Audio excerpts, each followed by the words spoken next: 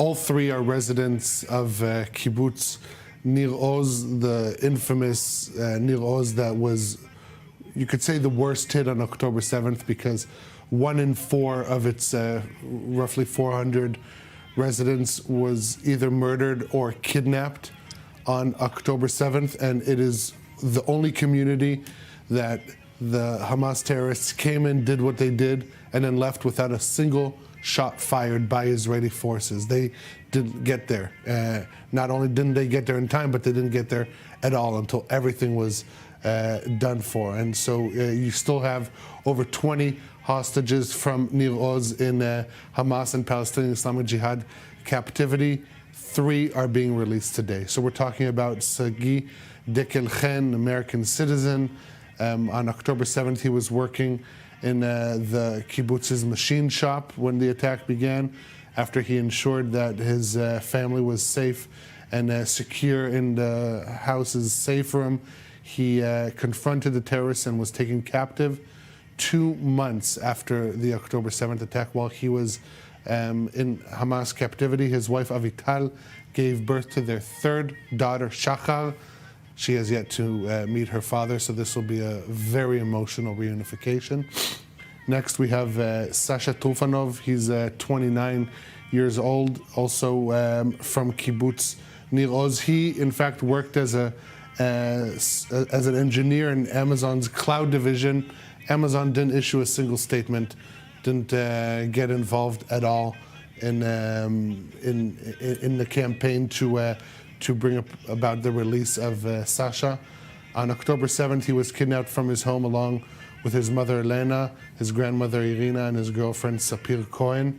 His father Vitali was murdered during the attack. Now, his mother, grandmother, and girlfriend were all released as part of the November 23 hostage release deal, so they left him behind. This will be another one of those partial reunifications, because obviously the father Vitali didn't make it after October 7th. And third Israeli hostage to be released today is Yair Hon. He's 46 years old, born in Argentina. In fact, all 3 are dual citizens. Sagi Dekelchen, also American, Sasha, also Russian, and Yair, also Argentinian, like the other 2. Lives in Kibbutz Nir Oz. He managed the kibbutz local pub, so described as a really kind of the local vibe guy in the kibbutz, and arranging Purim parties. For example, on October 7th, Yair was kidnapped from his home in Kibbutz Nir Oz along with his 37-year-old brother Eitan. Eitan is not part of the current phase of the hostage deal, so Yair will be leaving him behind.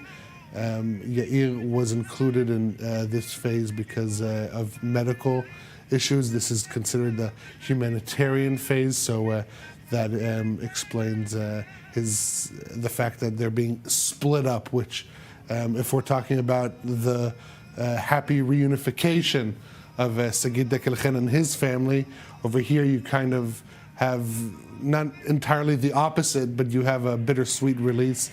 He will be reunited with his family, but he's leaving his brother behind, and I'm sure that will be very difficult moving forward. It's these difficult reunions and difficult reminders of the reality that Israelis have been coping with since October 7th, 2023. But for many of these hostages and their families, they describe it as almost the clock has been paused ever since that date. And so it is incredibly bittersweet moments that we will continue to witness here. These live images still as the stage is quite literally being set in Khan Yunis. Now, Belina, this area in southern Gaza is an area where we did see several weeks ago a very chaotic release handover organized by the Palestinian Islamic Jihad. This already seems more organized, even though it seems there could be 100 plus Palestinian Gazans still surrounding this area. But this is also the scene where we saw Gadi Moses and Arbel Yehud released in a release that got so much condemnation, not only from Israel, but from the international community as well. So are we expecting something similar to that today? Well, apparently not. We're not gonna witness what we've witnessed with Arbiel's release a couple of weeks ago, because they knew, the Islamic Jihad and also Hamas, that that was an error that should not repeat itself, and because of the condemnation that we've seen and the media, the international media that was talking about this specific issue, of course they knew that this was a wrong move and should not repeat itself. By the way, what we are witnessing there as well is Yahya Sinwar's demolished house, or what used to be his home. That's the second time that we see the release happening in this area in Khan Yunis, because they want to emphasize that even though that Yahya Sinwar was killed, his legacy, according to them, will continue, and it doesn't matter if his house is still there or is demolished or destroyed.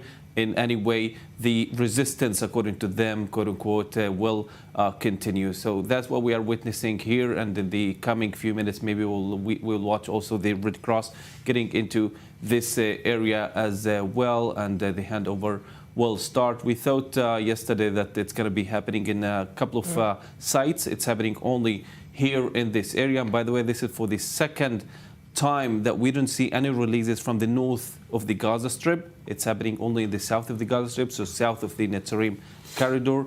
This is an interesting thing. If actually we don't have any more hostages in the north, that would be, of course, a bit easier for the Israelis if they want to resume fighting after the first phase of the deal. We know that this thing is being considered. We don't see yet any negotiations starting about the second phase of this deal.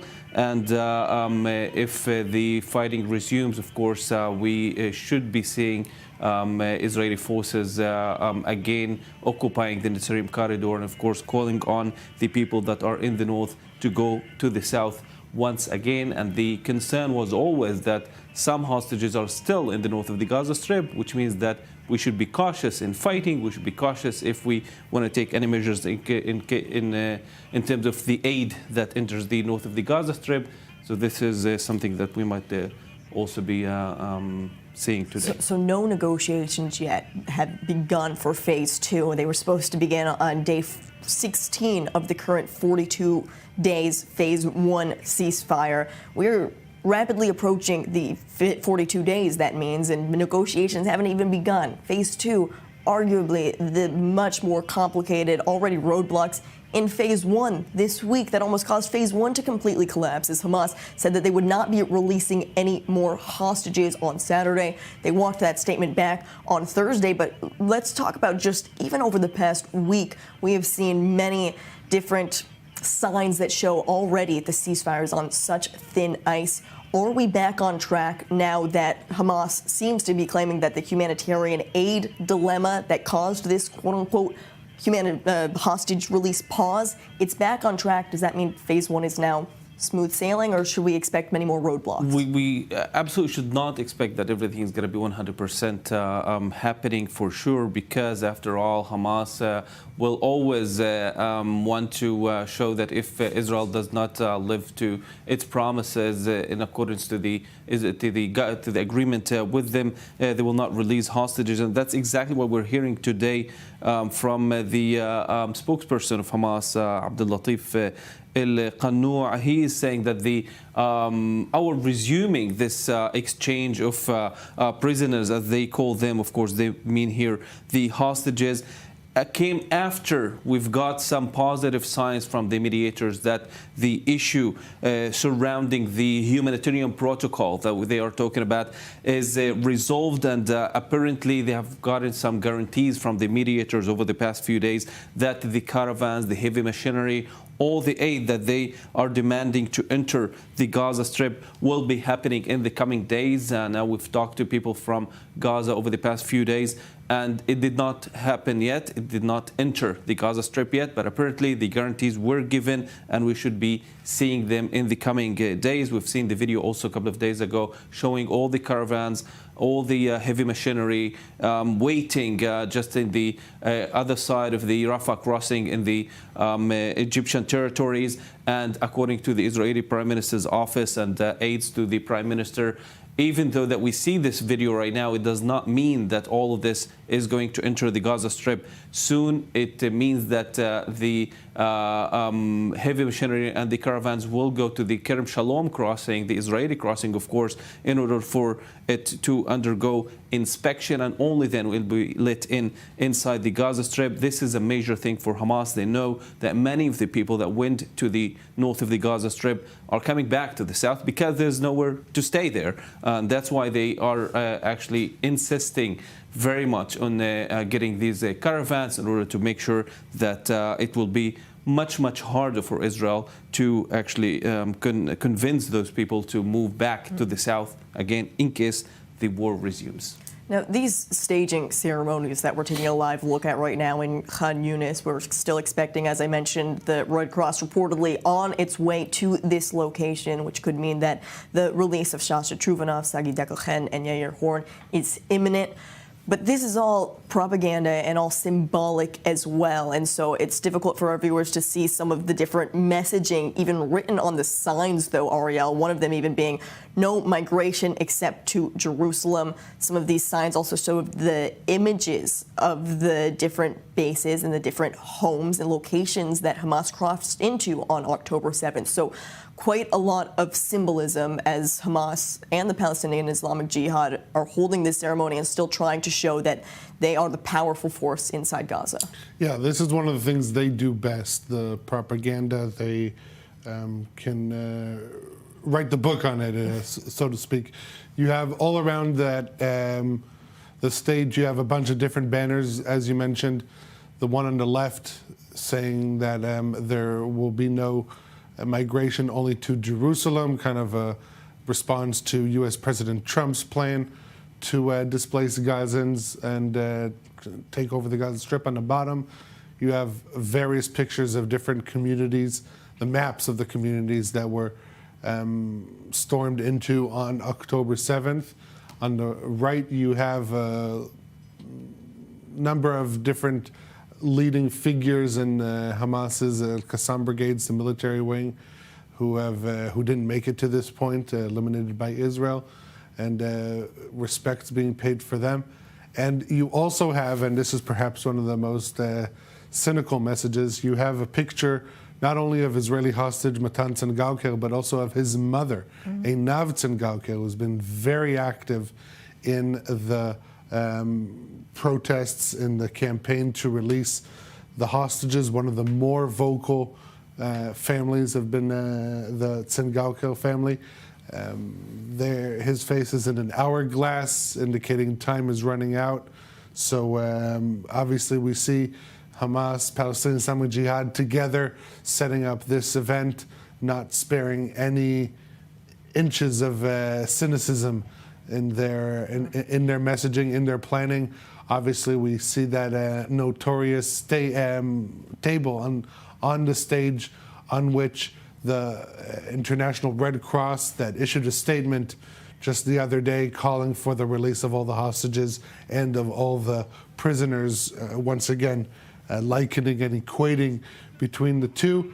They're going to participate in that document signing, which bears no legal value. They do not need to participate in that, and all it does is contributes to the further humiliation of the Israeli hostages, and that in itself is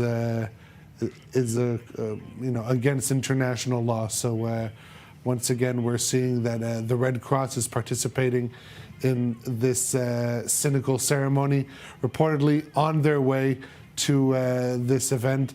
I think the fact that they've already been there helps, and the fact that, as you described, as opposed to the previous release, quote-unquote, ceremony that we saw here, this appears to be a lot more managed, a lot less chaotic, which is something following that horrific release of Gadi Moses and Arbel Yehud 2 weeks ago. Israel relayed harsh messages to the mediators to avoid, to prevent from such images of reoccurring. We did see significant changes in last week's release in Deir el-Balach.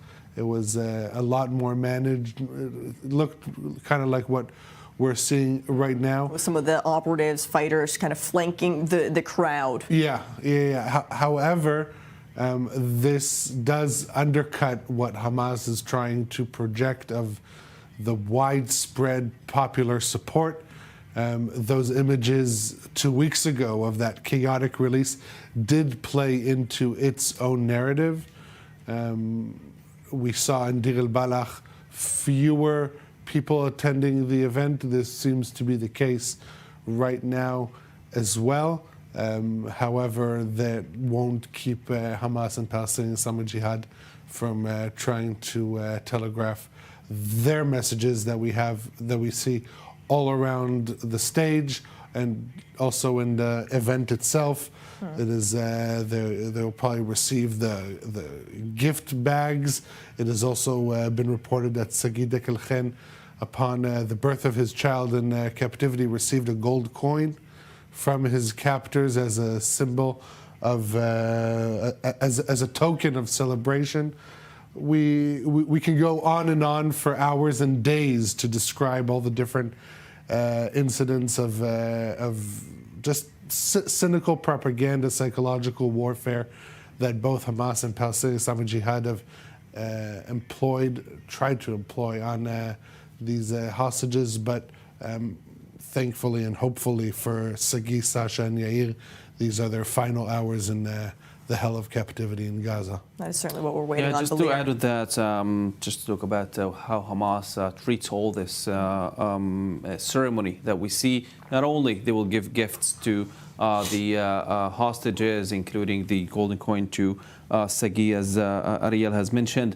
They're going to come in a vehicle that was stolen on October 7th. They're going to bring them with that vehicle. It happened also before with that vehicle also that was stolen on October 7th, that they brought the hostages in last week or the week before, I can't remember. And by the way, what we see right now, if we zoom in some of the shots on the Hamas operatives there, they are holding the Tavor weapon, which is also has been stolen on October 7th from the Israeli soldiers. So again, this is part of their ceremony that they want to say to the Israelis that we're the victorious here, we are still here, and we even use your own weapons, we even use your own vehicles. They are treating this whole issue of releasing hostages as an opportunity to actually convey the messages that they want to convey to the Israelis, to the world, and to everyone, to the Palestinians, of course, which is very important to them as well. Well, and one of the messages that we mentioned, this message, it seems to U.S. President Donald Trump, no migration except to Jerusalem. But meanwhile, President Trump also had a message to Hamas just yesterday, stating that when it comes to Saturday noon, the deadline that earlier this week, he said he wants to see all of the hostages released. He said, I would take a hard stance on Gaza on Saturday, but I can't say what Israel will do. That's a stark statement coming from the U.S. president, but right now it seems Israel wants to just follow along with the current plan of the ceasefire as 3 people released. Phase 1 just continue to kind of keep the status quo. Yeah, and something awkward happened yesterday in regards to this issue that you're talking about, because the Prime Minister's office, when they received the list of the 3 hostages, they said that it is accepted by Israel. Later on, that tweet or that statement was deleted by the Prime Minister's office and said that there has been a mistake. Instead of it has been accepted by Israel, we should have written it was accepted in Israel. In other words, we still did not actually decide how to react to this list of hostages or to this release of hostages. I would say, just like it happened in the second week or the second round of release, when the 4 soldiers were released, the female soldiers were released back in the second week, Israel waited until they crossed into the Israeli territory, and then they said, we will not open the interim corridor because you did not actually release Arbel Yehud, something that you should have done, actually. So it means that maybe after the release of the hostages, we could see some statements by Israel saying that this was not accepted by us, that's not what we wanted, and all of that. But I would doubt it, honestly, because after all, there's something different between U.S. president speaking from the Oval Office and an Israeli prime minister that will need to deal with thousands and tens of thousands of protesters telling him that you're the one to blame for not letting the hostages back. Yes, we want to see the hostages as soon as possible. We know that they don't have enough time. We've seen the hostages last week and their condition. But at least if you try something like resuming the war for now, that would mean that you're sealing the fate of the rest of the hostages, of the remaining hostages, which is, of course, something that is unforgivable for many, many, many Israelis. Israel knows that Hamas is not the organization that you can just threaten and expect that you will get all what you want in return. They don't really care about how many of them are killed, how many of them, or how many of their homes are destroyed, or all of that. That's not something that could change their mind. The U.S. president is treating this differently. And he's also claiming that it's working. He said that, look, I put this deadline on and now they are releasing hostages. They walked it back. But is that messaging working with a terror organization? I mean, after all, of course, the U.S. president wants to take credit to some of the things that are happening. I'm pretty sure that the pressure that he has put in on the Israelis and on Hamas has bared some results. That's something that, of course, did happen, and maybe it has an effect as well. We also don't know about the messaging in the background. I mean, what exactly does he mean about this hell that he talks about? Does it mean that they're gonna start evacuating people from the Gaza Strip? That's something that, of course, will put pressure on Hamas. Are they talking about the aid that they will restrict from the Gaza Strip and tell Hamas that as long as you don't bring back the hostages, we will not let this aid get in? These things that actually can put pressure on Hamas. Maybe that's happening in the background, and if Trump is very serious about this, so yes, he has a very heavy weight in this matter. But again, Israeli officials, of course, have much more concern over the lives of the hostages and the whole situation about the hostages, much more than the U.S. president. They want to see the hostages back as soon as possible. They know that this is an issue in the Israeli public that has been the priority for the Israelis, or at least many of the Israelis, much more than the fact that Hamas should be destroyed. That's something that, of course, the Israelis need to deal with, not the U.S. president. And that's why here we see the Israelis accepting the release of 3 hostages, not 9 live hostages, not all of the hostages as the U.S. president has said, but at least we're going to see 3 hostages back.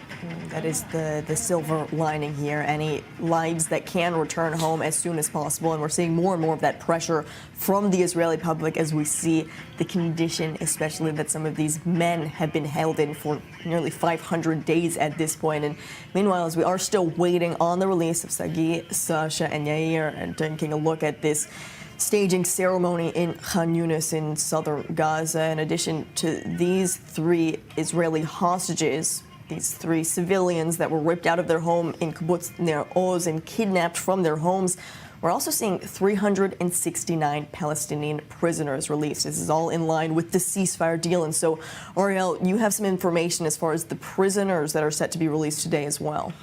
Right. So, as you mentioned, 369 Palestinian prisoners. Of them, 36 are considered security prisoners who have been charged with life sentences, convicted of life sentences for killing Israelis, whether it be security personnel or civilians. Just for example, one of the 36, Mohammed Shraya, he's a Palestinian Authority intelligence officer. He murdered an Israeli police officer in 2002.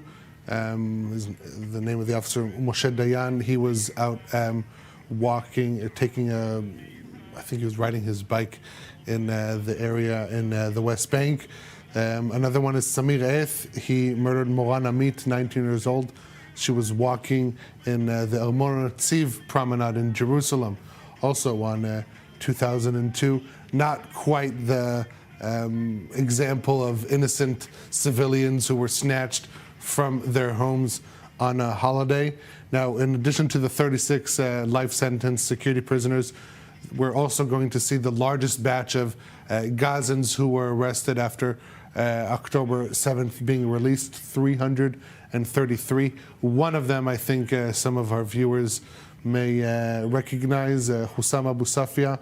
He's the director of the Kamal Adwan Hospital in Beit Lahia. His arrest under suspicion of involvement in Hamas activity caused a lot of global condemnation against Israel, and he is going to be one of the 333 to be released back into Gaza. And what we see now, these are images of Hamas's El Qassam Brigade's operatives arriving at the scene of the hostage release site. As you can see, these pickup trucks seem brand new, kind of symbolize the vehicles that were used to storm into Israel on October 7th, 2023.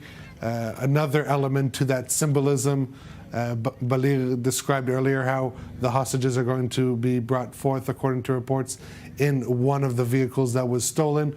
We also saw, I'm not sure if it was last week or the week before, they also highlighted this Dodge Ram, big truck that was stolen from Israel. These are all presented as achievements, successes of Hamas since October 7th. And again, these mint-condition vehicles are being paraded in a reality where pretty much everything was destroyed and nothing was left. People are returning to their homes to just only to find that nothing is there, and then they're coming back. Whereas Hamas, they are showing that they have all the gear they need, all the material they need, all the vehicles they need in mint condition. And obviously this is coming in a point in time where there is no longer anyone who can prevent Hamas inside the Gaza Strip from taking over, commandeering the humanitarian aid coming in. We've been receiving numerous accounts of this happening since the ceasefire began. And it is another illustration as to Hamas not only regrouping, but entrenching their control, their assertion of leadership over the Gaza Strip. Last week's, in the release of last week, they had on the poster, "We are the day after," indicating that the day after the war is now. And any talk about finding an alternative that will not lead to anything. I think that is also one of the points that was at the backdrop of the Hamas statement earlier this week, kind of throwing a stick in the wheels of this hostage release agreement. At every turn, Hamas has raised difficulties, but I think now with the global discourse kind of honing in on the notion that Hamas will not be involved in administering the Gaza Strip down the line, or once phases 2 and 3 of the ceasefire are agreed upon. So they are in a corner with their backs against the wall, and they are trying to find ways to signal to all stakeholders involved that not only are they the ones in control, but they have no intention of going anywhere. And what is the reaction then that we're hearing from some of these different Arab countries? Because in contrast to what U.S. President Donald Trump is proposing for the quote-unquote day after, which, as you mentioned, is already right now, if we're talking about a ceasefire, what are these Arab countries now working to have a counter proposal to Trump's plans? Right. So Egypt is spearheading this counter Trump proposal. It unveiled initial details of that earlier this week and is expected to formally announce their comprehensive plan to rebuild the Gaza Strip later next week. Just very briefly, we're talking about a 3 to 5 year plan for implementation. that will see the cooperation of Arab countries, the EU, the UN. The rebuilding of Gaza will be split in two stages. One, clearing the rubble, the other, building residential complexes. This will start in southern Gaza's Rafah and then move gradually towards the north. Now, the Arab position is going to be officially formulated in the summit in Cairo, the emergency summit of Arab countries on February 27th. But a week before that, in Riyadh, there's going to be a 5-state summit that will really try and really zone in on a unified, formal stance of the Arab nations that will, in the following week in the summit, will be brought forth to be agreed upon in a larger forum. So we're talking about Egypt, Jordan, Saudi Arabia, the UAE, and Qatar. They're going to be convening, their leaders are going to be convening in Riyadh in just over a week, just under a week, in 5 days, to really agree on this unified position. As for Hamas, we have not really heard any significant statements. This is going to be left to those two summits. We have heard that the consistent Arab position is that the only legitimate leadership of the Palestinian people is the Palestinian Authority. We did hear an interesting statement by the Secretary General of the Arab League, Ahmed Abul Ghait, who's Egyptian. He talked about the necessity for Hamas stepping down if the Palestinian interest should require it. And you add that statement to previous statements of Arab countries saying that the Palestinian Authority is the only legitimate source of leadership. Together, you kind of get I guess, an idea of what you can expect to come out from these two Arab summits, the first in Riyadh on the 20th, and then the next a week later in Cairo. We shouldn't be surprised if we, in addition to this comprehensive plan to rebuild the Gaza Strip, also see a clear call to reinstate the Palestinian Authority as the sole legitimate ruler of the Gaza Strip. How that will be brought about, that still remains to be seen, and I doubt that how we get there, that most likely will not be drawn up in this proposal, which raises many questions. Yes, okay, you want Palestinian Authority to return, you want Hamas to step down, so to speak. How does that come about? The Arab nations, as of yet, have not been clear regarding that issue. And this is something also that it doesn't seem Israel or even the United States is on board with, the Palestinian Authority taking control of the Gaza Strip. Yes, exactly. I mean, Netanyahu, since the beginning of this war, he said no Hamas, no Abbas, the head of the Palestinian Authority. But there is a deeper issue as well here, which is the fact that Hamas has much more popularity than Fatah and much more popularity than Palestinian Authority in general. So we're saying now that even if magically the Arab world will put the Palestinian Authority in a position to govern the Gaza Strip in the day after, and if magically the Israelis and the Americans agree to that, still Hamas will be much more popular than the Palestinian Authority inside the Gaza Strip and also in the West Bank, which means that it will be just a puppet leader, a puppet state, nothing that can actually be governing the Gaza Strip without the consent of Hamas, because they are the ones that the people trust, the people think that they are leading the righteous path against the Israeli and the Israelis in general, I would say.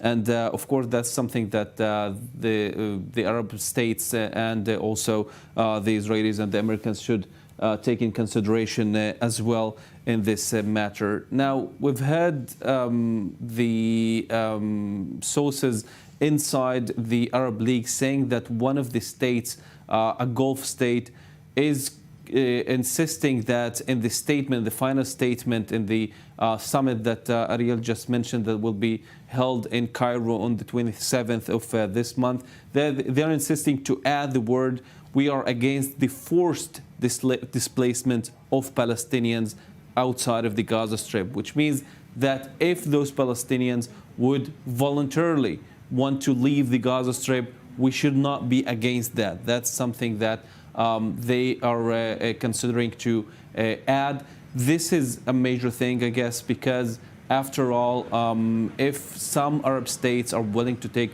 some Palestinians, or not only Arab states, or of course Western countries would want to take some Palestinians, that would put again a lot of pressure on Hamas in this matter, because they will be seen as the ones that are bearing the Palestinian cause or the Palestinian issue, because the issue of displacement, we see that all over the world in many conflicts. It's just a normal thing. It just, of course, it's an unfortunate thing. Yeah. But every conflict has refugees, has people displaced. That's something that is part of any conflicts. Again, very, of course, bad thing to happen. But for the Palestinian, this is something that is much, much more deeper, because they believe in this sumud, they believe in this being on their land and not leaving it no matter what. And of course, it's all connecting back to what they call Nakba in 1948, and the fact that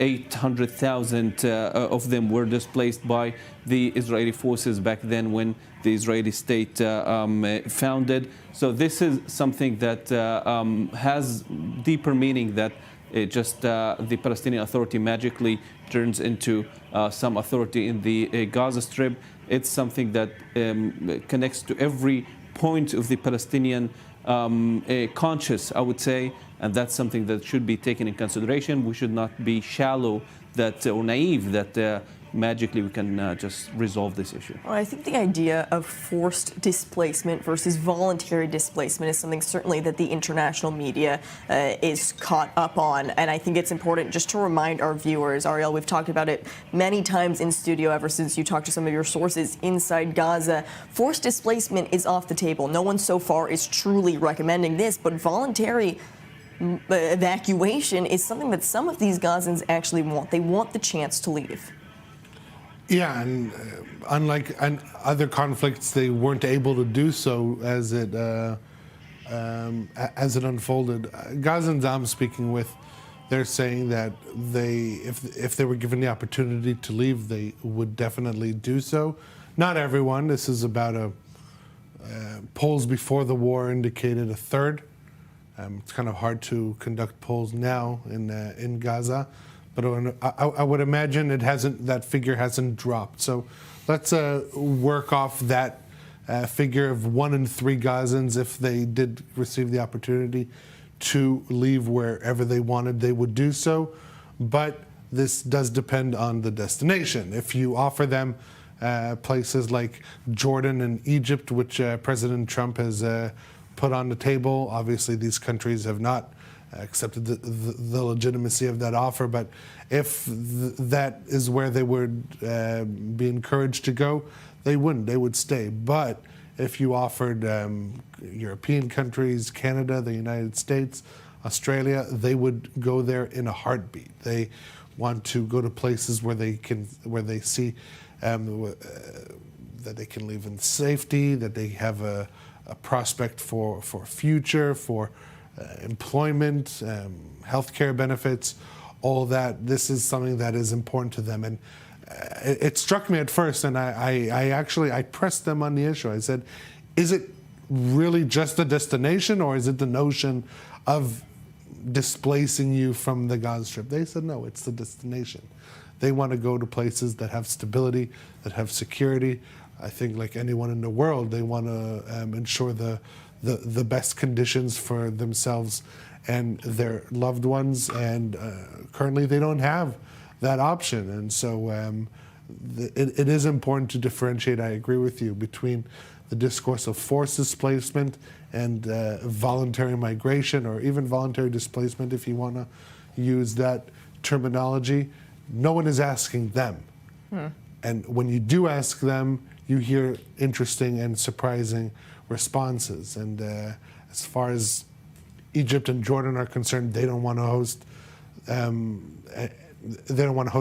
Yes, we heard King Abdullah say that Jordan will receive 2,000 sick Gazan kids. Obviously, this doesn't change the whole picture, but in terms of receiving Gazan immigrants en masse, not only are they uninterested in that, but in fact, to my understanding, the significant presence of the Egyptian military in the Sinai Peninsula, specifically near the border with Gaza, is intended to be a sign, a signal to Gazans, to Israel, that they are that they see the issue of displacement of Gazans as a threat to their national security.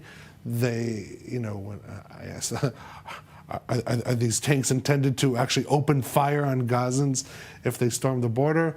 The answer I received was no, but that this is indeed intended to be a message to all parties involved that Egypt is not going to take part in receiving any displaced Gazans. It's a sign to all parties involved, but, and this is an important but, we are seeing ample diplomatic movement on the part of Arab leaders to try and counter this Trump proposal, which, according to U.S. National Security Advisor, was the whole plan of this idea in the first place. It wasn't necessarily to actually put into action a plan to remove 1.8 to 2.2 million Gazans from the Gaza Strip, but rather to encourage Arab leaders to come up with their own proposal in order to stop this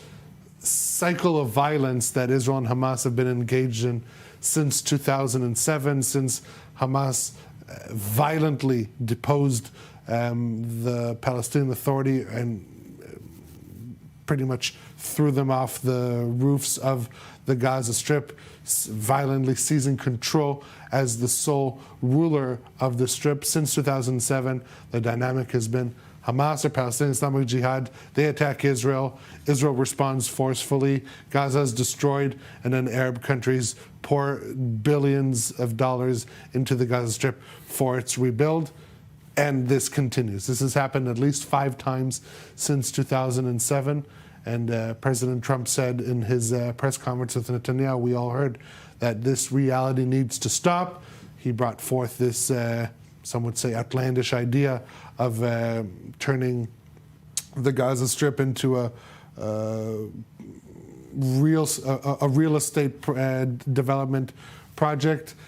It seems that that is not going to be the case, but Arab leaders have taken the message and are working to formulate a more, let's say, sustainable solution for the Gaza Strip moving forward with these 2 summits in the coming weeks. Come up with some sort of other solution to end this cycle of violence that you're talking about and really break the status quo. Now, meanwhile, just a reminder to our viewers, you're still taking a look at these live images out of the Gaza Strip. We are waiting on the release of Sagi Dekelchen, Sasha Trufanov, and Yair Horn. This staged ceremony taking place, the Red Cross still reportedly on their way. But meanwhile, here in Israel as well, crowds have started to gather to watch for the release and see the signs of life from these 3 men as well. These are live images from Hostages Square in Tel Aviv. This has been truly a symbol of the hostages over the past 498 days, this square that has transformed into now Hostages Square. That's where we go live now to our I-24 News correspondent Robert Swift, who is live at Hostages Square in Tel Aviv. Robert, some people starting to gather there, but what is the atmosphere? How are people feeling ahead of what is likely going to be a very emotional day for many? Yeah, that's right. There's a crowd of several hundred people has formed already here at just 9:30 in the morning. With regards to the atmosphere here, I'd say at the moment it feels like quiet anticipation. I think that the emotions of this week, the uncertainty over whether this release would even happen due to some of the concerns that were flagged up this week, it was not clear if Hamas would go forward with this hostage release or not. On top of that, the condition of the hostages, the 3 hostages that were released this time last week, their poor health condition has made today's release, again, that much more anticipated. The concerns over how these hostages would be released. Now, there has been footage which we are not showing, which was released by Palestinian Islamic Jihad. In that footage, Alexander Trufanov was shown, and he did appear to be in relatively okay health. Bear in mind that we cannot verify that footage or when it was taken. However, his health condition, as it appeared in that video, compared to the 3 hostages released last week, it did look better, and so that maybe would indicate that he is going to be released today in a better condition. But of course, there's still the other 2 hostages, Sachi Dechochen and Yair Horn. Those 2 hostages are being held by Hamas, as opposed to Trufanov, who is in Palestinian Islamic Jihad hands. That may mean that those 2 are in a different condition. For the time being, the crowd behind me, they're watching the TV screens, they're glued to their phones, anticipating the first sign of these 3 men as they should appear in the next hour or so, when they will be presented by Palestinian Islamic Jihad, by Hamas, at that stage ceremony in Khan Yunis. There is more of this anxious feeling, it seems, all throughout the Israeli public, especially, as you mentioned, following last week's release, the release of Ohad Ben-Ami or Levi Eli Sharabi, seeing the condition of those men. And meanwhile, Robert, over the past week, we have learned more about their time in captivity. What are some of just the details that have emerged over the past week?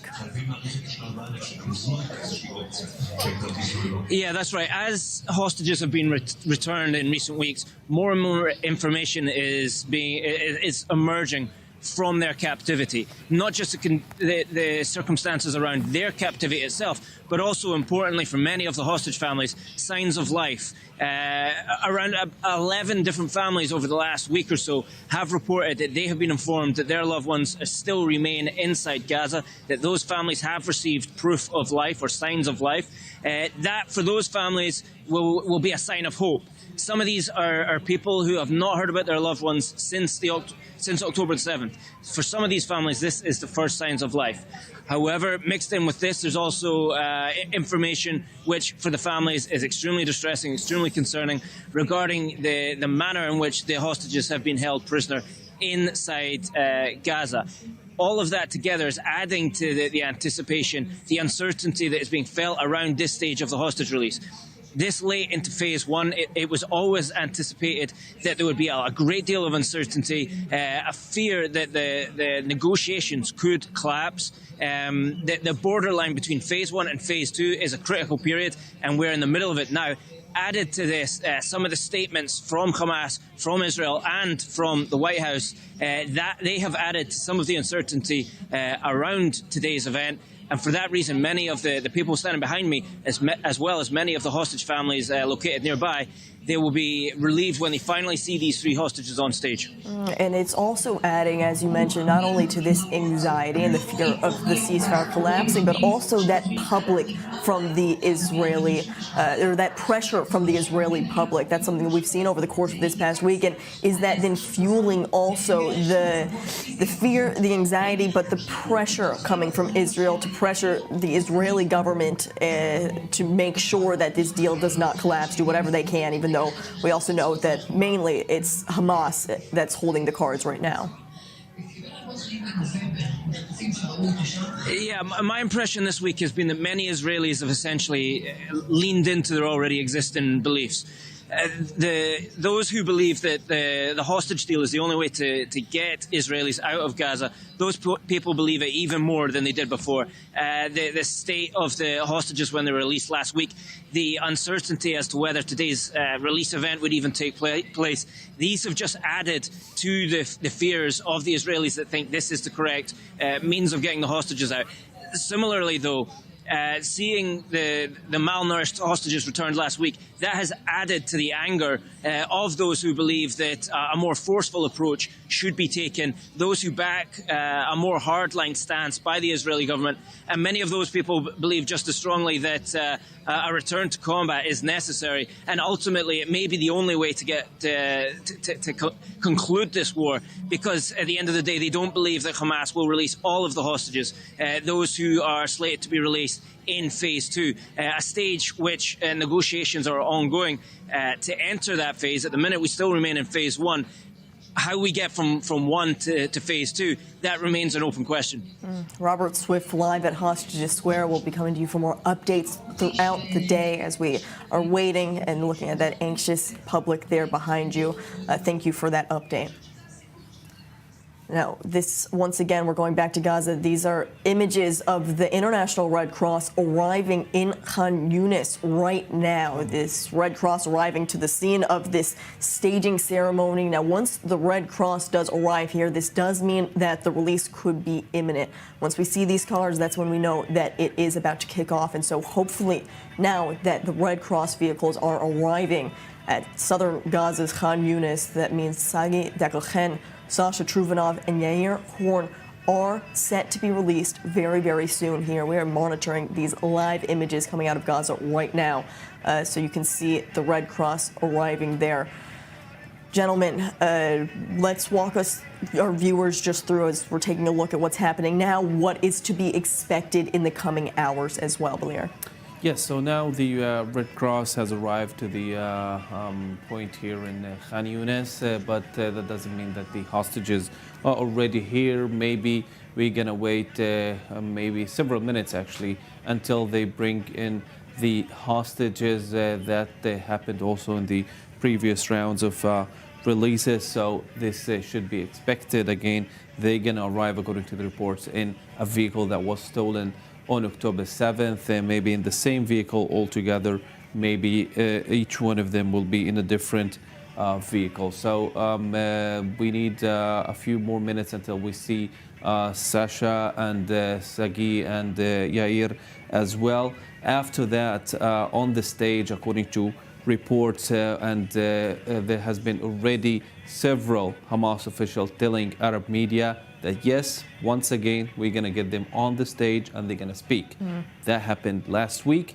That will happen this week as well. Apparently, that's according to some Hamas officials telling Arab media. They tried that with the female soldier. That did not work for them in the first and the second rounds, and this time, that last time, it did work for them. Apparently, we're going to hear one more time Israeli hostages being humiliated on the stage and speaking in accordance to what Hamas is telling them to say. They're going to call on the Israeli government to continue this deal. They're going to, of course, criticize the Israeli government and the Israelis in general. That's something that we should expect. Now, after that, of course, they will be handed over to the Red Cross. The Israeli authorities will get the official statement and official approval from the Red Cross that, yes, we have your 3 hostages, and they will be making their way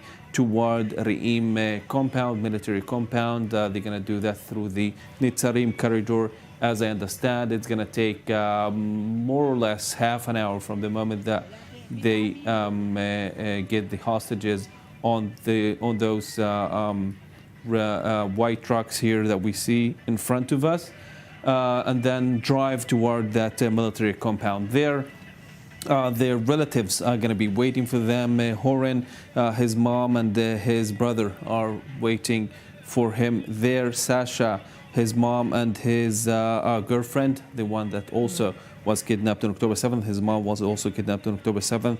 Both of them got back in the first deal back in November 2023. And Sagi Dekelhen, his wife, of course, and his parents, of course, lots of emotions there.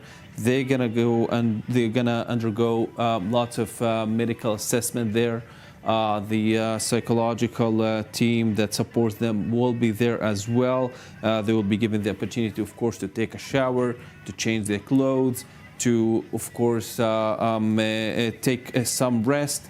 That's when the helicopter that is already waiting for them in front of the military compound is going to take them to the Israeli hospitals. To my understanding, we're talking about Ichilov and Sheba in the center of Israel, in Ramat Gan, and then Tel Aviv. So that's, of course, once again, that we always say that unless they need immediate medical attention, they will be flown to those hospitals that are about 20 to 30 minutes away. I think I see some of the Yes, Red Cross the Red personnel Cross coming out of that personnel. vehicle now. Yeah, that's part of the process. They need to first go up on stage for this sham document signing, and then they'll return into the cars. Then the hostages will be paraded in front of the crowd, brought on stage, forced to speak, and then they will be returning or be handed over to the Red Cross vehicles, and then the continuation of the process that Balil described. And this is also from what we've heard from some of the previous released hostages, although it seemingly is a little bit more organized here. The humiliation factor still stands. This is truly one of the last acts of psychological warfare that these terror groups inflict on these hostages. And what we've heard from some of the past released hostages, they say this is one of the most frightening moments as well, even throughout their time in captivity, as they're not only surrounded by all of these different armed terrorists, but this mob of Gazans as well. Yes, of course, and to be honest, to be in this place, surrounded by all those people after 500 days, and you're waiting for, you're counting every second to actually be released, and of course, there's nothing to rely on here. So anything that they order you to do, you will absolutely do, because you don't have anything other than that to rely on, that they will actually release you. So that's why they are frightened, of course, and will be willing to speak on stage. They will be willing to say whatever Hamas tells them to say, because otherwise they know that they cannot trust that they will be released, of course. So this is, of course, something that they should undergo. Unfortunately, all the hostages, we've seen that in the previous deal. We're seeing this in this deal, of course, and at least we don't see the chaotic scenes that we've seen when Arberi Hood and the other hostage was released a couple of weeks ago. This is much more arranged in a way that they will be handed over to the Red Cross without the Gazans here. The thousands or maybe the hundreds will be able to touch them and get close to them. That's something that at least is a positive thing here, of course. And with these staged ceremonies as well, we talked about the symbolism here, but Ariel, is Hamas, is the Palestinian Islamic Jihad, are they succeeding in gaining this support from Palestinians in Gaza, as well as this support from Palestinians in the West Bank as well? That's also something that we've seen. It seems on the rise throughout throughout the ceasefire, really. Yeah, so you can identify a process that has begun since October 7th, that support for Hamas inside the Gaza Strip has been dropping, also in the backdrop of the widespread death and destruction across the Gaza Strip. But in the West Bank, it's on the rise. You see this consistently in public opinion polls since October 7th of last year, and even more so since the release of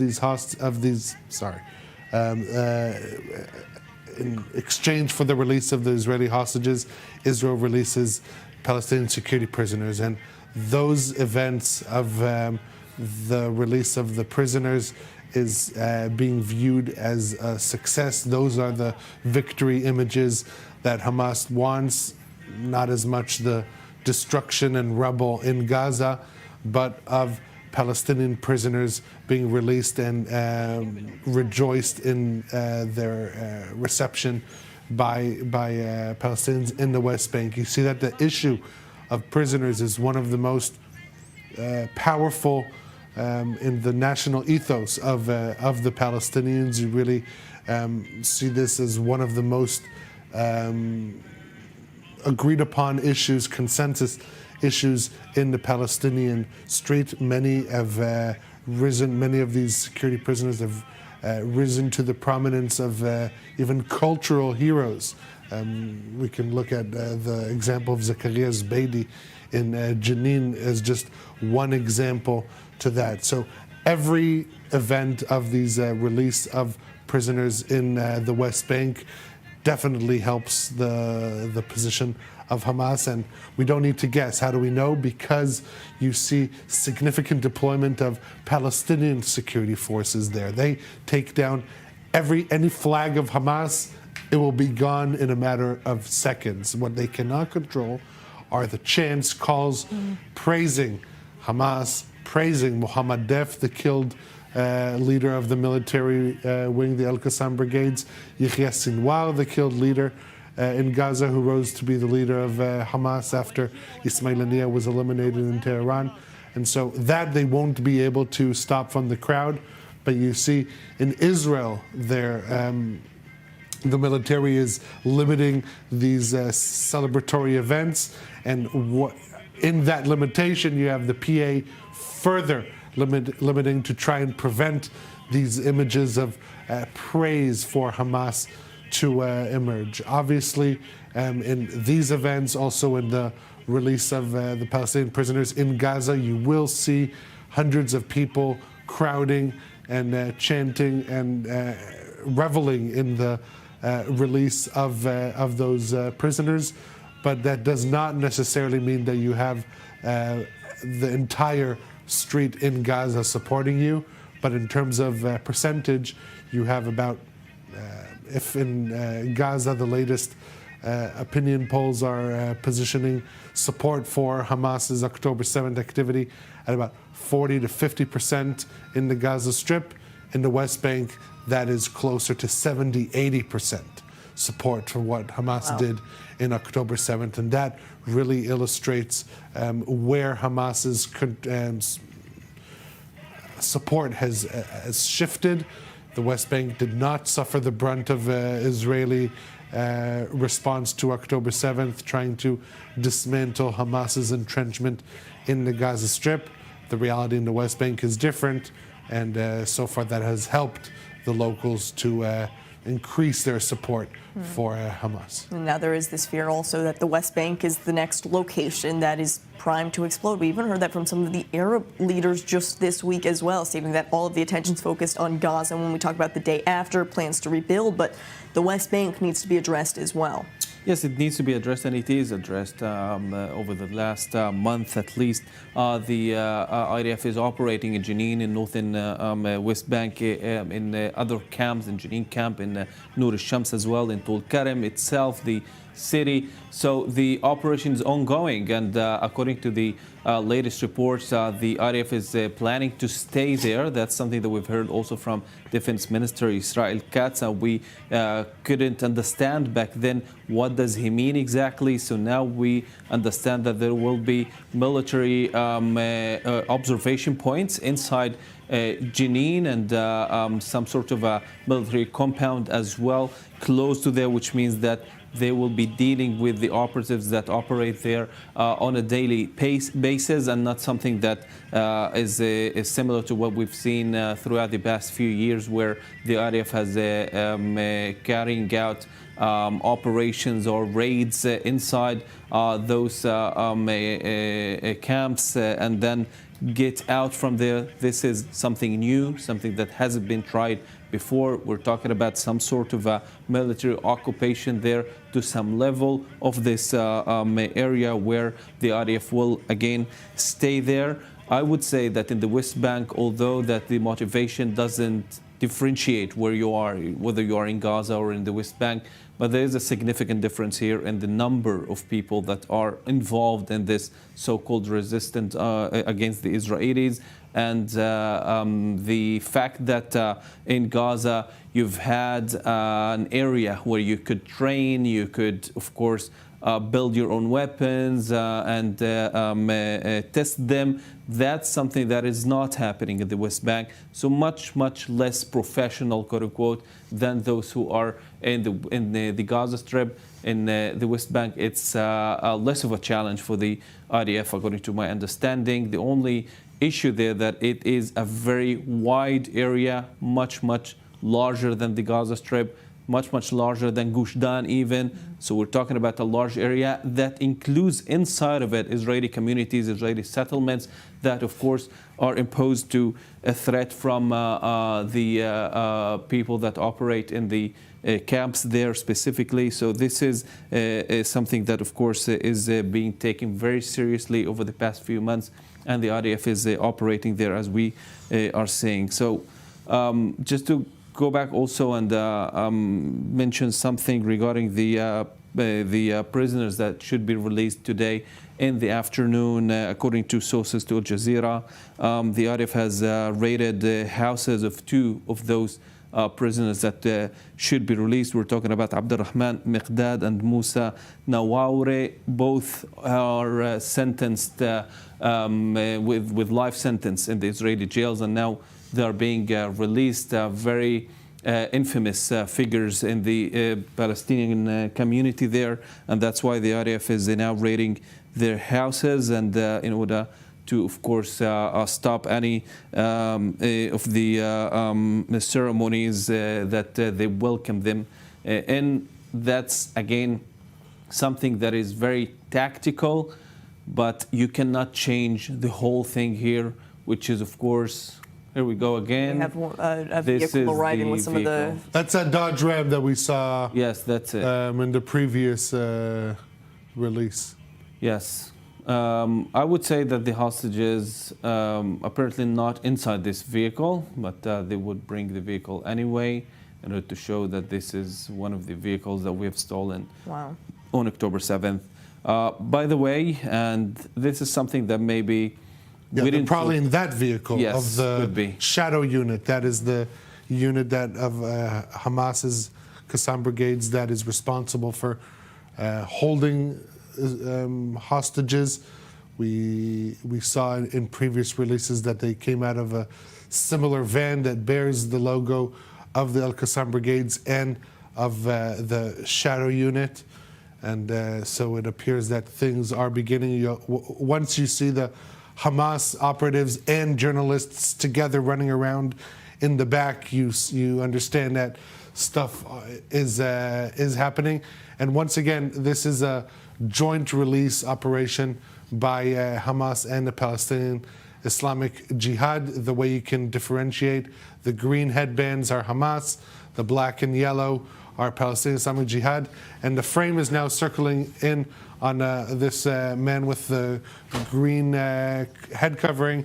This is IDF issued uniform as well as weapons, and there are a few who are dressed in these IDF uniform, and they were interviewed by local media. One of them said, "My message is that our weapons and uniforms that we took on October 7th shows that we are like death. You won't see us until you meet us, or you won't recognize us until you meet us. We are the next day." These are their messages. Again, the loot of this civilian Dodge Ram that was stolen from one of the border communities near the Gaza Strip. These uniforms, all symbols, part of Hamas's propaganda effort to try and show that not only did they succeed in hurting Israel, hurting the IDF by taking their loot, but that they are also here to stay. This is being used to further their control over the Gaza Strip, and we are the day after. This has been their message in recent weeks, also in banners on the stages, but also in interviews to the media. This is what they're saying, this is what they're trying to show, and this is the message that they hope to relay across. And what does it mean, Ariel, also the fact that you mentioned this is a release from both Hamas and the Palestinian Islamic Jihad? You mentioned how we can differentiate the two, but what does it mean about these two groups, these two terror organizations working together right now? Yeah, this is on the part of Hamas, plays into their messaging of internal Palestinian unity. They don't want to present themselves, or they don't want to relay the notion that they are alone, that they are kind of detached from the Palestinian leadership. That's also why you have many PLO flags alongside these Hamas flags all across the scene, an attempt to show that they are part of the legitimate leadership. Obviously, Palestinian Islamic Jihad took full participation in the October 7th attacks. They, just like Hamas, they raided military bases, they raided civilian communities, they raided the the Nova Music Festival. They are as responsible as Hamas is, and they also held hostages. And so this is for them a way to show that they are also on the forefront of these efforts against Israel.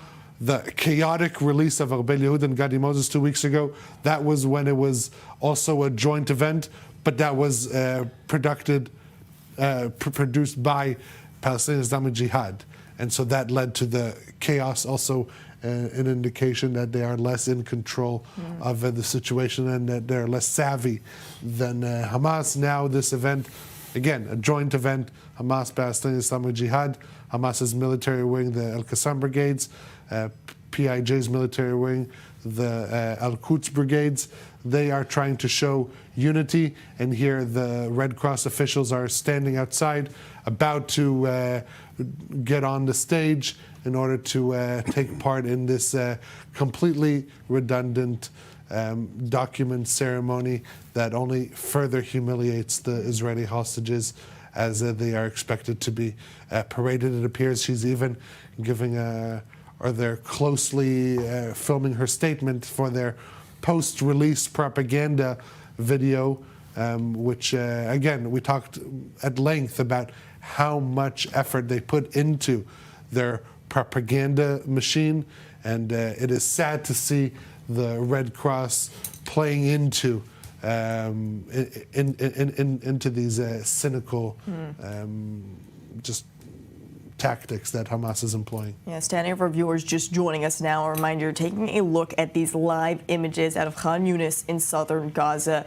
The International Red Cross has arrived, as well as the vehicle that is believed to hold 3 hostages, Sagi Dekelchen, Sasha Trufanov, and Yair Horn. We are expecting their release any minute now, as you see this woman walking with the International Red Cross, possibly to this vehicle. This is the vehicle we believe that those 3 men might be held in.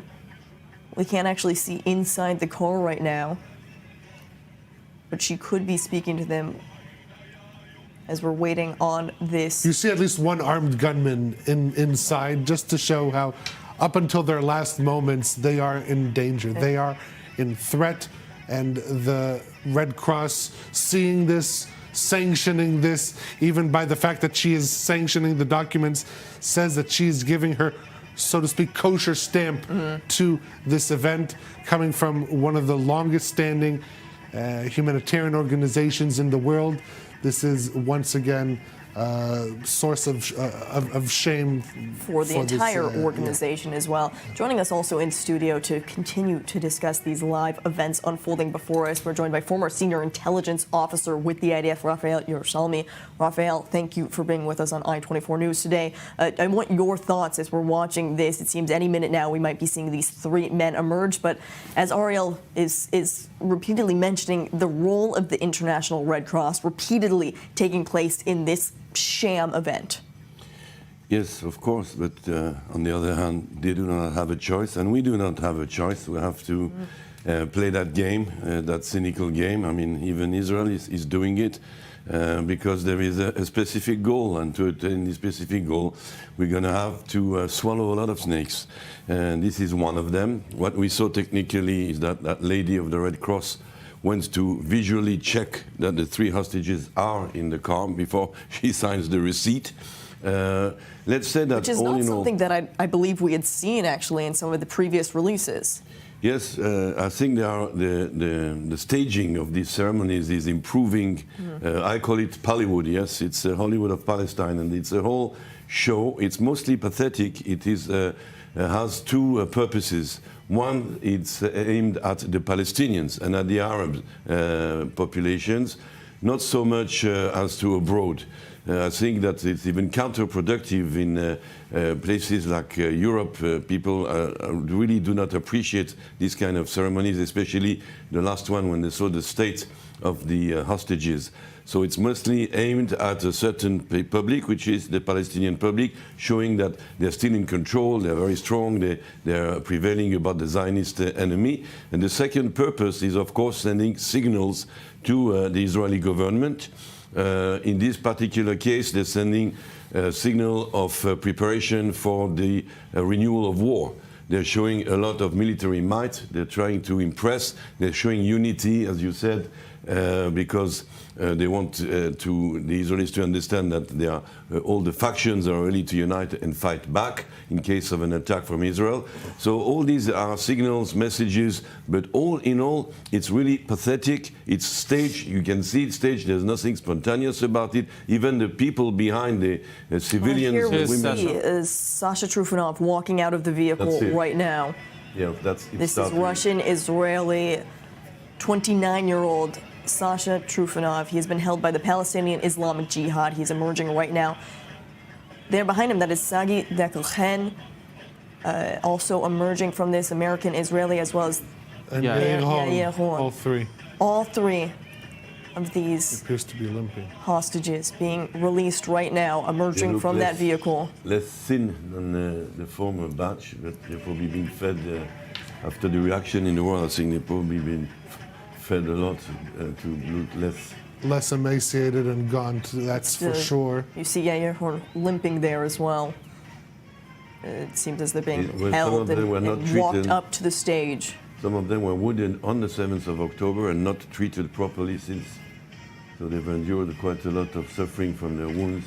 We are expecting for these terror groups to force them to address the crowd as well. Let's see if we can even hear some of the sounds that are coming out from Khan Yunis right now during this ceremony. Some of the crowds, I'm sure, also making large noises, cheering, as we had seen in some of the previous releases. I'm not sure if we can get some audio on what's happening down there as well.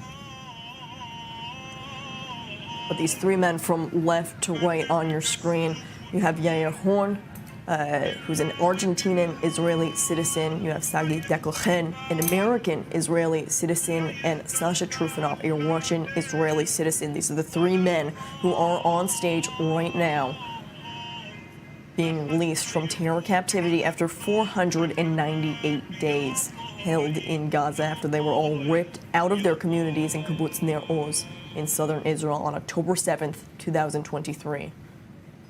I mean, these people, after all the time they've been incarcerated, are in complete daze. I mean, they are blinded by the daylight, by the sun. They do not know what's happening. They're surrounded by thousands of terrorists. They're in complete daze. They don't really understand what's happening to them, and they are not sure. Is there any way that we can take a listen to this? You could be speaking also.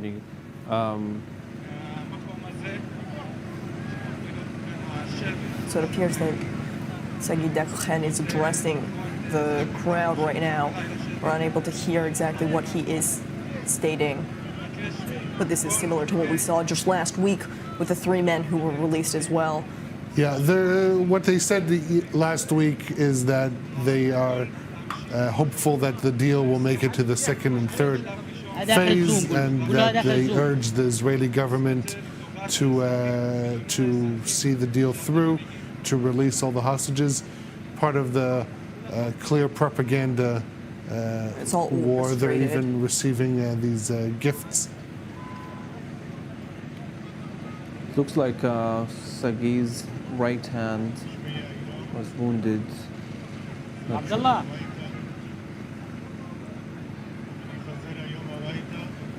On this corner of our screen, we can see Sagi Dekelchen's family watching this live as well.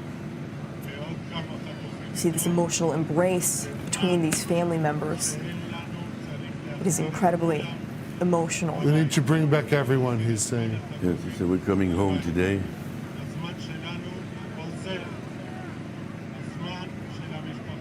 We do have time. The time is running out, the time of the Time is families is running running out.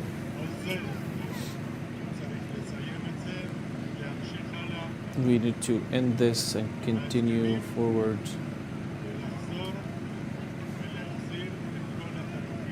We should bring all the hostages back. That It should be amazing he's allowed to say this. Sasha Trufanov, right now, it's all a message, once again, orchestrated by these terror groups. And look at those family members as they're reacting to the first time, watching this unfold as well. Now, this is Sasha Trufanov. 28 days in captivity. 28 days? 498, that's what I... Today, after 498 days in captivity, being released, we are very happy, but we cannot forget the rest of the hostages. And this is a message to the people of Israel and their leaders.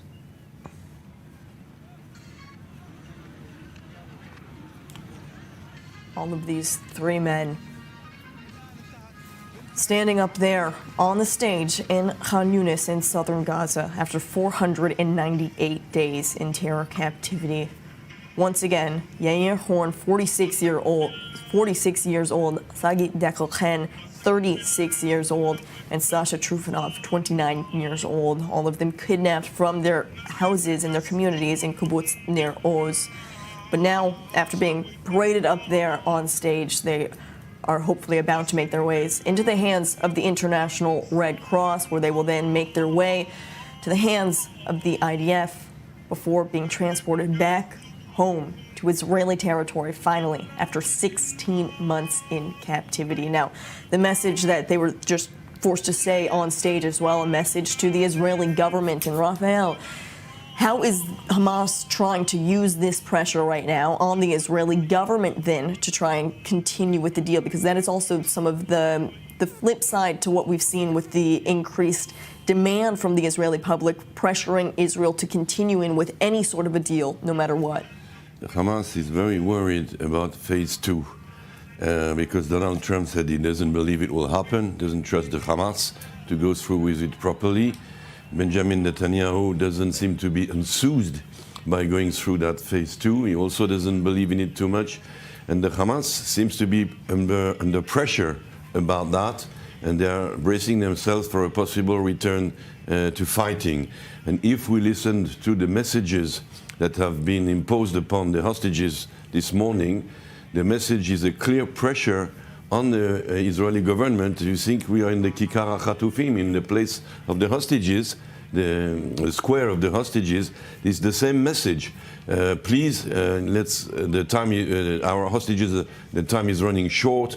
We mustn't forget the other ones. We must liberate the other ones. So it seems that the message is that the Hamas wants to go through with the next phase. The Hamas wants to liberate all the hostages, but we know the price. The price is a total retreat of Tzal, the IDF, from the Gaza Strip, a lot of humanitarian aid, including caravans, just for our viewers, as you're seeing these three men being walked one by one to the hands of the Red Cross, in your screen in the corner there, you can see these live images from Hostages Square in Tel Aviv as well, what Raphael was just talking about.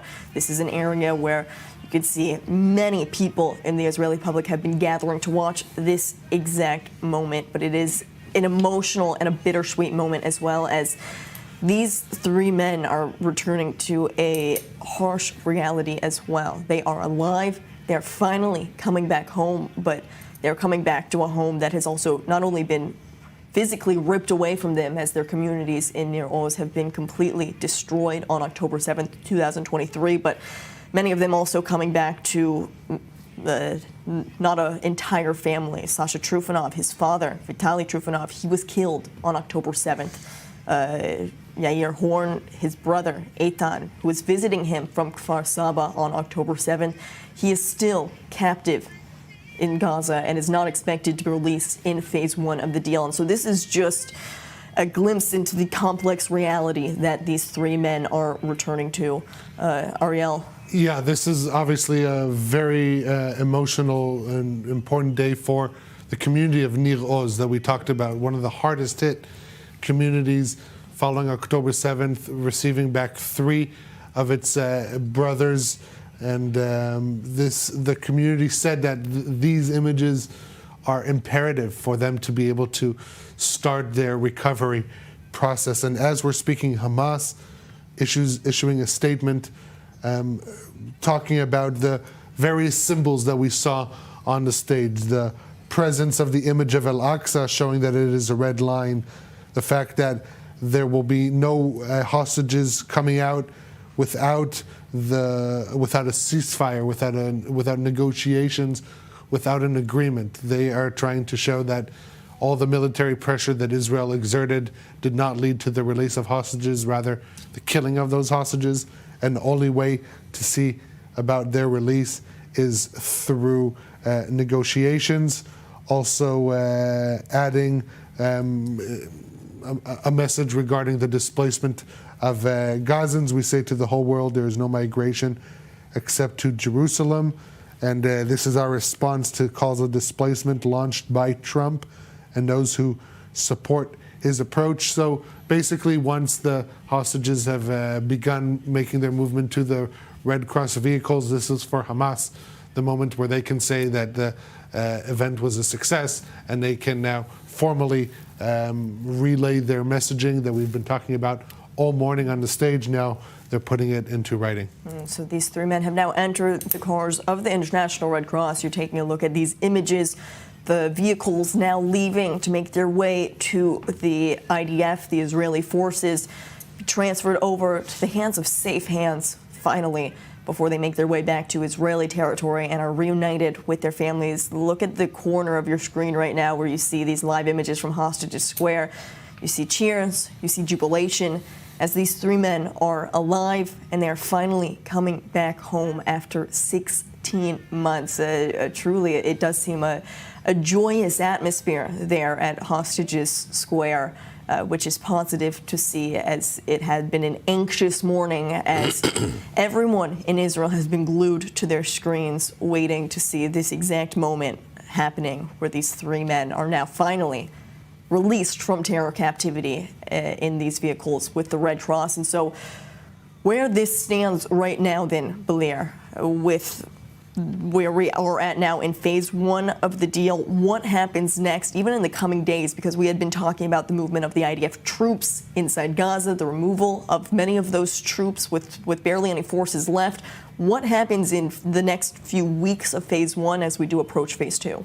Yes, well, first of all, a Hamas official yesterday said that over the beginning of next week, we will start discussing the second phase of the deal seriously. That's what they are saying.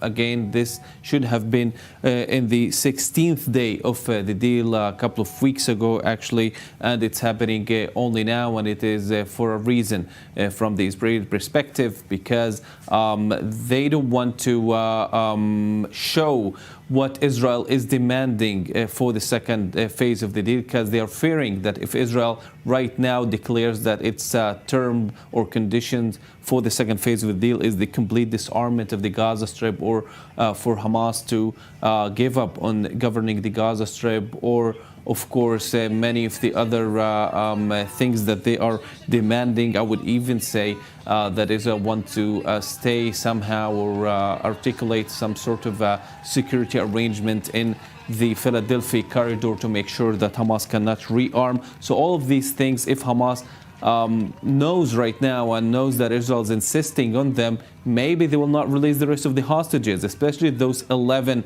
that should be released in the 42nd day of the deal, the last day of the deal, beginning of March. That's something that is some sort of a trap for the Israeli side, because on one hand, they need to start discussing the second phase of the deal, because that's part of the agreement, actually, to actually start the negotiations.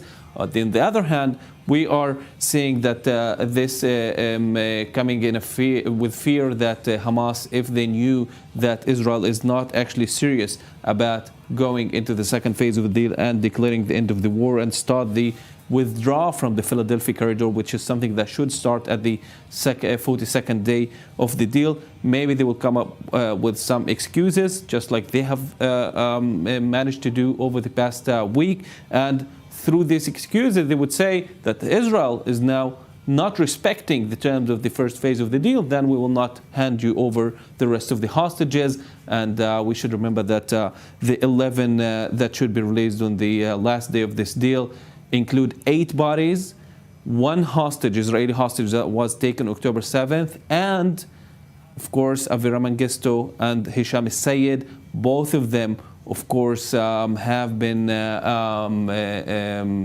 they went actually inside the Gaza Strip back in 2014. Both have some mental illnesses and challenges. That's something that, of course, is very brutal from Hamas's side to keep them there in captivity for this long, over 10 years in captivity. And of course, the Israeli public wants to see them back. Their families want to see them back.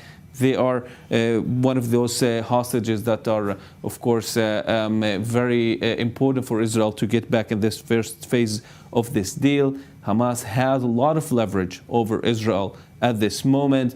Israel, the only thing that it can bring to the table is the threat to resume the war with some other, of course, enforcement from the Trump administration regarding the plan of displacing Palestinians and, of course, withholding aid. These are the things that Israel can bring to the table, and, of course, holding the Philadelphia corridor. But again, the fact that the Israeli public cares so much about the hostages makes it very hard for Israel and for the Israeli government to claim that we want to resume fighting.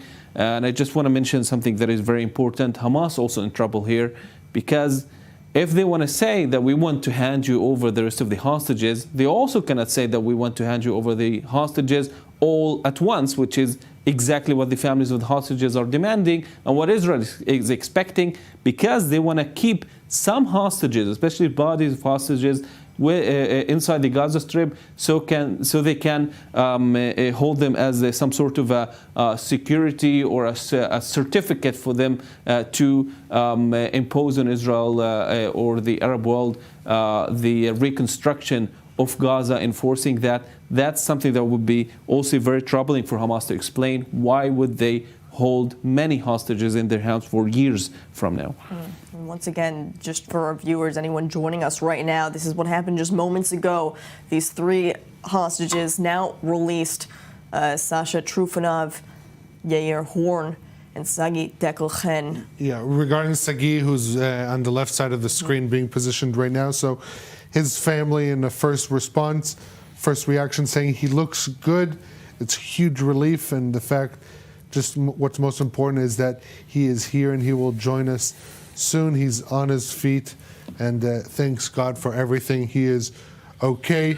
Specifically regarding Sagi, his daughter Shacha was born 2 months after October 7th, and so he did not get to meet her. She did not get to meet him, and this obviously will be a very emotional and significant reunification. His daughter for the first time. You have chills and goosebumps just hearing about that, and one can only imagine that emotional reunion. And in fact, we have our correspondent Emmanuel Onra, who's with the friends of Sagi Dekelchen, as they have been emotionally watching this exact moment. Emmanuel, when they saw Sagi walk up on that stage and they saw him on his own 2 feet, what is the reaction that you were there seeing, witnessing right now? Nicole, it was a pretty indescribable feeling. A lot of incredible emotions in this home right now, but really an eruption of joy, elation, pure excitement at just seeing him up on stage that eventually just turned into sobs, but sobs of relief, just finally being able to see him live on stage and eventually looking at each other and questioning each other. He looks good, right? He looks good. He looks good. Everyone trying to contain their excitement, but also just showing so much joy. And I just want you to take a look behind me at how much press there is in the room. It is really chock full, and now that they are released, the friends and the members here in the home can actually start to speak. They were not willing or allowed to speak before they were released, but now that is not a risk that they need to be afraid of, that they can finally come clear and talk to us about how they feel, and we'll hopefully get more insight from then in the coming hours. But this is really a truly emotional day, and he is one of the few remaining dual U.S.-Israeli nationals who was still up until now held hostage in Gaza. So there is a lot of conversation still to be had here, Nicole. Oh, it is an emotional day to follow there as we continue to hear some of those reactions from those friends, those family members. But I think everyone watching, it is fair to say that there is a sigh of relief after seeing these three men and knowing that they are on their way back to Israeli territory right now as we speak. Emmanuel Onerol will be coming to you for more updates throughout the day, but it's amazing to see you there with them, witnessing this live as it is happening. Emmanuel, thank you. Yeah, so the IDF and the Shin Bet are saying that it's official. The Red Cross has delivered them the official statement and confirmation that the three hostages are in their hands, and they are supposed to be meeting with the IDF soldiers that are stationed inside the Gaza Strip in the next few minutes, and then we will get some more information about that. Well, and something interesting also that we've seen since this ceasefire started, and since we've seen now, I believe, 19 hostages that have been released. These are the 19th that have been released since this ceasefire began. Raphael, the intelligence that we're gaining from these freed hostages as well. Already over the course of just this week, 11 supposed signs of life from some of the still captive people inside Gaza. And so how does then the IDF, the Israeli forces, work in a delicate manner to gain any necessary information from these released hostages while still giving them the space and the privacy that they need to recover? Yes, but the hostages want to speak and they want to give the information because they know it can save lives. And there are a lot of information that can be gathered by speaking to them. The experts know exactly what questions you ask as to if they have seen of being with other hostages, what their conditions are, what their health situation is, where they were being held, where they moved around, who was watching them, did they hear names of the guards that were guarding them, the weapons they were carrying, a lot of information. This ceremony as well gives the IDF a lot of information, because right now, especially with the new chief of staff that will be with the IDF, who's going to adopt a different strategy, we're building a different bank of targets. And in a ceremony like this, we can observe the weapons, we can observe the uniforms, especially the vehicles, because would the fighting start again, those vehicles will be prime targets. Because they allow the terrorists to move fast. It's very important to destroy them. So I'm not such an expert, I'm not from the Shin Bet, but I can tell you that the experts here on these images will gather a lot of things that we do not see. They are trackers, they will see the details. It's very important. So then also, why does Hamas have it so public?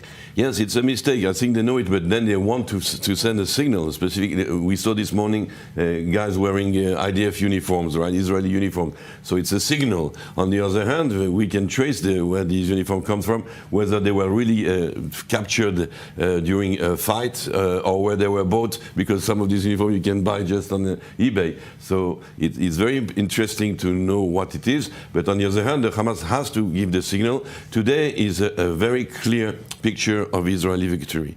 The Hamas is desperate, it is fearing for its survival. They understand that nobody wants them around, not only Donald Trump and Bibi Netanyahu. Most Arabic countries today think they are just a pain in the neck and they'd like to get rid of them and have somebody else run the Gaza Strip.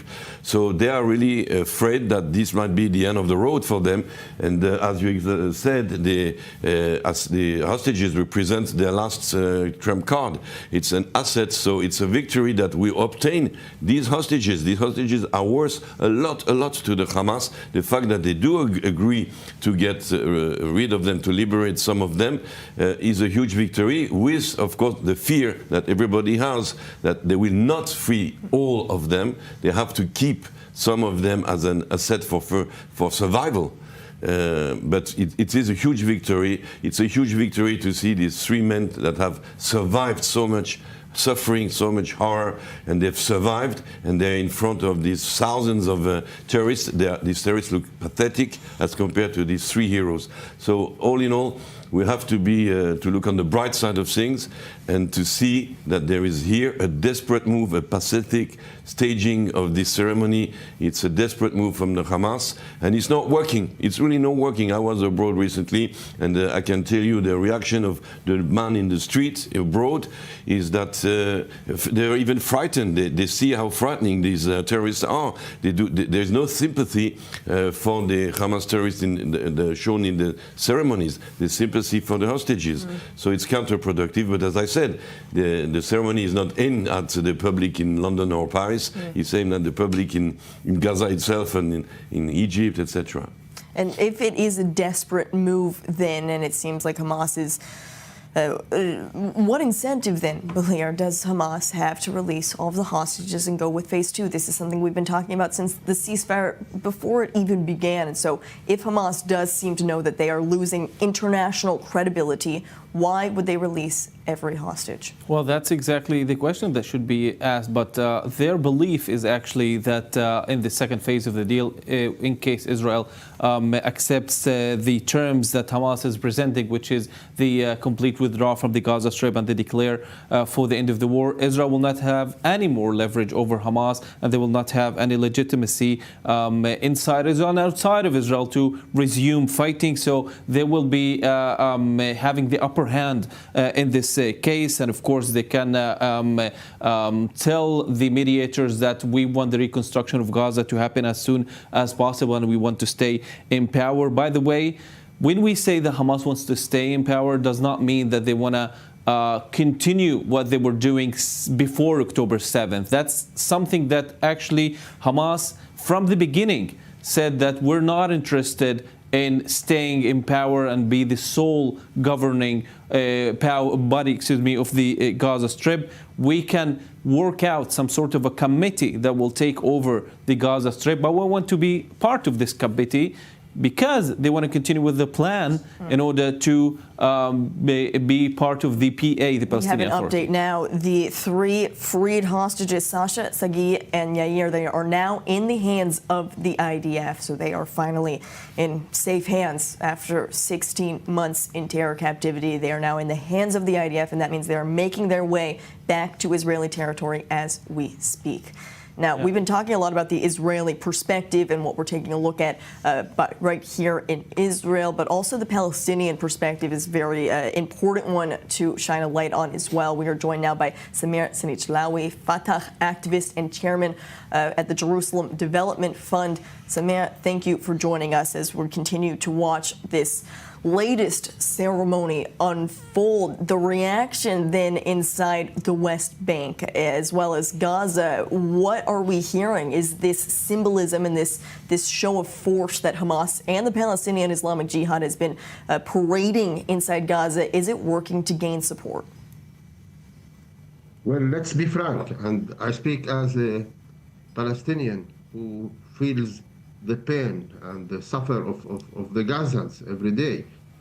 Do we really need a group that performs these shows? Is this really what the Palestinians are expecting from those who claim that they are still the legitimate regime controlling Gazans? The Gazan people are waiting for answers to their problems. They need to see how they can get back their lives. They need somebody that is capable to reconstruct Gaza, to supply water, to supply food, to supply shelter for them. And Hamas continues to do these silly shows, as if the shows are the answers to the real problems of the Palestinians. And then who are these guys? Once there was a leadership for Hamas.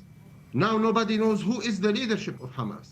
Is it the remaining of their political bureau that is, traveling between Cairo and Doha?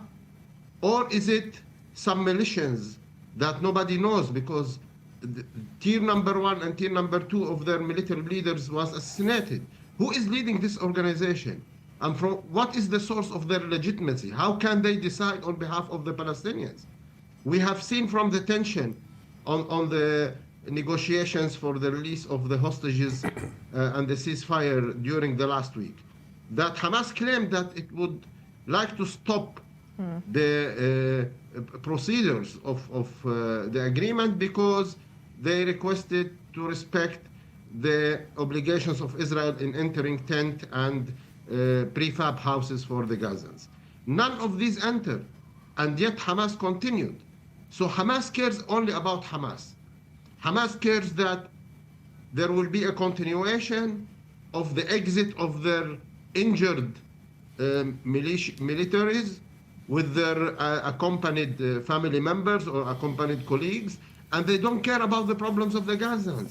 From Hamas, this is a deal for Hamas that really takes into consideration their need, their interest, the interest of the organizations, but not the interest of 2.3 million Palestinians in Gaza. And Samir, we are seeing more of this condemnation then, not only from the Western powers, but from Arab leaders as well in Arab countries that are trying to come up with some sort of a solution that takes away Hamas's control from the Gaza Strip. And the remaining party that everyone continues to say is then the Palestinian Authority should have some sort of a hand in governing the Gaza Strip. But the reality of that, even if the Palestinian Authority does want to go in and govern Gaza, what is the likelihood then that some of these different Arab countries can actually force Hamas out of leadership that they clearly right now still remain intact?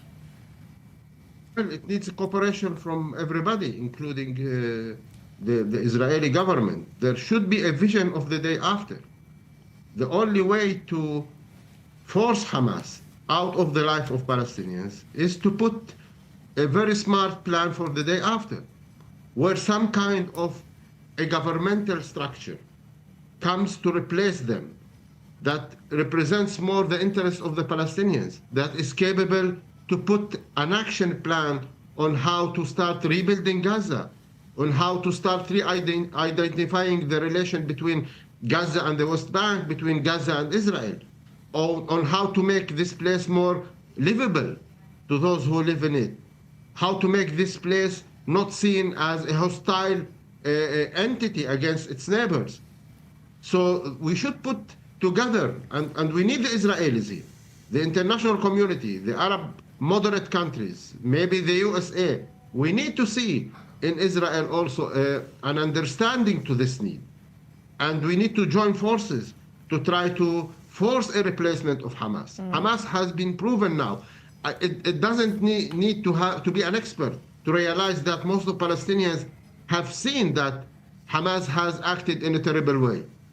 And that Hamas is held responsible on the consequences of its act. What's happening in Gaza should be on the shoulders of Hamas. This destruction, the way that the lives of 2.3 million Palestinians was stolen from their dreams, their homes, their lives, their schools, their community. Nothing is left in Gaza. Well, and Samir, because of that, we are seeing many of the different polls and reactions from Gaza show that support for Hamas is dwindling inside Gaza, but the same cannot be said for the West Bank, as the West Bank has not seen the same suffering that Gaza has seen. So many of the Palestinians in the West Bank, the numbers are going up. They are supporting Hamas even over the Palestinian Authority. And so then how can we combat some of this growing support, and are there fears that then this support brewing inside the West Bank right now? Well, let us read the results of the polls in a comprehensive way. In the West Bank, people are suffering from the corruption of Abbas. So they vote against this corruption. 90% of the Palestinians in the West Bank, they are requesting for Abbas to leave because they are directly under the suffer of the consequences of this regime, mainly corruption. In Gaza, the Palestinians are voting against Hamas and the destruction that it brought upon them. So in a way or another, maybe the support for Hamas is is not accurate, it's fictitious. The Palestinians are waiting for a third choice to replace Hamas in Gaza and Abbas in the West Bank. They would like to see a Palestinian leadership that will be able to bring them hope and construction.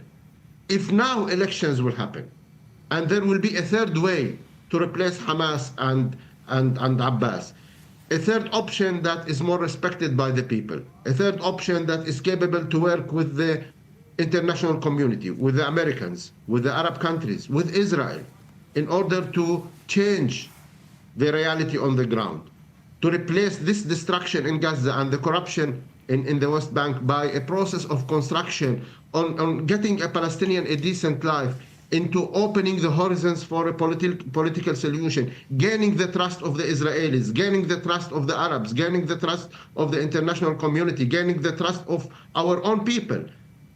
The Palestinians will vote for it. But we need to open these horizons. And I think it's the time. It's the time that we ask the question, a big question.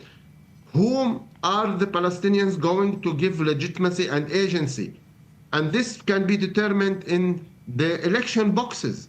The only way to defeat Hamas in Gaza and Abbas in the West Bank is election boxes. Palestinians need to vote. And let us say that theoretically, if we take into consideration the fear from a lot of relevant parties, they don't want to see elections among Palestinians for the fear that maybe the Palestinians will elect Hamas. Fine, let us say that this will happen. Then it is fair that the Palestinians who voted for Hamas again will face the consequences.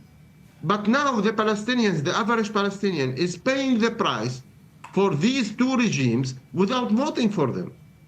So I think it's the time to ask the Palestinians what choices they want to take.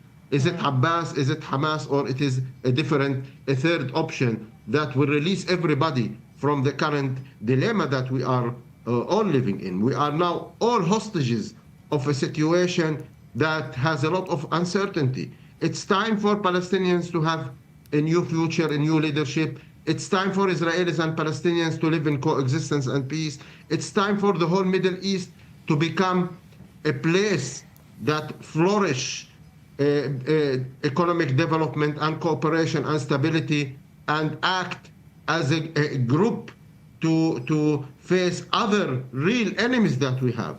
I think that it's not only the Israelis that are facing the challenge of the Iranians. It's also all of us, the Sunni Muslims, the Saudis, the Emiratis, the Jordanians, the Egyptians, the Palestinians. It's time for us to act collectively against the real threat that is waiting for us, which is the Iranian. So we need to fix all these problems and reshift the dynamics in the region into a proper direction. A direction of stability, peace, prosperity, economic relations, and acting as a group against the external threats that are waiting for us. It is certainly time for a vision of peace, and hopefully we can start to see the beginnings of that. But as you mentioned, it needs to start, it seems, with elections and changing the leadership inside many of the different Palestinian spheres. Samir Sinijlawi, Fatah activist and chairman at the Jerusalem Development Fund. Samir, thank you for joining us as always. Thank you.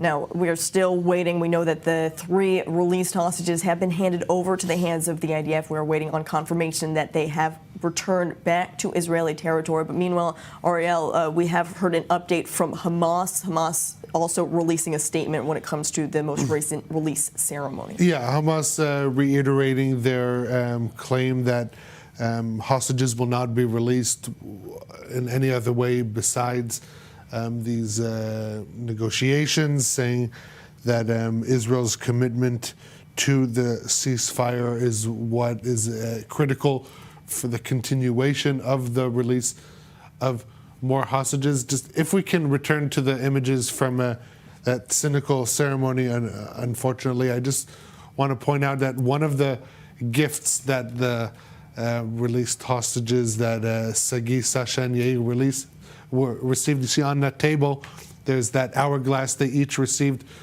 one of those, an hourglass with the pictures of Matan Gauker, Israeli hostage who is still in captivity, his mother, who was never taken hostage. She's one of the most vocal voices out on the streets over these past 498 days, calling for the release, obviously, of her son, but of all the hostages. And the writing time is running out, so that, what we see on the table, each one of them received one of those. Really, the levels of cynicism have no limit in Hamas. And so we see that every single detail has been thought of, how it works into the propaganda machine of Hamas. And this obviously one of the more cynical examples. And you have to even wonder how they get all of the resources to make these different hourglasses, to make the new banners every week when they're demanding all of the different reconstruction, humanitarian aid to come in to actually rebuild the northern parts of Gaza, yet they have all of the resources to stage a different ceremony at a different location every week. How they actually get the funding and the messaging for that is also something that needs to be pointed out as well. They just crossed the border into Israel. The 3 hostages are now in Israeli territory. This is the IDF and Shin Bet issuing a statement really as we're speaking. So they are no longer hostages and they are no longer in the hell of Gaza. Sagi, Sasha, and Yair are back in Israeli territory,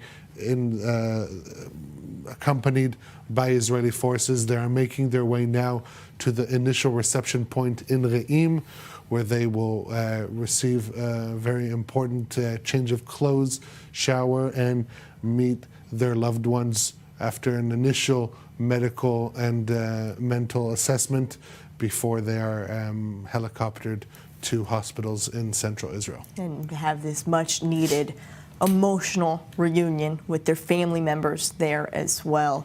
One can only imagine the emotional reunions that these family members will have. Raphael?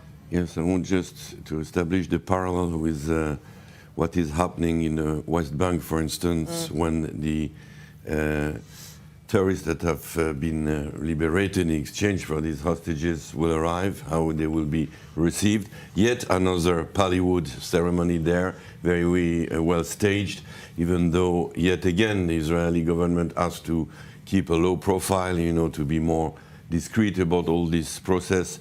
I see it's just the opportunity for a show. And this is very important for us to understand, because we are still in front of an enemy and we have to understand the enemy.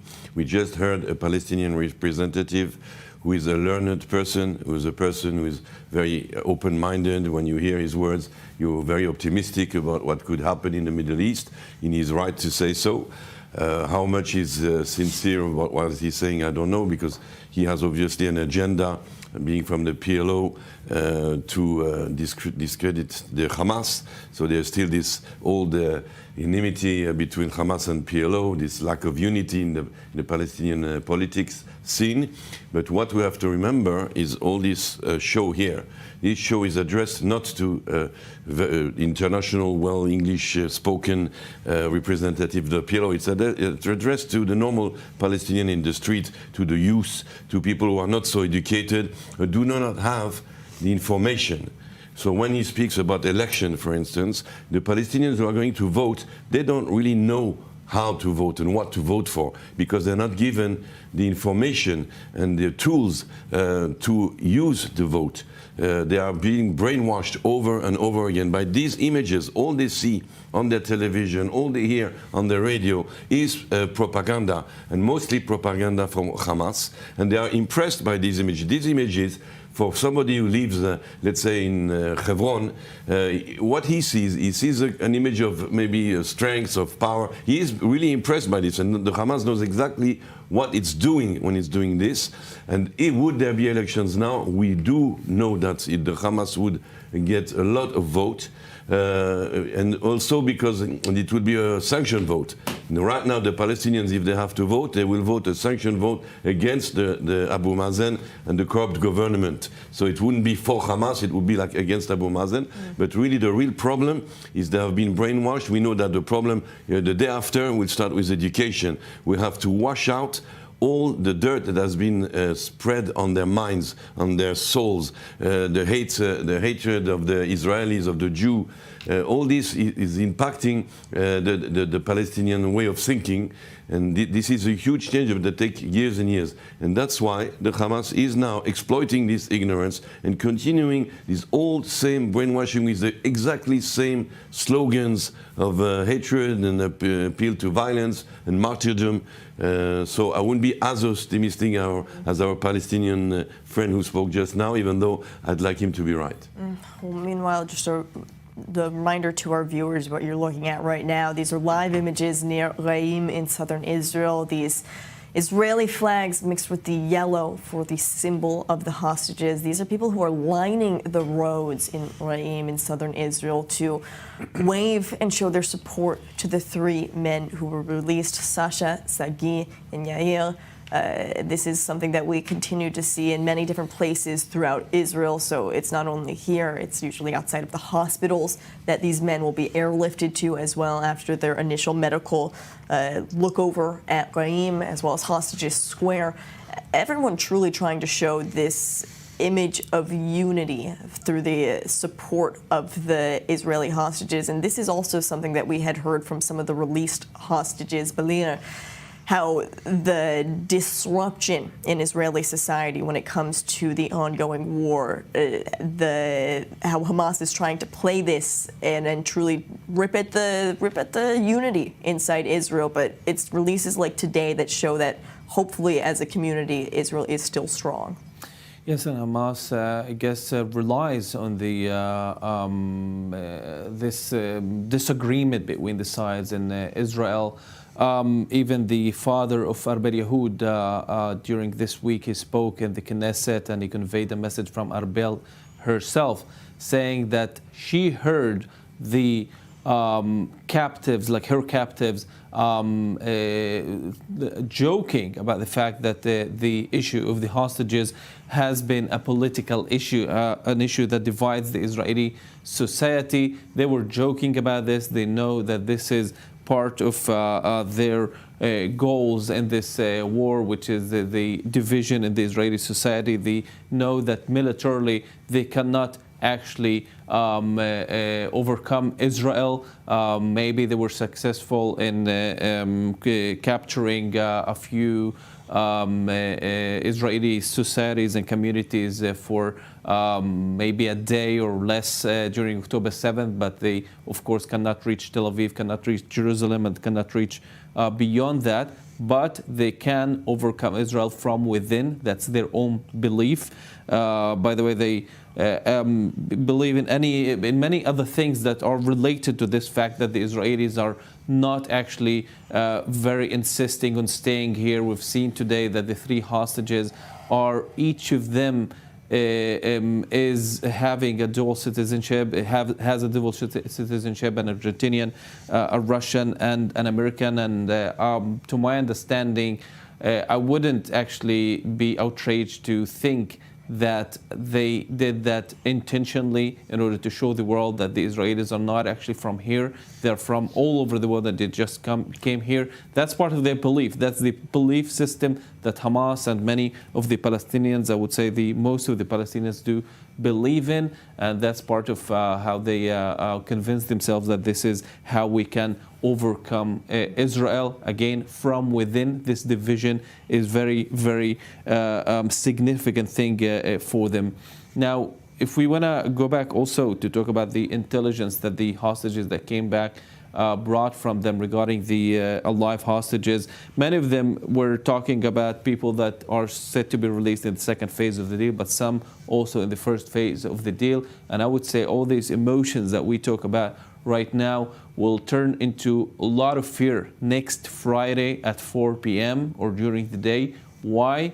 Because only 14 hostages are left in Gaza right now in the first phase of the deal. We know that 8 of them are not alive, and we have only the number of the 8 people. We don't have the names of those people. So many of the people, the families that are waiting for the loved ones in the first phase of the deal, don't know whether their relatives are alive or not. We will know that by Friday afternoon, when the 3 names of the remaining hostages will be released, because all the 11 that are going to be left in Gaza for the last round of releases are going to be the 8 bodies, Avera Mengistu and Abraham Sena, only 1 hostage that is not that hasn't been killed on October 7th, and his body is held there. So again, this is, of course, I wouldn't, be in their position right now. This is the most difficult thing, to just wait to see in order to understand whether your relative, your loved one, is alive or not.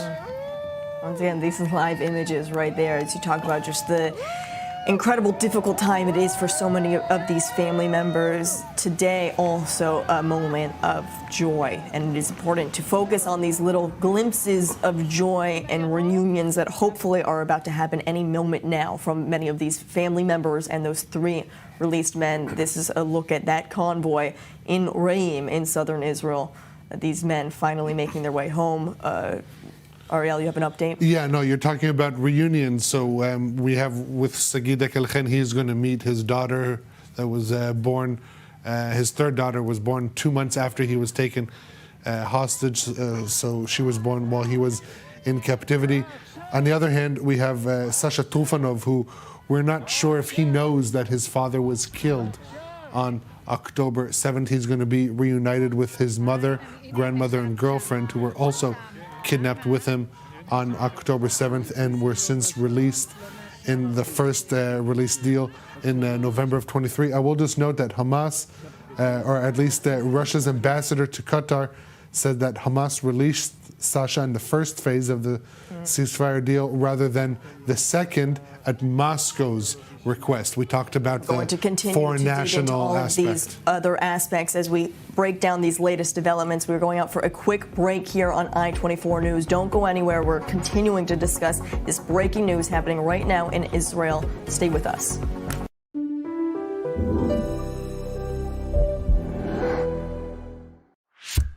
You live in Israel or you are preparing for your Aliyah? Congratulations. You have a smartphone? Perfect. Download the Olim app for free and discover everything we have to offer.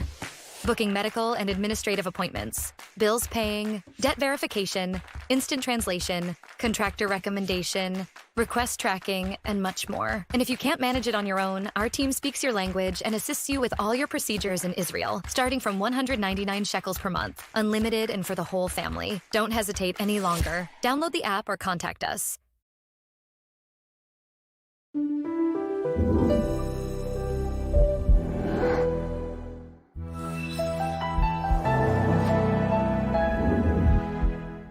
Shalom. ¿Qué me trae por aquí? La necesidad impostergable de 600 millones de hispanoparlantes que ahora necesitan escuchar el mensaje judío e israelí en tiempos difíciles. ¿Cómo lograrlo? Cuento con ustedes para continuar llevando a lo más alto del mundo mediático una inquebrantable diplomacia pública al servicio de la verdad sin concesión alguna. The 7th of October set in motion a chain of events. Today, Israel's enemies are severely weakened, but not defeated, and the balance of power is shifting. This region never rests.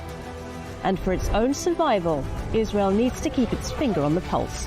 If you want to better understand, if you want to hear voices you won't hear elsewhere, then tune in daily to Middle East Now on I-24 News. Want to stay on top of the news no matter where you are? Introducing I-24 News' brand new news website. On our website, you'll find all the latest articles, interviews, and live broadcasts. Everything you need to know right at your fingertips, whenever you want it.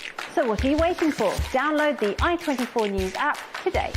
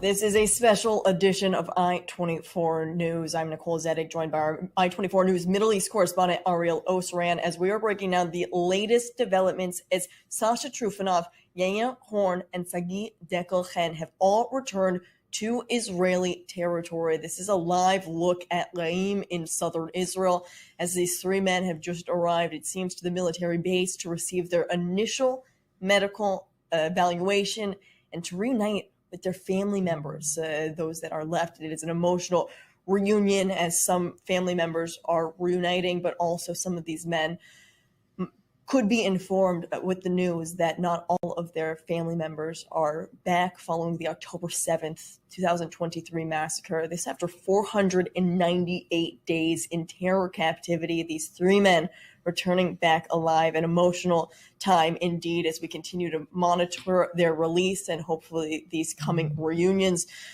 Ariel, once again, to remind our viewers who are just joining in, who haven't been watching for the following hours, about these three men. We talk about their reunions with their family members, but it is important to note not all of them are having an entire family reunion. Right, Nicole, this is the happier part of the broadcast, as the three we see were released in what appears to be good health condition. They are back in Israeli territory, accompanied by military forces. So they're in safe hands and they are home. That is the big news of these past few minutes.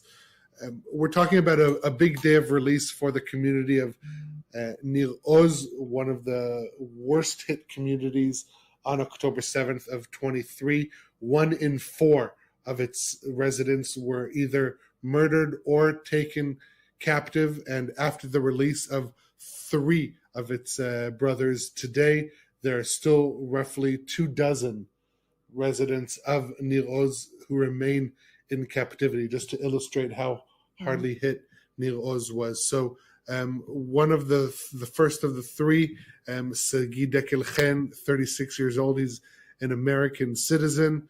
On October 7th, he was working on a kibbutz's machine shop when the attack began. After ensuring his family was safe in the home safe room, he confronted the terrorists, and he was taken captive 2 months after he was taken captive on October 7th. His wife Avital gave birth to their 3rd daughter, Shacha, and she has yet to meet her father. Her father is yet to meet her. This is expected to be one of the most heartwarming reunions that we have seen so far, of a father meeting his new daughter, who is now over 1 year old. She was born when he was in captivity in the hell of Gaza. Now, Sasha Trufanov, 29 years old, also a resident of Nir Oz. He actually works as an engineer in Amazon's cloud division. Amazon didn't hear anything from this global company since October 7th, since one of its employees was taken hostage. He was kidnapped from his home along with his mother, Elena, his grandmother, Irina, and his girlfriend, Sapir Cohen. All three were returned in the November 23 hostage release deal. Sasha's father, Vitali, was murdered during the October 7th attack. And in fact, Sasha was informed about the death of his father as he was making his way into Israel. And so Just moments ago, this was the first time he learned about the death of his father over nearly 16 months ago. And the third Israeli hostage to be released today, also a dual national born in Argentina, is Yair Horn, 46 years old. He was kidnapped on October 7th from his home, as all three were, along with his brother Eitan, who's 37 years old. Eitan remains in captivity in Gaza. He is not part of the current phase of the hostage release deal. Yair's family said that they can finally breathe a sigh of relief, but it is a half sigh of relief because the other half, of course, Eitan, he remains in Gaza.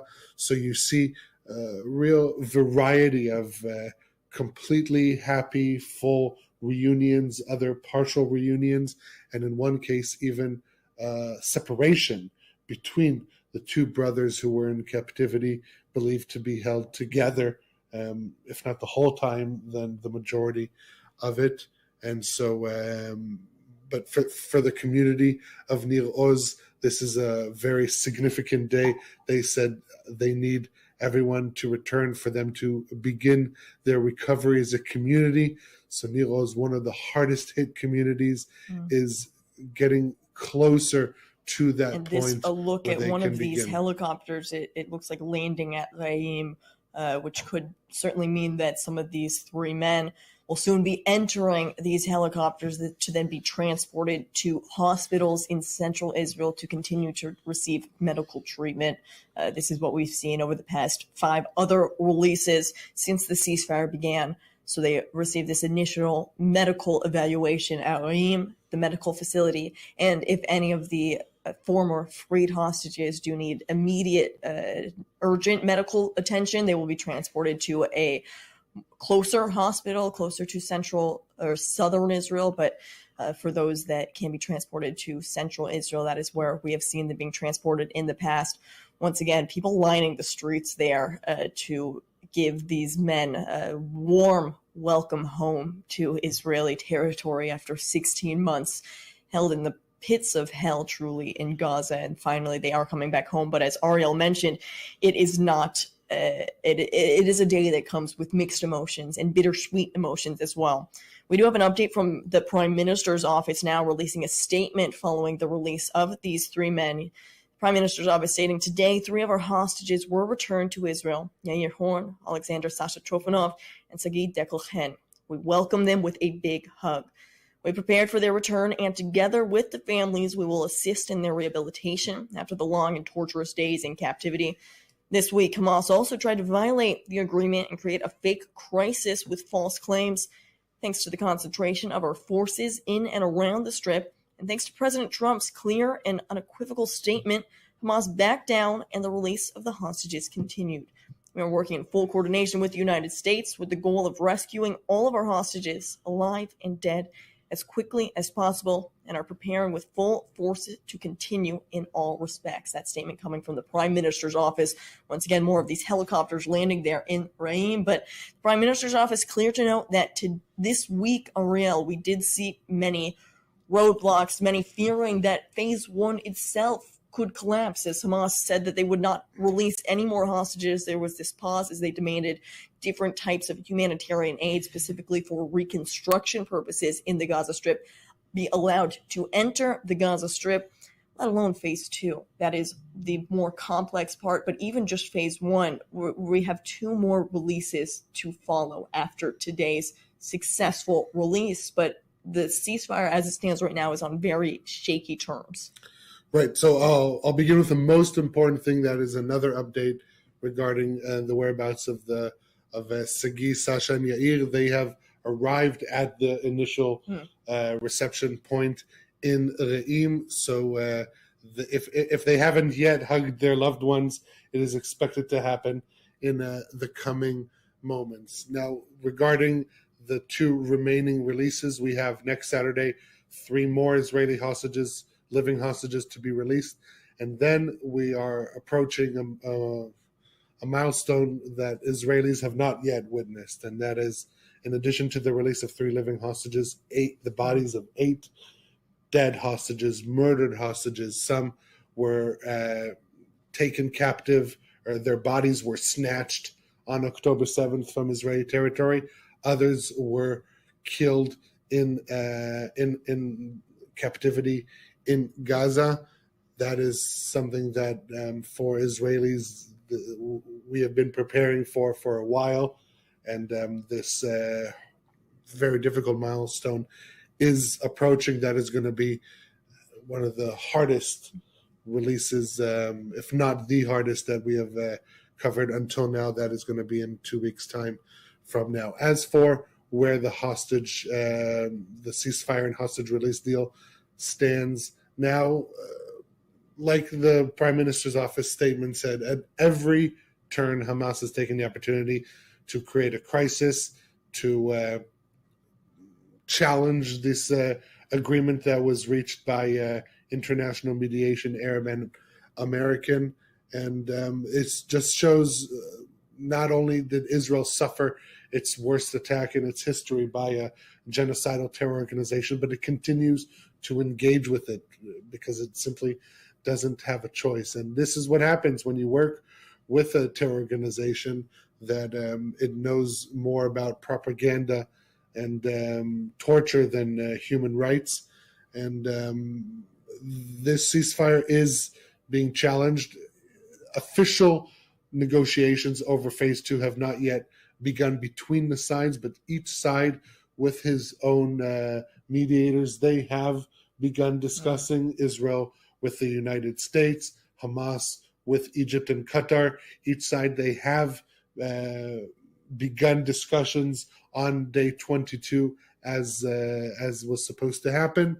But Hamas saying next week, from beginning tomorrow or Monday, official talks between the sides, the actual negotiations are expected to begin. What I'm hearing is that there is indeed a possibility that in the absence of reaching a full agreement on phase 2 of the deal, that phase 1 could be prolonged, could be extended past the initial 42 days that we are roughly 2 weeks away from. It would see the continuation of the release of hostages, all the while Israeli forces not completely withdrawing from the Gaza Strip. Now, I mentioned this, the first phase is 42 days. It could be extended. The main question mark, if it does end up being extended, is what happens on day 50, because between days 43 and 50, Israeli forces are supposed to completely withdraw from the Gaza, not from the Gaza Strip, from the Philadelphia corridor. And that after leaving the Netzarim corridor, the Philadelphia corridor remains the only east to west route that Israeli forces remain on inside the Gaza Strip. And obviously we remember the ample presentations and statements that were presented regarding the significance of this Philadelphia corridor, how it is imperative for Israeli security. This is how Israeli Prime Minister Netanyahu presented it, moving ahead of this, of reaching the ceasefire agreement. Basically, since the month of May, Israeli military officials have unanimously said that Israel can withstand the prices, the cost of this deal, whether it be the release of Palestinian prisoners that today we're supposed to see 369 of them being released, or leaving various strategic points inside the Gaza Strip, the Philadelphia corridor being one of them. So we still haven't reached agreements on the second phase, but whether the first phase is extended or not, day 50 is supposed to be a critical junction. But obviously, the most important thing for Israelis is the hostages, the release of the hostages. And until then, we are continuing to see every Saturday the release of hostages. Today, Sagida Kelchen, Sasha Tufanov, and Yair Horn were released from their captors in Hamas, Palestinian Islamic Jihad. They are now back in Israel in the initial reception point in Re'im. So we can say a successful release of 3 hostages after 498 days in captivity. It's really unfathomable to think. to 500 days. This is an long this was. unfathomable number, as you mentioned, since October 7th in Israel. Society has begun to come to terms with the toll of that day. But for these men, we just talked about Sasha Trufanov, after nearly 500 days, finding out for the first time that his father was killed on that day. This is a reminder of the grim and the complex reality that these men are returning to. Now, Ariel, you mentioned the Philadelphia corridor. If and when Israeli troops do fully withdraw from that area, what's the Egyptian reaction to this? Because this is the border between Egypt and Gaza. This is near the Rafah border crossing as well, which has been opened in recent weeks in terms with the ceasefire to allow more humanitarian aid in and to let some wounded Palestinians out, as well as Hamas fighters out, those wounded Hamas terrorists as well, to receive medical treatment inside Egypt. And so with the full withdrawal of Israeli troops from Philadelphia, what is Egypt's reaction? Yeah, as far as Egypt is concerned, it wants to see this play out because this is the agreement that they mediated. Obviously, Israel and Egypt are in ongoing security deliberations. I would say if they're not in contact every day, they're in contact every other day. This is a close coordination between Israel and Egypt. Obviously, Egypt does not want to see any Israeli presence along the corridor, and also not in the Rafah border crossing, which, if we're talking about the 7-mile corridor, then the Rafah border crossing is perhaps the most sensitive point along that corridor.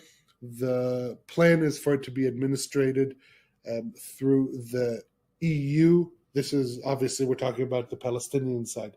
This would be an international, multinational delegation by the EU. EU-BOM is the name of the organization, with the presence of Palestinian Authority forces administering.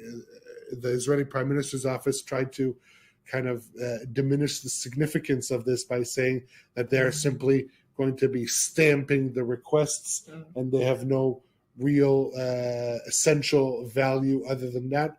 But this would be the first step in introducing the Palestinian Authority in administering Gaza after the war. The Rafah border crossing, a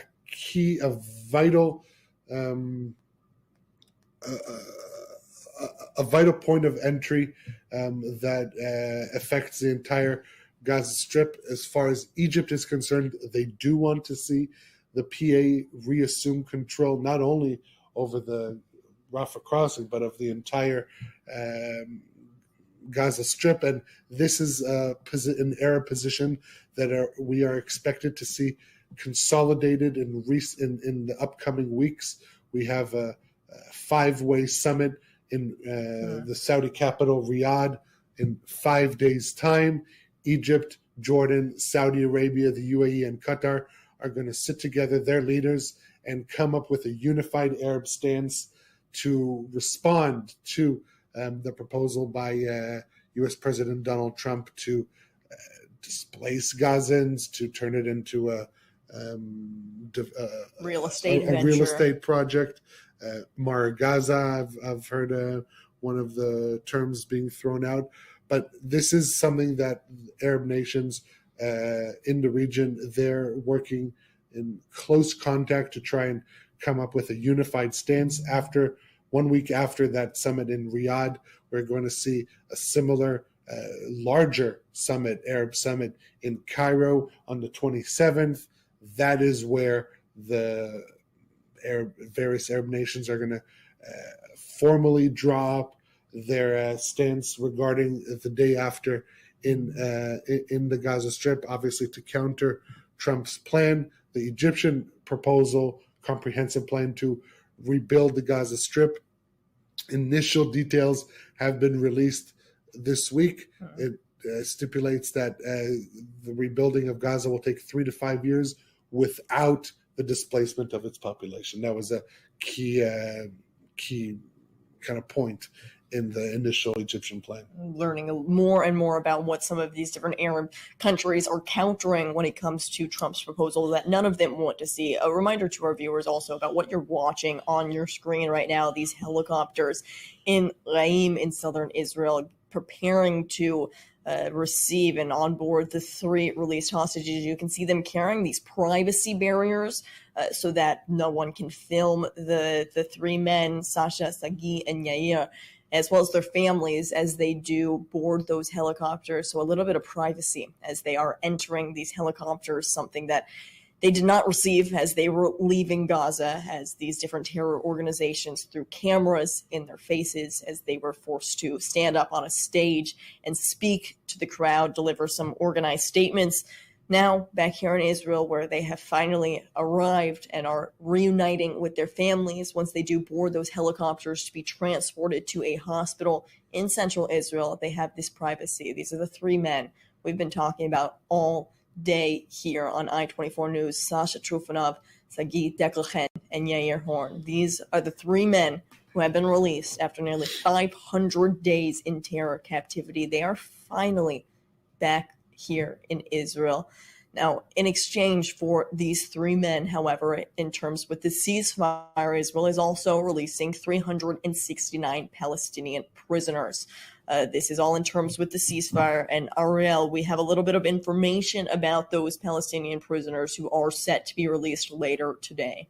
Yeah, my understanding is that the process has begun, as usually happens once the Israeli hostages are released and returned to Israeli territory. Then the process of beginning the release of the Palestinian prisoners begins. So as you mentioned, we're talking about 369 Palestinian prisoners. 36 of them have been convicted of life sentences for murdering Israelis, civilians, and security forces.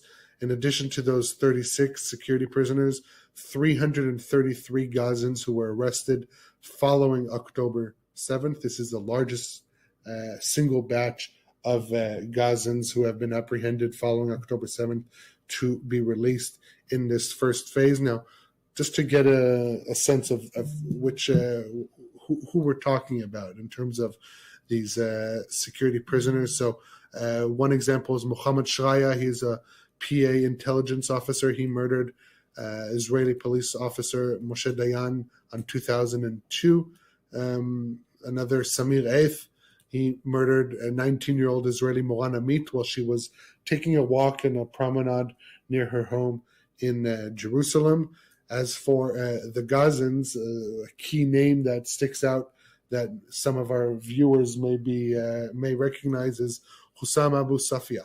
He's the director of the Kamal Adwan Hospital in Beit Lahiya. His arrest over suspicion of ties to Hamas was broadly criticized in Western media. Heard more criticism about his arrest than the conditions in which the Israeli hostages were released, but he is expected to be one of those 333 Gazans who was apprehended after October 7th to be released today and sent back to the Strip. 369 prisoners released in exchange for these 3 innocent men who were just ripped out of their communities from Kibbutz Nir Oz on October 7th. One of those being American-Israeli Sagi Deckelchen. Our I-24 News correspondent Emmanuel Olnera has been with his friends and some of those family members as they were watching all morning the release of Sagi. An emotional time since we last spoke with you, and now, Emmanuel, you've been speaking to some of those friends as well. What have they had to say following this release and actually seeing Sagi for the first time? Nicole, and there really was a tremendous amount of we saw the images of recycling being released, and there is no other ways of describing it. It's a tremendous amount of relief. What started with so much joy and excitement, eruptions of laughter, turned eventually to sobs of relief, and it was really such a incredible image to witness. I'm sure it certainly was. We'll be coming to you for more updates as well after you've been speaking to those family members, but I think those mixed emotions sum it up well for everyone who has been watching all day the release of these three men, a mixture of joyous emotions but sobs and a deep sigh of relief as well, as we still are waiting to see these three men now being transported to hospitals in central Israel, and any images or a glimpse into any of those reunions with their family members. A difficult time for many people watching, as it is also a reminder of all of the hostages who are still in terror captivity. There's 73 hostages still being held inside the Gaza Strip as it stands. Not all of them clearly set to be released in phase one of this deal, and that is why so many people in the Israeli public are still pushing for phase two to continue. Ariel, as it stands right now, we talked about phase one, what we're expecting to see, but phase two, we talked about some of the different Arab reactions, but where it stands now, how close are we to it happening? The talks have not yet really begun between the sides, as we mentioned. Each side with their close mediators, they have begun their, you could say, internal deliberations, but nothing yet in the likes of a summit in Doha or a summit in Cairo between the various negotiators.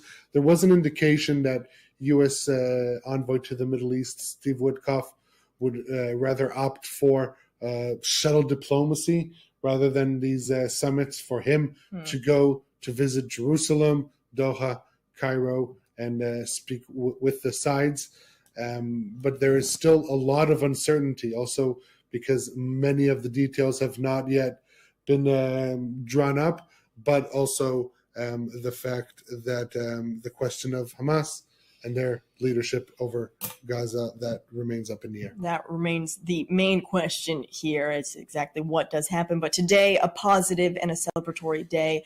We're still looking at those live images of these three men who are back home in Israeli territory finally. We're going out for a break here now on I-24 News, but join us later in the day as we continue to watch the reunions of Sasha, Sagi, and Yair as they are finally back here in Israel.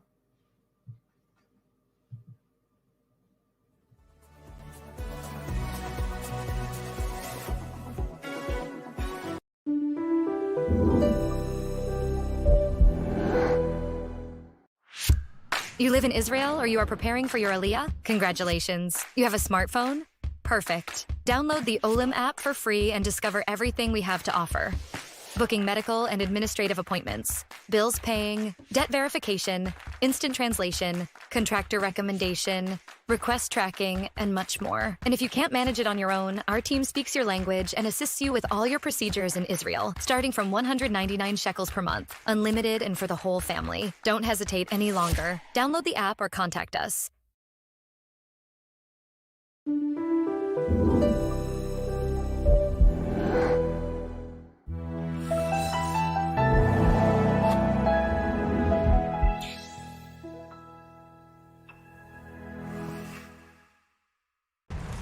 The 7th of October set in motion a chain of events. Today, Israel's enemies are severely weakened, but not defeated, and the balance of power is shifting. This region never rests. And for its own survival, Israel needs to keep its finger on the pulse. If you want to better understand, if you want to hear voices you won't hear elsewhere, then tune in daily to Middle East Now on I-24 News. Shalom. ¿Qué me trae por aquí? La necesidad impostergable de 600 millones de hispanoparlantes que ahora necesitan escuchar el mensaje judío e israelí en tiempos difíciles. ¿Cómo lograrlo?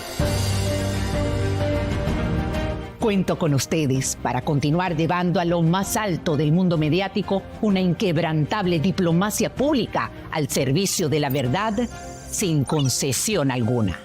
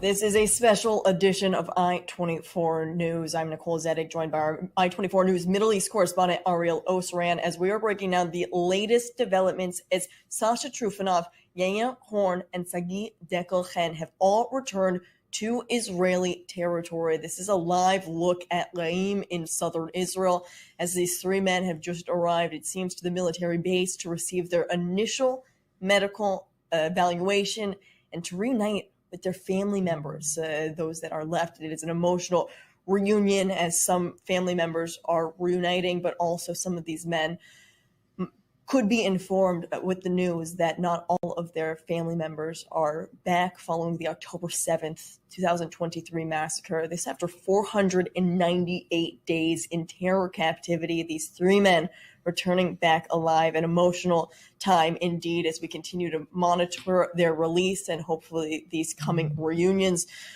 Ariel, once again, to remind our viewers who are just joining in, who haven't been watching for the following hours, about these three men. We talk about their reunions with their family members, but it is important to note not all of them are having an entire family reunion.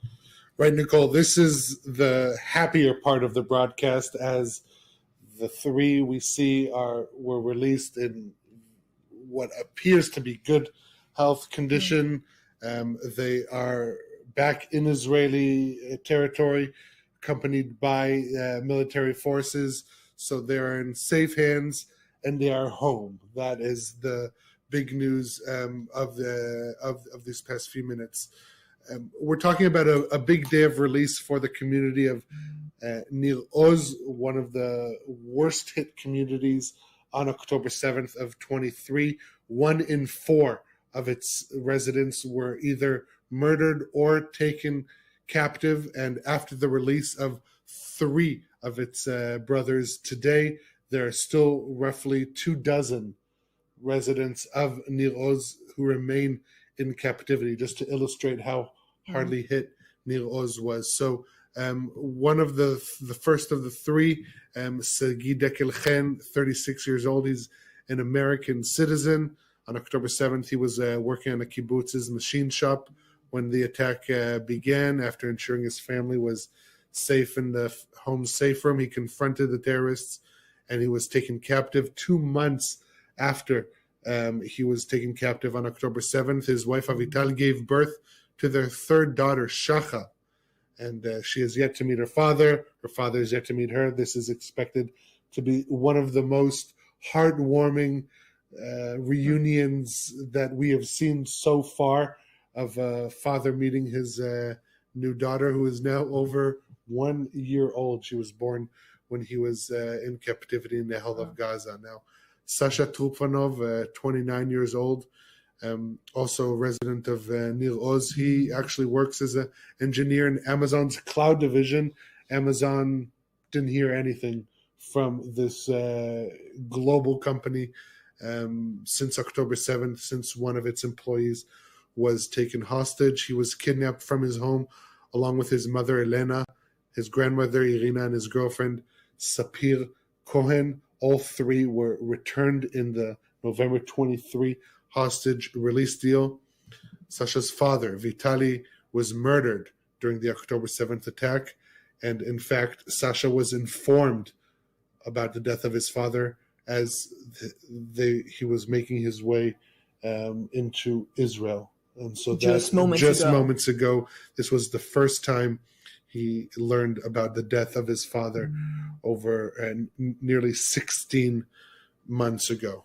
And the third Israeli hostage to be released today, also a dual national born in Argentina, is Yair Horn, 46 years old. He was kidnapped on October 7th from his home, as all three were, along with his brother Eitan, who's 37 years old. Eitan remains in captivity in Gaza. He is not part of the current phase of the hostage release deal. Yair's family said that they can finally breathe a sigh of relief, but it is a half sigh of relief because the other half, of course, Eitan, he remains in Gaza. So you see a real variety of completely happy, full reunions, other partial reunions, and in one case, even separation between the two brothers who were in captivity, believed to be held together, if not the whole time, then the majority of it. And so, but for the community of Nir Oz, this is a very significant day. They said they need everyone to return for them to begin their recovery as a community. So Nir Oz, one of the hardest hit communities, is getting closer to that and point. A look at one of these begin. Helicopters, it looks like landing at Reim, which could certainly mean that some of these three men will soon be entering these helicopters to then be transported to hospitals in central Israel to continue to receive medical treatment. This is what we've seen over the past 5 other releases since the ceasefire began. So they received this initial medical evaluation at Reim, the medical facility, and if any of the former freed hostages do need immediate, urgent medical attention, they will be transported to a closer hospital, closer to central or southern Israel. But for those that can be transported to central Israel, that is where we have seen them being transported in the past. Once again, people lining the streets there to give these men a warm welcome home to Israeli territory after 16 months held in the pits of hell, truly, in Gaza. And finally, they are coming back home. But as Ariel mentioned, it is not. It is a day that comes with mixed emotions and bittersweet emotions as well. We do have an update from the Prime Minister's office now, releasing a statement following the release of these 3 men. Prime Minister's office stating, today, 3 of our hostages were returned to Israel: Yair Horn, Alexander Sasha Trofanov, and Sagid Dekelchen. We welcome them with a big hug. We prepared for their return, and together with the families, we will assist in their rehabilitation after the long and torturous days in captivity. This week, Hamas also tried to violate the agreement and create a fake crisis with false claims. Thanks to the concentration of our forces in and around the Strip, and thanks to President Trump's clear and unequivocal statement, Hamas backed down and the release of the hostages continued. We are working in full coordination with the United States with the goal of rescuing all of our hostages, alive and dead, as quickly as possible, and are preparing with full force to continue in all respects. That statement coming from the Prime Minister's office. Once again, more of these helicopters landing there in Reim. But the Prime Minister's office clear to note that this week, Ariel, we did see many roadblocks, many fearing that phase 1 itself could collapse, as Hamas said that they would not release any more hostages. There was this pause as they demanded different types of humanitarian aid, specifically for reconstruction purposes in the Gaza Strip, be allowed to enter the Gaza Strip, let alone phase 2. That is the more complex part. But even just phase 1, we have 2 more releases to follow after today's successful release. But the ceasefire as it stands right now is on very shaky terms.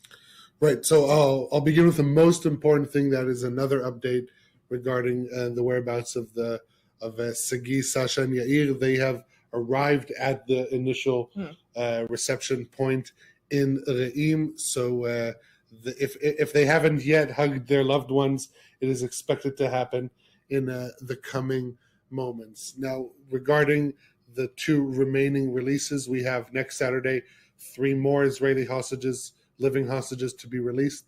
And then we are approaching a milestone that Israelis have not yet witnessed, and that is, in addition to the release of 3 living hostages, the bodies of 8 dead hostages, murdered hostages. Some were taken captive, or their bodies were snatched on October 7th from Israeli territory. Others were killed in captivity in Gaza. That is something that for Israelis we have been preparing for a while, and this very difficult milestone is approaching. That is going to be one of the hardest releases, if not the hardest, that we have covered until now. That is going to be in 2 weeks' time from now. As for where the hostage, the ceasefire and hostage release deal stands now, like the Prime Minister's office statement said, at every turn, Hamas has taken the opportunity to create a crisis, to challenge this agreement that was reached by international mediation, Arab and American. And it just shows not only did Israel suffer its worst attack in its history by a genocidal terror organization, but it continues to engage with it because it simply doesn't have a choice. And this is what happens when you work with a terror organization, that it knows more about propaganda and torture than human rights. And this ceasefire is being challenged. Official negotiations over phase 2 have not yet begun between the sides, but each side with his own mediators, they have begun discussing. Israel with the United States, Hamas with Egypt and Qatar. Each side, they have begun discussions on day 22 as was supposed to happen. But Hamas saying next week, from beginning tomorrow or Monday, official talks between the sides, the actual negotiations are expected to begin. What I'm hearing is that there is indeed a possibility that in the absence of reaching a full agreement on phase 2 of the deal, that phase 1 could be prolonged, could be extended past the initial 42 days that we are roughly 2 weeks away from. It would see the continuation of the release of hostages, all the while Israeli forces not completely withdrawing from the Gaza Strip. Now, I mentioned this, the first phase is 42 days. It could be extended. The main question mark, if it does end up being extended, is what happens on day 50, because between days 43 and 50, Israeli forces are supposed to completely withdraw from the Gaza, not from the Gaza Strip, from the Philadelphia corridor. And that after leaving the Netzarim corridor, the Philadelphia corridor remains the only east to west route that Israeli forces remain on inside the Gaza Strip. And obviously we remember the ample presentations and statements that were presented regarding the significance of this Philadelphia corridor, how it is imperative for Israeli security. This is how Israeli Prime Minister Netanyahu presented it, moving ahead of this, of reaching the ceasefire agreement. Basically, since the month of May, Israeli military officials have unanimously said that Israel can withstand the prices, the cost of this deal, whether it be the release of Palestinian prisoners that today we're supposed to see 369 of them being released, or leaving various strategic points inside the Gaza Strip, the Philadelphia corridor being one of them. So we still haven't reached agreements on the second phase, but whether the first phase is extended or not, day 50 is supposed to be a critical junction. But obviously, the most important thing for Israelis is the hostages, the release of the hostages. And until then, we are continuing to see every Saturday the release of hostages. Today, Sagida Kelchen, Sasha Trufanov, and Yair Horn were released from their captors in Hamas, Palestinian Islamic Jihad. They are now back in Israel in the initial reception point in Re'im. So we can say a successful release of 3 hostages after 498 days in captivity. It's really unfathomable to think. to 500 days. This is an long this was. unfathomable number, as you mentioned, since October 7th in Israel. Society has begun to come to terms with the toll of that day. But for these men, we just talked about Sasha Trufanov, after nearly 500 days, finding out for the first time that his father was killed on that day. This is a reminder of the grim and the complex reality that these men are returning to. Now, Ariel, you mentioned the Philadelphia corridor. If and when Israeli troops do fully withdraw from that area, what's the Egyptian reaction to this? Because this is the border between Egypt and Gaza. This is near the Rafah border crossing as well, which has been opened in recent weeks in terms with the ceasefire to allow more humanitarian aid in and to let some wounded Palestinians out, as well as Hamas fighters out, those wounded Hamas terrorists as well, to receive medical treatment inside Egypt. And so with the full withdrawal of Israeli troops from Philadelphia, what is Egypt's reaction?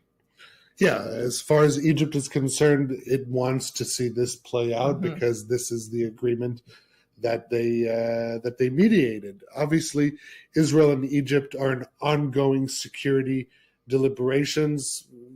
I would say if they're not in contact every day, they're in contact every other day. This is a close coordination between Israel and Egypt. Obviously, Egypt does not want to see any Israeli presence along the corridor, and also not in the Rafah border crossing, which, if we're talking about the 7-mile corridor, then the Rafah border crossing is perhaps the most sensitive point along that corridor. The plan is for it to be administered through the EU. This is obviously, we're talking about the Palestinian side. This would be an international, multinational delegation by the EU. EU-BOM is the name of the organization, with the presence of Palestinian Authority forces administering. The Israeli Prime Minister's office tried to kind of diminish the significance of this by saying that they're simply going to be stamping the requests and they have no real essential value other than that. But this would be the first step in introducing the Palestinian Authority in administering Gaza after the war. The Rafah border crossing, a vital point of entry that affects the entire Gaza Strip. As far as Egypt is concerned, they do want to see the PA reassume control not only over the Rafah crossing, but of the entire Gaza Strip. And this is an Arab position that we are expected to see consolidated in the upcoming weeks. We have a 5-way summit in the Saudi capital, Riyadh, in 5 days' time. Egypt, Jordan, Saudi Arabia, the UAE, and Qatar are going to sit together, their leaders, and come up with a unified Arab stance to respond to the proposal by U.S. President Donald Trump to displace Gazans, to turn it into a real estate project. Mar Gaza, I've heard one of the terms being thrown out. But this is something that Arab nations in the region, they're working in close contact to try and come up with a unified stance. 1 week after that summit in Riyadh, we're going to see a similar larger summit, Arab summit in Cairo on the 27th. That is where the various Arab nations are going to formally draw up their stance regarding the day after in the Gaza Strip, obviously to counter Trump's plan, the Egyptian proposal, comprehensive plan to rebuild the Gaza Strip. Initial details have been released this week. It stipulates that the rebuilding of Gaza will take 3 to 5 years without the displacement of its population. That was a key kind of point in the initial Egyptian plan. Learning more and more about what some of these different Arab countries are countering when it comes to Trump's proposal that none of them want to see. A reminder to our viewers also about what you're watching on your screen right now, these helicopters in Raim in southern Israel preparing to receive and onboard the 3 released hostages. You can see them carrying these privacy barriers so that no one can film the 3 men, Sasha, Sagi, and Yair, as well as their families as they do board those helicopters. So a little bit of privacy as they are entering these helicopters, something that they did not receive as they were leaving Gaza, as these different terror organizations threw cameras in their faces as they were forced to stand up on a stage and speak to the crowd, deliver some organized statements. Now, back here in Israel, where they have finally arrived and are reuniting with their families once they do board those helicopters to be transported to a hospital in central Israel, they have this privacy. These are the 3 men we've been talking about all day here on I-24 News: Sasha Trufanov, Sagi Deckelchen, and Yair Horn. These are the 3 men who have been released after nearly 500 days in terror captivity. They are finally back here in Israel. Now, in exchange for these 3 men, however, in terms with the ceasefire, Israel is also releasing 369 Palestinian prisoners. This is all in terms with the ceasefire. And Ariel, we have a little bit of information about those Palestinian prisoners who are set to be released later today. Yeah, my understanding is that the process has begun, as usually happens once the Israeli hostages are released and returned to Israeli territory. Then the process of beginning the release of the Palestinian prisoners begins. So as you mentioned, we're talking about 369 Palestinian prisoners. 36 of them have been convicted of life sentences for murdering Israelis, civilians, and security forces. In addition to those 36 security prisoners, 333 Gazans who were arrested following October 7th. This is the largest single batch of Gazans who have been apprehended following October 7th to be released in this first phase. Now, just to get a sense of which who we're talking about in terms of these security prisoners. So one example is Mohammed Shraya. He's a PA intelligence officer. He murdered Israeli police officer Moshe Dayan in 2002. Another, Samir Eith, he murdered a 19-year-old Israeli Moran Amit while she was taking a walk in a promenade near her home in Jerusalem. As for the Gazans, a key name that sticks out that some of our viewers may recognize is Hussam Abu Safia. He's the director of the Kamal Adwan Hospital in Beit Laya. His arrest over suspicion of ties to Hamas was broadly criticized in Western media. Heard more criticism about his arrest than the conditions in which the Israeli hostages were released, but he is expected to be one of those 333 Gazans who was apprehended after October 7th to be released today and sent back to the Strip. 369 prisoners released in exchange for these 3 innocent men who were just ripped out of their communities from Kibbutz Nir Oz on October 7th. One of those being American-Israeli Sagi Deckelchen. Our I-24 News correspondent Emmanuel Olnora has been with his friends and some of those family members as they were watching all morning the release of Sagi.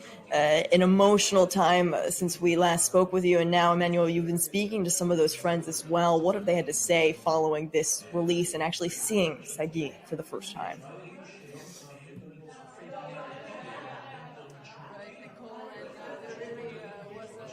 Tremendous amount of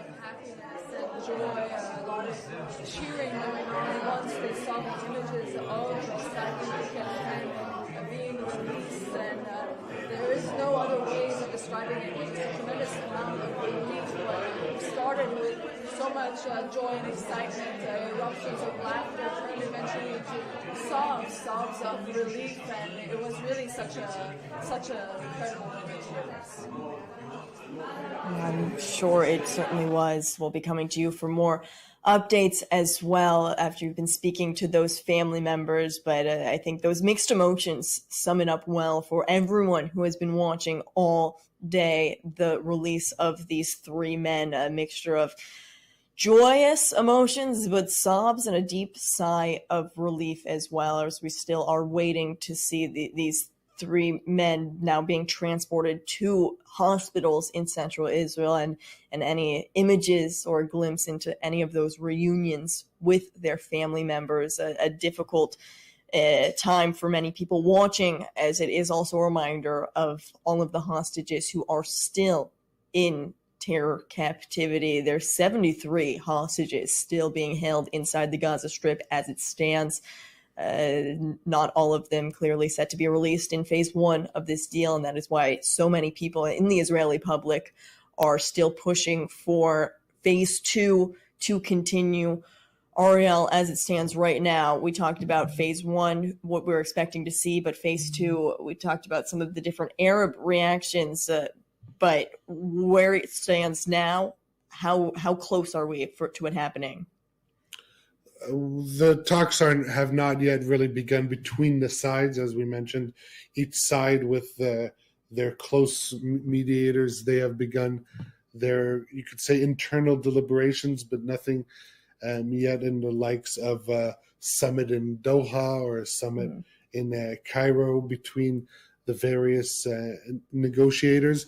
There was an indication that U.S. envoy to the Middle East, Steve Witkoff, would rather opt for shuttle diplomacy rather than these summits, for him to go to visit Jerusalem, Doha, Cairo, and speak with the sides.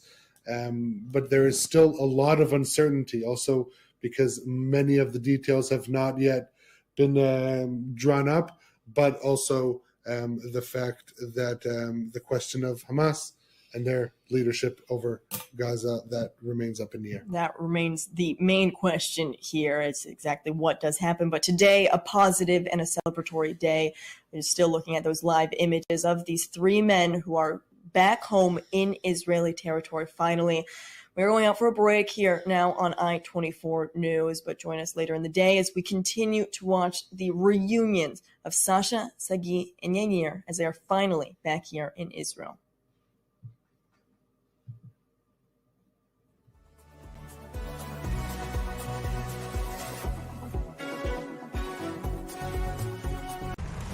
The 7th of October set in motion a chain of events. Today, Israel's enemies are severely weakened, but not defeated, and the balance of power is shifting. This region never rests. And for its own survival, Israel needs to keep its finger on the pulse. If you want to better understand, if you want to hear voices you won't hear elsewhere, then tune in daily to Middle East Now on I-24 News. Introducing the brand new I-24 News video-on-demand app. You'll have instant access to all our programs, reports, in-depth discussions, and expert commentary, all at your fingertips, whenever you want it. So what are you waiting for? Download the I-24 News video-on-demand app today. How do you get your news? Who do you trust to bring you the facts? And what's happening behind the scenes to give you the entire story in this complicated, constantly changing region. We're based in the Middle East. Top stories with our team of journalists in the field, newsmakers, and experts. We're breaking it all down on The Rundown. Facts matter. Be the voice of reason.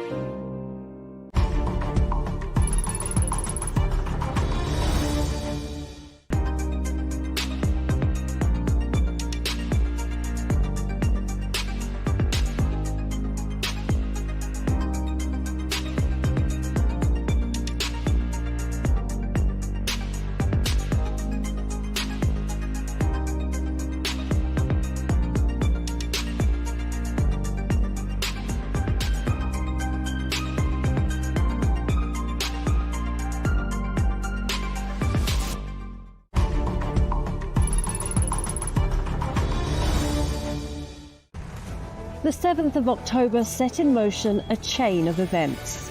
Today, Israel's enemies are severely weakened, but not defeated, and the balance of power is shifting. This region never rests. And for its own survival, Israel needs to keep its finger on the pulse. If you want to better understand, if you want to hear voices you won't hear elsewhere, then tune in daily to Middle East Now on I24 News.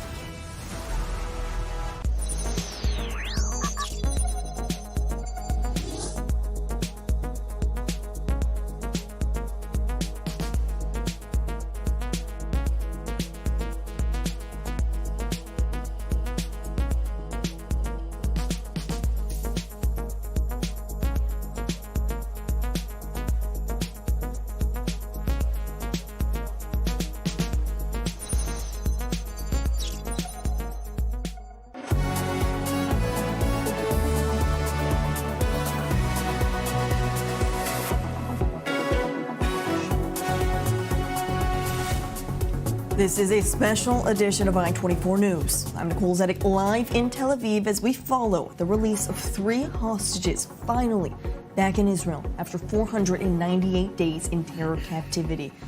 This is a look at the live images of Ichlab Hospital in central Israel, along with the helicopter at Reim military facility in southern Israel, as we wait to see these 3 men airlifted to the hospital, but they are back on safe land finally. We're speaking about the 3 men, American-Israeli Sagi Dekelchen, Russian-Israeli Sasha Trufanov, and Argentine-Israeli Yair Horn. They are all finally back in Israel, reuniting with their families at the Reim military facility in southern Israel, receiving an initial medical evaluation as well before they are airlifted to those hospitals for further medical treatment after 498 days, 16 months in terror captivity.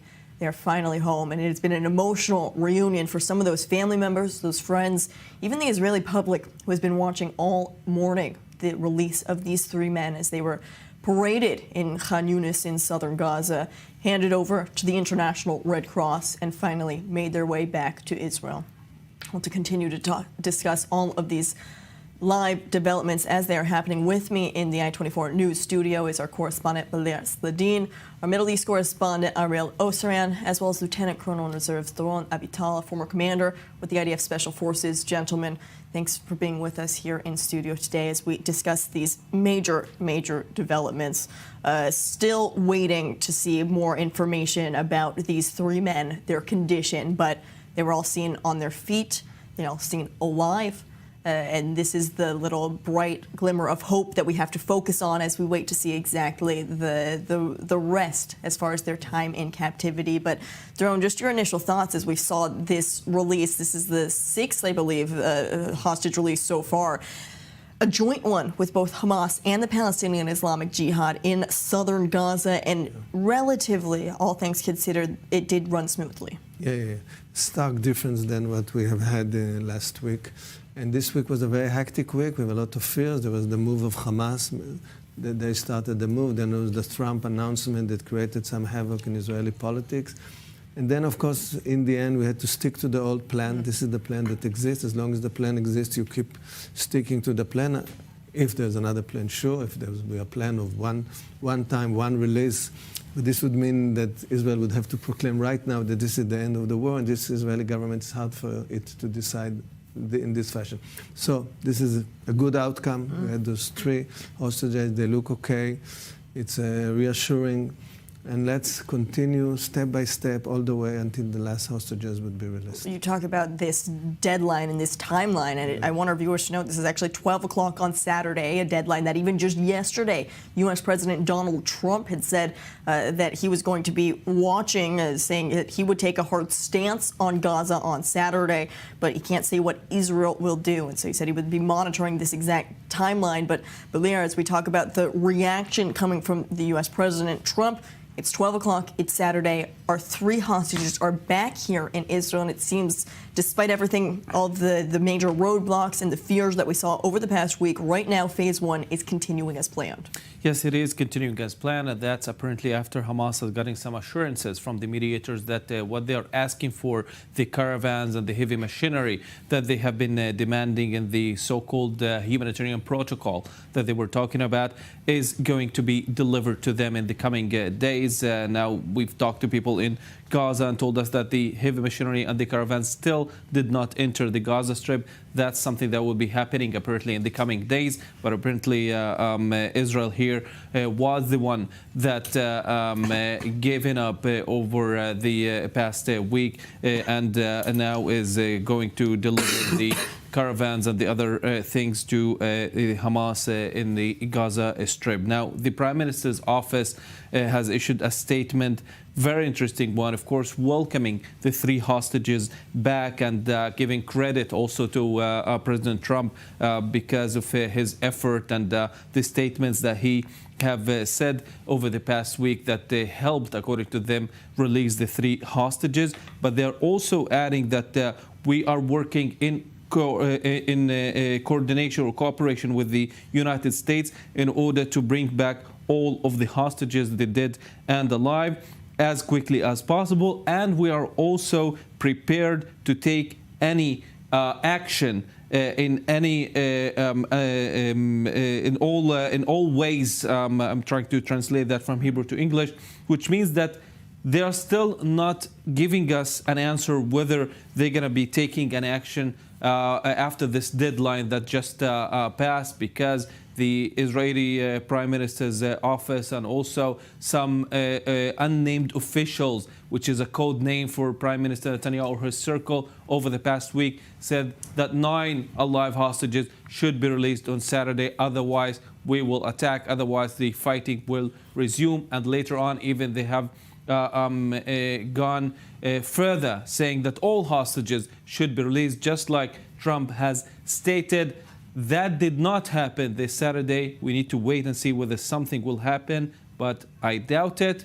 Again, Israel knows that there's nothing that can pressure Hamas right now to give up in all of the hostages. They want to see exactly how many can be released as soon as possible still. And so these 3 lives that are back here in Israel reuniting with their families, that is what the Israeli public wants to see. Now, in addition or in exchange for these 3 Israeli men that are now back here in Israel, the IDF, or Israeli Prison Services, released 369 prisoners. Now, Ariel, we've been talking about who some of these prisoners are throughout the morning, but now also some images emerging about how Israel dressed these freed prisoners before they were released, forcing them to wear these shirts with the Star of David on them that says, writing on it, "We will not forget or forgive." What do we know about this so far? Yeah, so we have to note that while we are critical, and rightfully so, of the cynical gift bags that Hamas provides the Israeli hostages, the released hostages.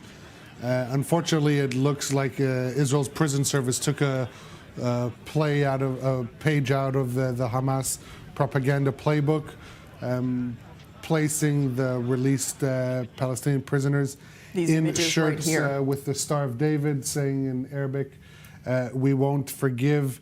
We won't forget nor forgive. This is quite striking that such a decision was made at the official levels in Israel of releasing these prisoners, especially since Israel is openly critical of the manner and the different paraphernalia the released Israeli hostages are received. And when Israel works and condemns the different moral equivalences that are being done in the foreign media between these hostages who were unarmed civilians, kidnapped from their homes, dragged in many cases in their pajamas to captivity, nearly 500 days in captivity. So the fact that Israel choosing to respond in kind, I think only hurts Israel's position and narrative. That is specifically on this issue. If we take a step back broadly, we can say that the release of the 369 Palestinian prisoners has begun. The first buses have arrived in Ramallah. In fact, some of the prisoners who live in East Jerusalem are already at home. They, once they were released, they were accompanied by Israeli forces to their doorstep in order to make sure that there aren't any celebrations with incitement, Hamas flags, and stuff of that nature.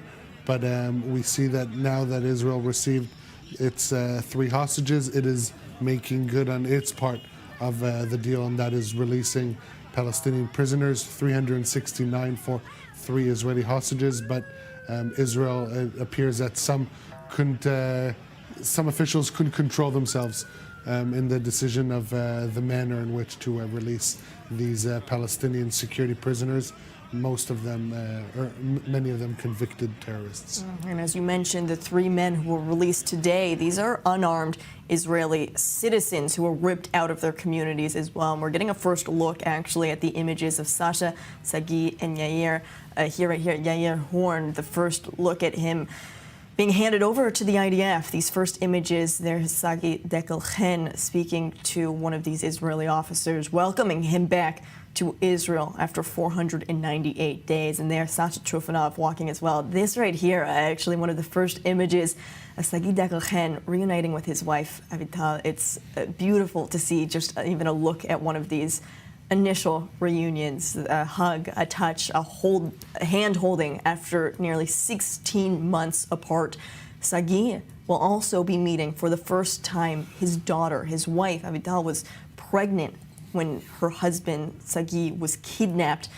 She gave birth December 2023, 2 months after, and so Sagi this entire time has not met his now 1-year-old daughter.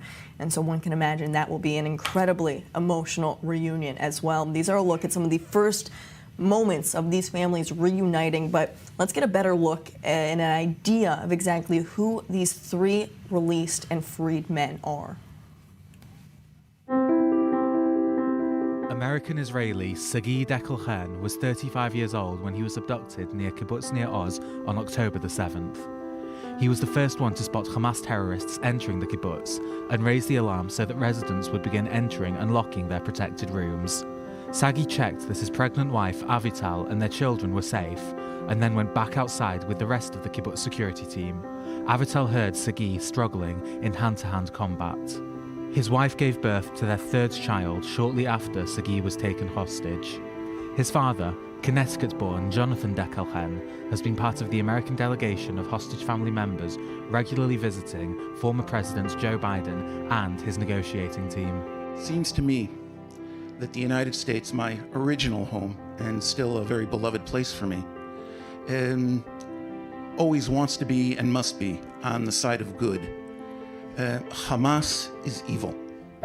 Russian-Israeli Sasha Trufanov was 27 when he was taken hostage along with 3 members of his family, his grandmother Irina Tati, his mother Yelena, and his girlfriend Sapir Cohen. The 3 were released in the first hostage ceasefire deal in November 2023. Sasha's father Vitaly was killed on October the 7th. Sasha and his girlfriend Sapir had recently moved in together in an apartment in Ramat Gan, but on October the 7th, they were visiting their families in Kibbutz Nir Oz. Sapir said she witnessed Sasha being beaten bloody and thrown face first into the ground by terrorists. Sasha appeared in 5 propaganda videos released by Palestinian Islamic Jihad.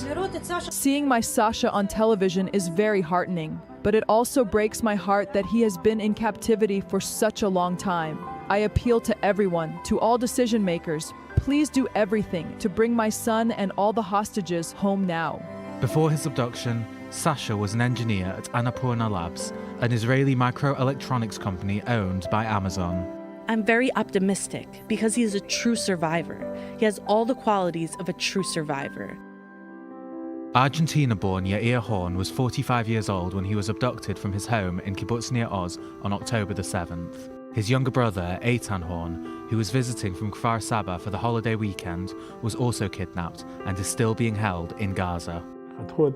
They cut me in half. This is an impossible situation. which son might be released and which isn't. After more than a year in the tunnels, all the hostages have become humanitarian cases. Prior to his kidnapping, Yair was a construction worker. His family called him the kibbutz's unofficial entertainment director. He managed the local pub, wrote a song about the kibbutz, and organized holiday celebrations and karaoke nights. I'm always speaking to them, aloud. I ask them to wait just a little longer. It will happen and you will be back with us. I ask for their forgiveness for all the time that has passed in which they are not back here. So finally, Sasha, Sagi, and Yair are back here in Israel, and it is an emotional day for the Israeli public, who's been anxiously awaiting on their return as well as all of the remaining hostages, still 73 held in Gaza right now.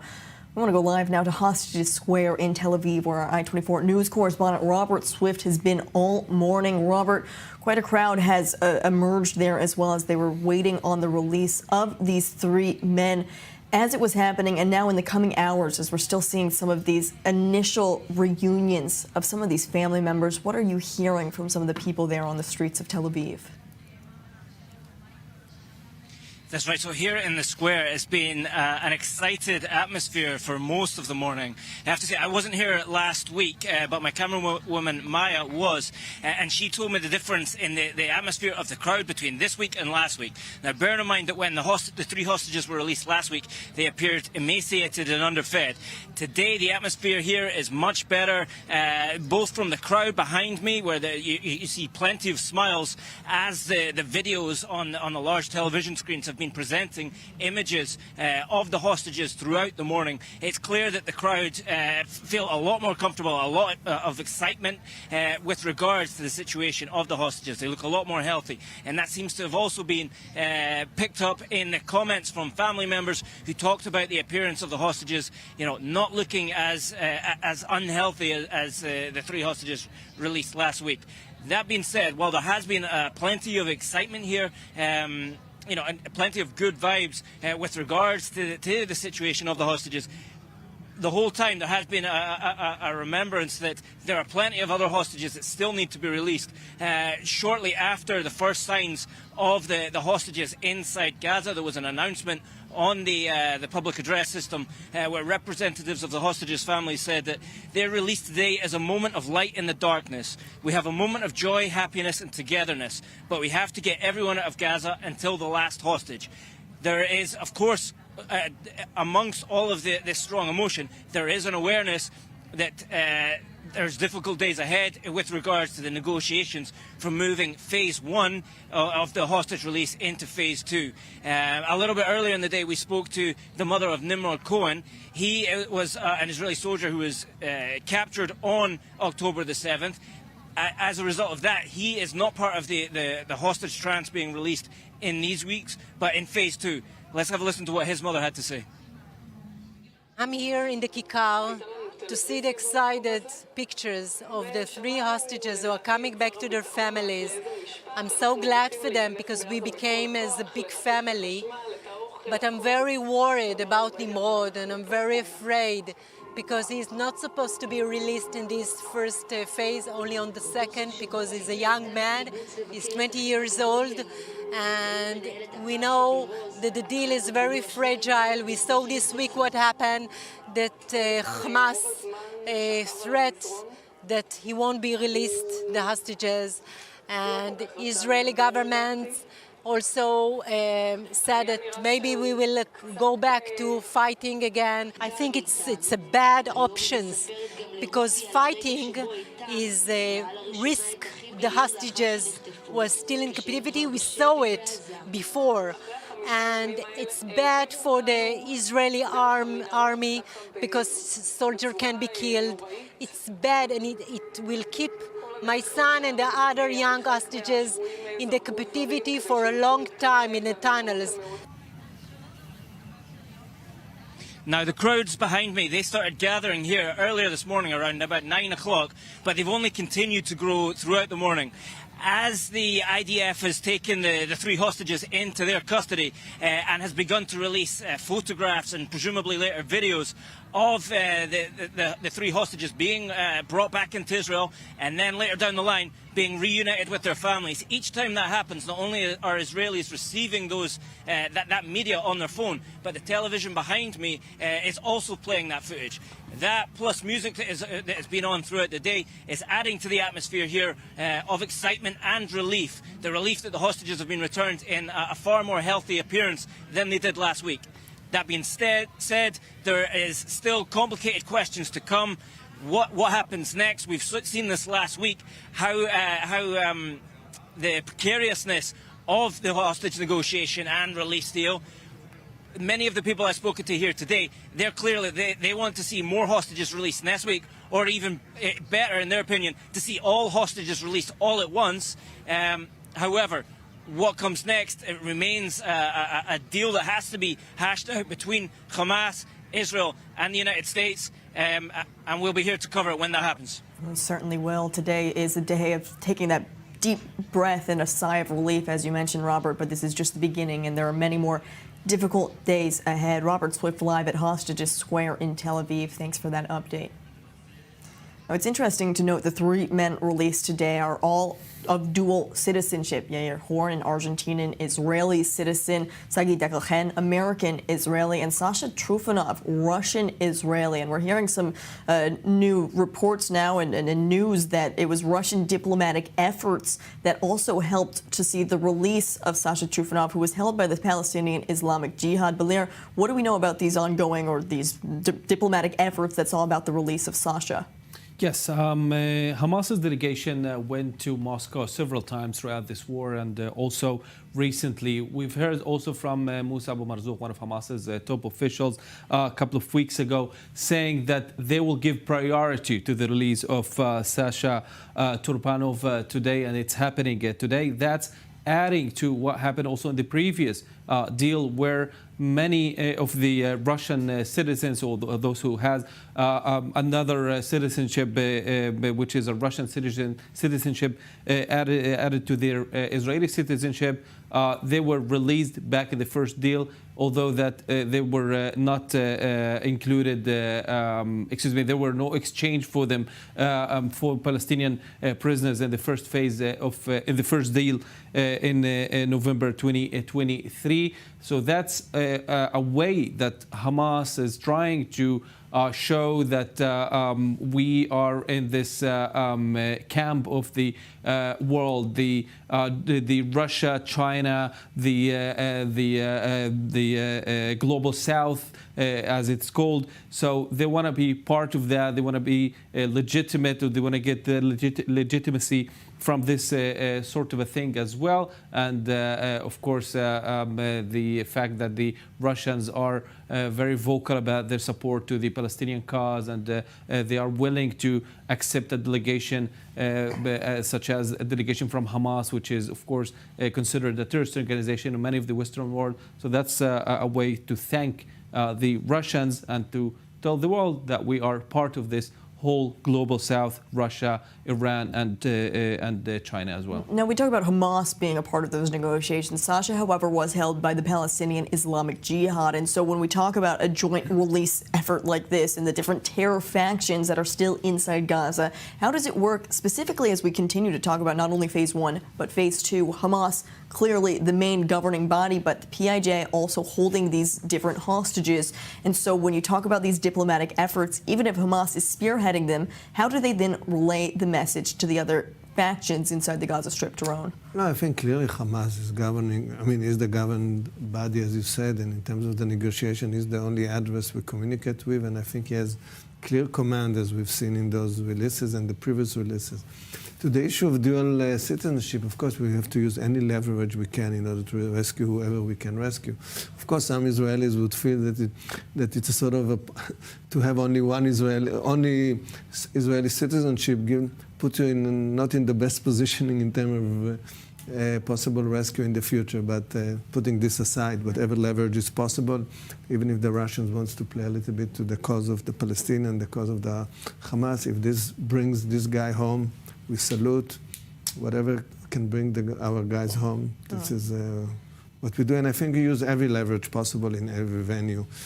There was an attempt, there was this critique about Amazon, because And it's interesting that I think the CEO of Amazon right now came out with some announcement saying, well, we didn't voice our concerns or our support because we didn't want to sabotage the attempts, the negotiation attempts. I will take him for his words, but I know that it really gave some. It was really a point of criticism in Israel concerning Amazon. But okay, they are released. That's good. Let's move forward. They are released, exactly. Ariel, do you have any updates for us? I see you're still talking to your different sources there as far as where everything stands at this moment. Yeah, right now you have the Israeli hostages finishing up in Re'im, about to make their way to the hospital in central Israel. You have the Palestinian prisoners there being released according to schedule. I will just note regarding the Russian involvement, they're really trying to highlight their involvement here. To my understanding, they were not involved in essence in the release of Sasha, but saying that obviously Russian efforts, this is the Russian ambassador in Israel cited by Russian media, that Russia made efforts to release Trufanov and is satisfied with his release, meaning in the manner in which he appears to be released. And it is clear that Palestinian Islamic Jihad we talked about 5 videos that they released, kept on trying to show that he is in good condition, that he is well. I think what Hamas and Palestinian Islamic Jihad tried to do with the release today is releasing 3 hostages who appear to be in better condition than the 3 that we saw released last week, to kind of juxtapose and even counter the criticism that they received following the real harsh conditions, health conditions that we saw the 3 released last week. That was thankfully for all the families, and that also Rob touched on, affected the atmosphere in Hostages Square. Just not just seeing them, but how they walked out, how they appearing in good condition. Obviously, unfortunately, they were forced to speak to the crowd once again. But we're seeing here these 3 released in what seems to be better health condition, and it could indeed be due to the fact that these are dual nationals, or specifically also the condition of Sasha Trupanov, and how the Russians are trying to, I would say, oversell their involvement in his release, if any. These 3 men certainly, at least from the initial images we are seeing, physically at least seem to be in better condition, as Ariel just mentioned. But the psychological toll we have not even began to examine, and that cannot be understated after 16 months in terror captivity. It's the psychological toll not only on these 3 men, on their family members, on the Israeli public, who's also been waiting to see them return home after 498 days as well. It is a traumatic event for everyone who has been watching. We're joined now by Dr. Camilla Forkash-Levan, a practicing psychologist and business consultant, joining us live from Jerusalem. Dr. Camilla, thank you for being with us on I-24 News again. It's great to see you, especially during such an emotional day, because as we've been discussing here in studio, on the one hand, it is more of a joyous day. We're seeing these 3 men come back alive, standing on their 2 feet. We're already seeing the initial images of them reuniting with their families, but it is an incredibly emotional day as well. And so before we even get into their condition, for everyone watching throughout today, how can they begin to cope with the different emotions that they've been feeling? First of all, thank you for having me again and just covering these kinds of news and bringing in the psychological aspect. As you know, I love you all for that. It's very, very important because as you mentioned, we're all involved here. Of course, the families are involved much closer in the first circle, but we're all being touched and worldwide, right? Like we talked about this last time as well, we're all somehow related to somebody. Everyone knows each other somehow, and we're all also, even with the news saying, travel, when you travel, don't use Hebrew or something like that, or make sure that no one knows you're Jewish. It's this throwback to our grandparents, which didn't happen that long ago, and somehow people forgot. And this misconception or misconstruction of the whole reality of what's happening politically and economically and like geopolitically and who's owning what and who came first and all that stuff in the middle.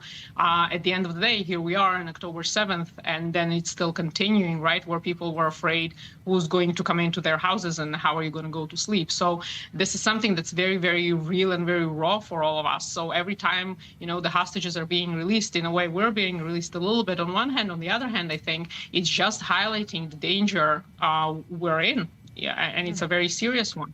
It certainly is. And for these men as well, for everyone in the Israeli public, for the past 16 months, they began to understand exactly what has happened since October 7th. But for these three men, some of them are finding out for the first time today, after 16 months in captivity, that some of their family members didn't make it. Sasha Trufanov, for example, he just found out that his father was killed on October 7th. Yair Horn, his brother, Eitan, is still in captivity. And so for them to come back to that reality, what type of a psychological toll does it take on top of everything that they've just experienced in captivity?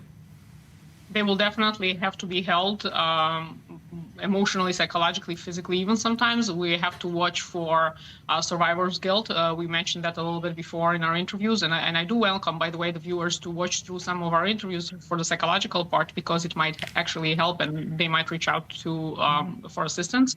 But survival's guilt is something that's very, very prominent, especially for a person that's coming out of such a stressful situation. This is something that we're facing that's rare, actually. For so long they've been held and in such isolation. And as we also already know, there was a lot of psychological games that were being played with them, and also they were being used to play with the rest of their family and with the rest of us as a community, right? So like, and it's been designed in a very smart, in a very cunning kind of painful way that actually works, yes? So like, it did catch us, but they were in there. They went through things we have no idea what they are and cannot imagine, and should we never really be able to understand, yes? So like, what I'm saying is that they do need the privacy, they do need the assistance. Things will come out in batches. Sometimes maybe even years later on, they will all of a sudden start to be able to be more comfortable and more safe to talk about certain things, and that's okay, right? So like, the only thing that we do need to watch for is the survival's guilt and potential suicidality, so that if it comes up, to actually talk about it and maybe even talk about it ahead of time and normalize it, so it doesn't scare them. Meaning it's a very, very frightening experience, but if a person is aware, then there's like an ability to hold it, to understand that it's just a symptom. It's not what they really want, even though it feels that way. And so for some of these friends, some of these family members that are reuniting with these three men for the first time, how can they begin to help them reestablish their life here in Israel? A beautiful question. It's very important to not crowd them, okay? Meaning like, do reach out, but then don't crowd. Sometimes it's a fine line. So like, you can, call them up and be like, do you want to go for a beer? And maybe they don't want to, and that's okay. Maybe they don't want to today. Maybe they'll want to on Tuesday, right? Or maybe they don't want to go for a beer. They don't want to go outside yet. They're not ready. It's too blinding, all this light and freedom, right? Maybe they want a quiet coffee at home. Like, be flexible and be very sensitive. Try not to put your own anxiety and your own over maybe excitement or happiness or whatever. Like, do put it there, but also with sensitivity, so they don't have to now end up holding you.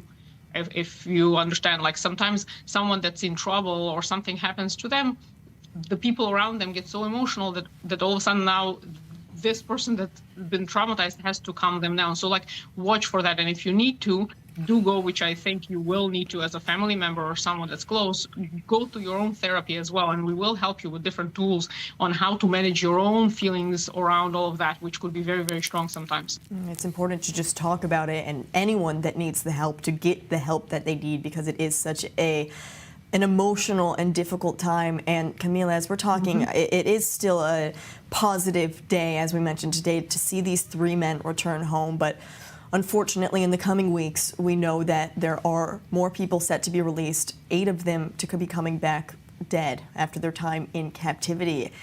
The Israeli public, as difficult as it's been for these past several weeks, how can they begin to prepare for a day like that, something that many people have been dreading, but know that it is going to be coming? Honestly, I don't just like sugarcoat too much. Honestly, there is no way to really prepare for something like that, especially for the family members, because it will hit them as it happens. I think the way to prepare for that is to understand that, meaning do understand that we're still hopeful that they're alive, first of all. So let's just keep it till then. But plan B, just in case, do prepare in terms of who is your circle of support. There are those people that some you're able to relax with and just be quiet with, or just cry it out with, or whatever, that they know how to hold that pain. Reach out to them just in case, to be there, like a comfortable pair of slippers. I don't mean that people are like that, but I mean like that, something that just brings you comfort. That's it, that you don't have to hold them, that they can hold you. Okay, and that does include actually the comfortable pair of slippers or pajamas or whatever it is that you will need for yourself, or like setting off time from work ahead of time to talk to your employers, to be like, I do not know if I will be functional. Maybe I will, maybe I won't. I do reserve the right to not come, so they can prepare ahead of time without too much explanation. So you can just call up and say, or text and say, I'm not coming, and they won't ask you why. Because at that time, you might not be able to, or not need to, not have the energy. So save that energy for yourself to lick the wounds, kind of a thing. Prepare that little nest ahead of time of just in case, so that people don't need the extra explanation. So you can just have them there for you. This is such important tips and such an important conversation to have as well. Dr. Camila Forkash-Lavan, thank you for joining us and breaking down exactly what people can do to help themselves as well during this difficult time. Dr. Camila Forkash-Lavan, thank you. Thank you so much. Now, still with me in studio, Belir Sladin, Doron Avital, and Ariel Osaran as well. Belir, we're talking about the difficult days to come, and that all surrounds phase 2 of this ceasefire as well. We've talked about where negotiations stand, but it's important to remind our viewers kind of the options that lie ahead, as many people don't truly understand. And even here in studio, there's so many options that lie ahead when we talk about the possibility of this ceasefire collapsing.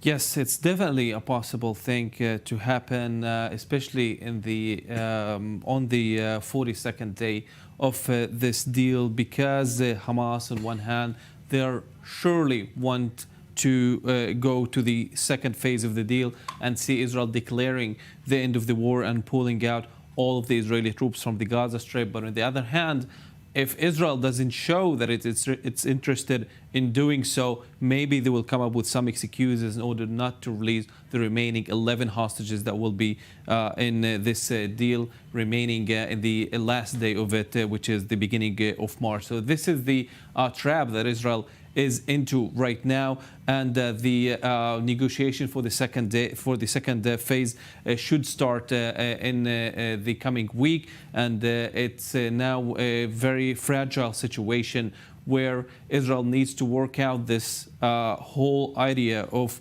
actually making sure that all of the hostages, at least in the first phase of the deal, do come back. But on the other hand, stating to the mediators and to the United States and, of course, to Hamas that we are demanding replacing Hamas as a governing body inside the Gaza Strip. Maybe we'll see more help coming from the Arab world. Arab states are also interested in ending this endless cycle that started when Hamas took over back in the beginning of the 2000s. And since then, it has been 5 wars or 5 cycles of violence, let's call them, between Israel and Hamas. And every time Israel, of course, responds with the force, and buildings and entire neighborhoods get destroyed. Maybe not like since October 7th, but also that happened, a reconstruction that the Arab world should be involved in, something that, of course, they don't want to repeat one more time again.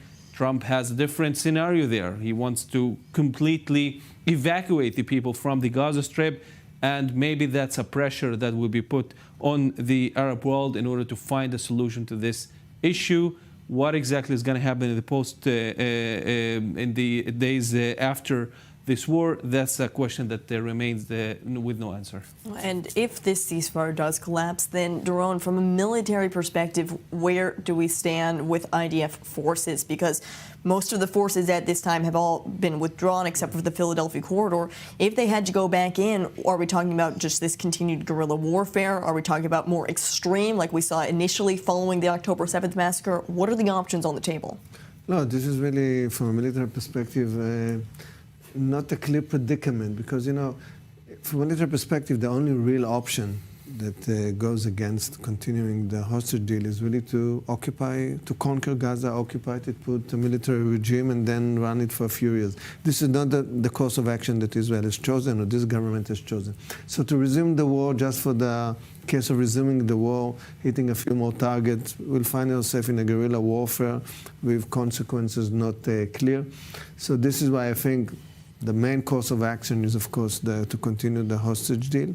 And, of course, as was said here, there's still in the toolbox, there's not only, I used to say, not only a gun, a rifle, and a missile, there's also diplomatic efforts. And I think the real leverage is the reconstruction of Gaza. And I think the Arab countries that would put some of the money, of course, Saudi Arabia, the Emirates, they listen to Trump, they understand that they have to come up with their own option, and they wouldn't put a cent if still Hamas would govern Gaza. So I think this is what the leverage is. This is what we have to work out, bring the hostages back, and then use those tools. To go back to war, it's always possible. Now that's exactly what we're seeing from some of these Arab countries. Ariel, we've already seen two summits, if you want to call them conferences, planned in both Riyadh and Cairo to talk about reconstructing Gaza and presenting a different plan in contrast to Donald Trump's. Yes, so we already have initial details that were unveiled by the Egyptians regarding their comprehensive plan to rebuild the Gaza Strip. This was leaked to Qatari media, citing Egyptian officials. Broadly, we're talking about a 3 to 5 year plan that will begin 2 phases. One, removing the rubble. Second, rebuilding residential complexes. This will begin in southern Gaza's Rafah and then gradually move north. It will be implemented in coordination with Arab countries, the EU, and the UN. And in order to really officially formulate such a plan, there are 5 countries, the leaders of 5 Arab countries are going to be convening in Saudi Arabia's capital, Riyadh, in 5 days' time. We're talking about the leaders of Saudi Arabia, Egypt, Jordan, the United Arab Emirates, and Qatar.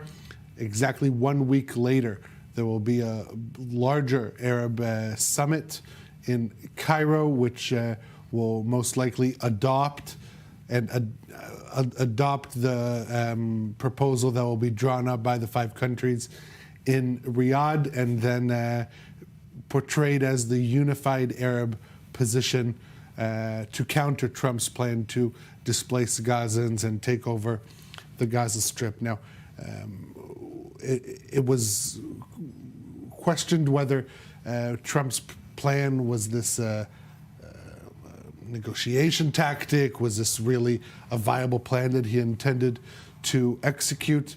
The day after he presented it in the press conference with Israeli Prime Minister Benjamin Netanyahu at his side in the White House, National Security Advisor Mike Waltz went out to the cameras and said this was aimed at pressuring Arab leaders to come up with this plan to stop this cycle of conflict that has been ongoing since 2007, as Balir described earlier. And it would indeed seem that they have been encouraged to do so, coming up with a plan that this rebuilding plan, 3 to 5 years, will take place without the removal of the population in Gaza. This is a key issue for the various countries. I know for Egypt, such a move is considered a red line. They say this is against their national security interests, and that is one of the reasons why they have deployed hundreds of tanks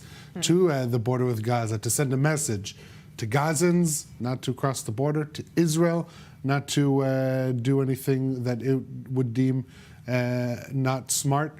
And it does appear that in terms of the diplomatic maneuvering on the ground, there is a concerted Arab effort to come up with a sustainable solution for the Gaza Strip, one that on the one hand does not require the removal of its civilian population, and on the other would not see Hamas stay in power in the Gaza Strip the day after.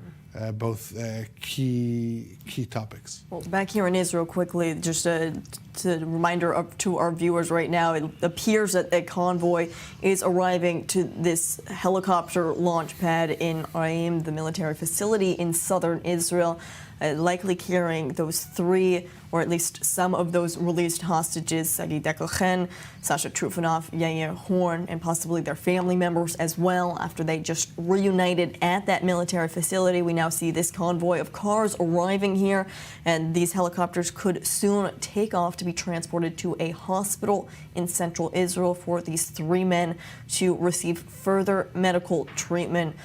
So this is just the beginning of their journey, a long road to recovery from already what we've been learning from some of the hostages already released, the freed hostages back home in Israel. It is a difficult road to recovery, but this is just the beginning of it, and they're back home and they have reunited with some of their family members. So we're continuing to take a look at these helicopters as they could be taking off soon to head to the hospital. But Doron, all the while, as we talk about these plans for the quote-unquote day after, which some argue is already the case inside the Gaza Strip, as we are at a ceasefire that is supposed to result in the end to this war. As far as Israel's plans, we're hearing, it seems, still some of these different Arab countries coming up with plans, U.S. President Donald Trump coming up with plans, but Israel remains on murky waters for what they want to see. In truth, we should say that Israel is pretty divided. It's not a secret. Politically, socially, I mean, there are two groups here in terms of the political conviction about the future in general of Israel and the Palestinian conflict. I would say, in continuation to what was said here, that we have to zoom out historically, and we don't want to risk, with any move forward, to risk the two pillars of the peace process with the Arab world, which is Egypt and Jordan. Those are major breakthroughs in the history of this conflict. We shouldn't forget that after terrible events like this, for example, the Yom Kippur War in '73 was a terrible event that shook the country. In the end, 10 years later, we find ourselves in the context of peace with Egypt. We should go back to the Lebanon War of '82. The PLO is expelled to Tunisia. I was a young officer back then. And then 10 years later, you have the Madrid conference and then the Oslo Accord. So history has a way of moving. So I think an event like this would have consequences. Yeah, but just to say something here, and I'm pretty sure that you're much more into this history of Israel in general. But I would say that in both examples that you just given, Israel has won. The Yom Kippur War, and also the Egyptian wouldn't agree with that about the 73 war. Yes, I mean, like militarily, of course, Israel has won that day, and of course the PLO, the fact that they were expelled outside of Israel, and then from Lebanon to Tunisia, that's another win for Israel. And then Israel was negotiating from a different state that we are seeing right now, which is not having the upper hand. Hamas has the upper hand. Hamas even articulates who exactly of the Palestinian prisoners that are released by Israel is going to Gaza, who's going to the West Bank, and who's going abroad. So it's just Israel now in a very different position. If this continues, of course, this is not a victory for Israel, to say the least, and that's a different situation. And Hamas is not Egypt, Hamas is not the PLO, and Hamas is not any country that doesn't have this ideology that we should take all the land from the river to the sea. All you've said is true, but the PLO back then was a fierce enemy of ours, and the atrocity that was conducted against us, they were present, and PLO in the mindset of the Israelis and the world in general was a terror organization in the same volume of Hamas.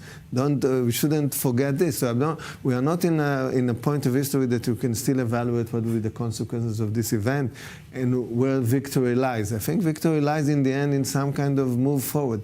But I think event like this, and I want to bring us back to this press conference between Modi, the Indian Prime Minister, and Trump, bringing up the corridor vision that goes from India through the Saudi Arabia, the normalization, all through Israel to Europe. This is a major move that if it would have enough power and enough energy, it can facilitate changes in the Middle East. Of course, right now, to think in terms of resolving the Palestinian conflict, two-state solution, it looks a little bit anachronistic in terms of the Oslo. But when there would be a real corridor here with real financial and economical imports, that there would be something to divide between the two competing sides. Maybe there would be some way to think of creative resolution to the whole era, to the whole area. Saudis still demand a Palestinian state. I'm saying, no, but they demand, of course, I completely agree. They demand, and I think they wouldn't back up from their demand. There would be some kind of progress in the Palestinian front. Otherwise, there is no stability. I'm and sure they will about not agree to that. And for the audience, when we go back to the 7th of October, we shouldn't forget the 7th of October started 3 weeks after the IMEC agreement, which is the Biden doctrine, which is the same idea of the corridor, was signed. And I was even talking to soldiers a few days before and said somebody will try to derail this move because you can't just bypass the Palestinian case. For sure, one thing I say to my Israeli fellows, all those Trump ideas, the idea that you can relocate the Palestinian problem to some other sphere in the universe, this is, of course, this doesn't work. In the end, we live in this country. We have to think of some creative resolution, some kind of path. Events like this, they seem to take us back, years backward, but who knows, maybe there will also be impetus for some kind of a better future.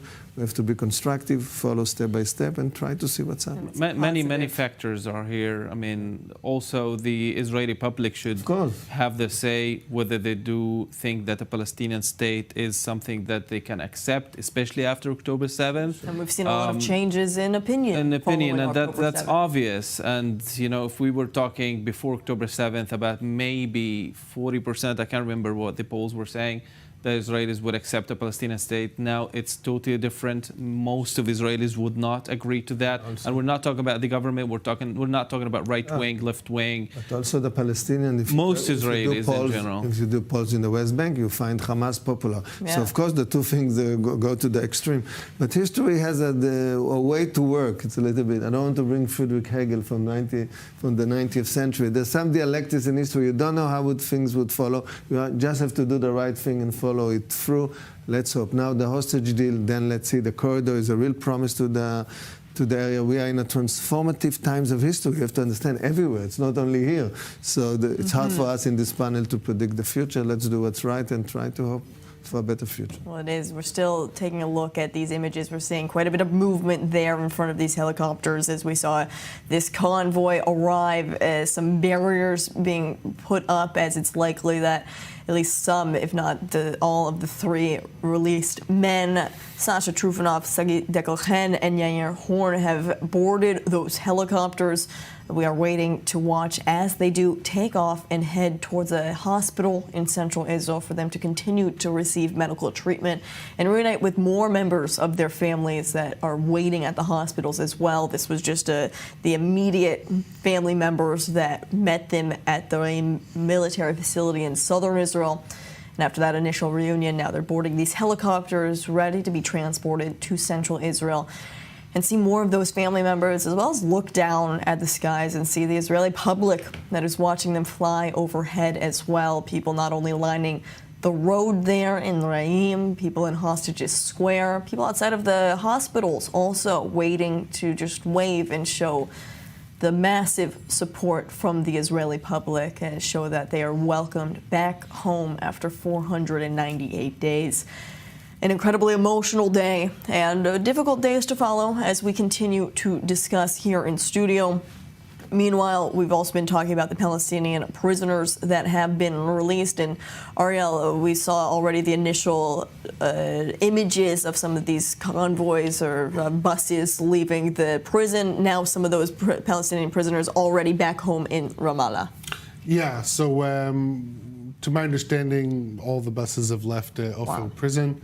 And there could also, I think the Gazans, 333 Gazans who are being released there in the south, and a total of 369 prisoners to be released, 36 sentenced to life, 333 Gazans who were apprehended by Israeli forces operating in the Gaza Strip after October 7th, and it was determined that they were not involved, did not participate in the October 7th attacks. One of those 333 Gazans is the director of the Kamal Adwan Hospital, Hussam Abu Safia, who was suspected of having connections with Hamas, even had a rank in Hamas. So the fact, or at least believed to have, so the fact that he is being released now would indicate that he is indeed not a member of Hamas.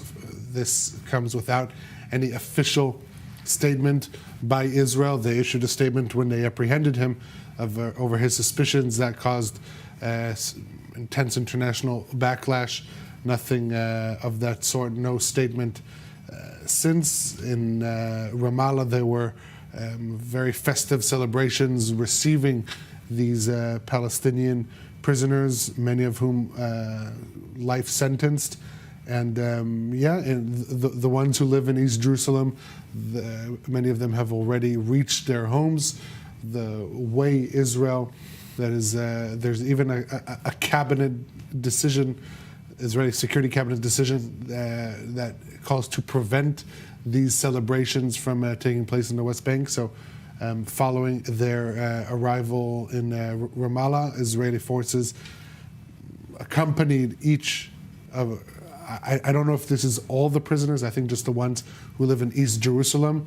They accompanied them to their homes to prevent any festive ceremonies, and it does appear that at least one of the helicopters in Re'im is about to take off to take either Sagi, Sasha, or Yair to Sheba Hospital in Ramat Gan or Ichilov in Tel Aviv. So things are moving, and this is obviously very positive news as these now released, freed hostages after 498 days, they can begin to take another step in their long road towards recovery. This is just the beginning here as we are watching this helicopter start up, where the engines are now running as we watched, hopefully, as some of those, as Ariel mentioned, either Sasha, Sagi, Yair, some of their family members on board that helicopter as well, as they're making their way to the hospital, will take off. It seems like it could be taking off any moment now, as many people are waiting to watch this as well. Yes, just a quick update. Now the spokesperson for Hamas has many spokespeople. Ismail Radwan just said that Israel is still not living up to the promises in terms of the humanitarian protocol that is in accordance with the agreement. So yet again, we are seeing Hamas accusing Israel of violating the ceasefire agreement, especially in regards to the humanitarian protocol, which is a code word for the humanitarian aid that gets in the heavy machinery, the caravans, the things that matter to Hamas. And in the Israeli side, now the Israeli state media, Kan, is saying that Prime Minister Netanyahu just arrived to his office in Jerusalem in order to start the negotiations for the second phase of this deal. That's what they are reporting. We are on Saturday. I assume that the cabinet will not meet during Shabbat, maybe later on during this day, but I suppose that it will not be official, at least the official stance that Israel would take in the second phase of the deal. We will not hear it before at least the beginning of the week. And we're looking now more of these helicopters starting to turn their engines on. The blades are running, and we're expecting to see them take off at any minute, heading towards one of those hospitals. We're also joined now in studio by Daniel Shack, Director of Diplomacy and the Hostage and Missing Families Forum. Daniel, another emotional day, but watching these live images in Re'im in southern Israel, Sasha, Sagi, Yair, they're back home after 16 months in hell, truly, in terror captivity. Now we're waiting to see them take off to the hospitals. Just even looking at this helicopter after seeing the images of these men earlier, Walk us through the emotions, not just you, but truly the Hostage and Missing Families Forum is feeling right now.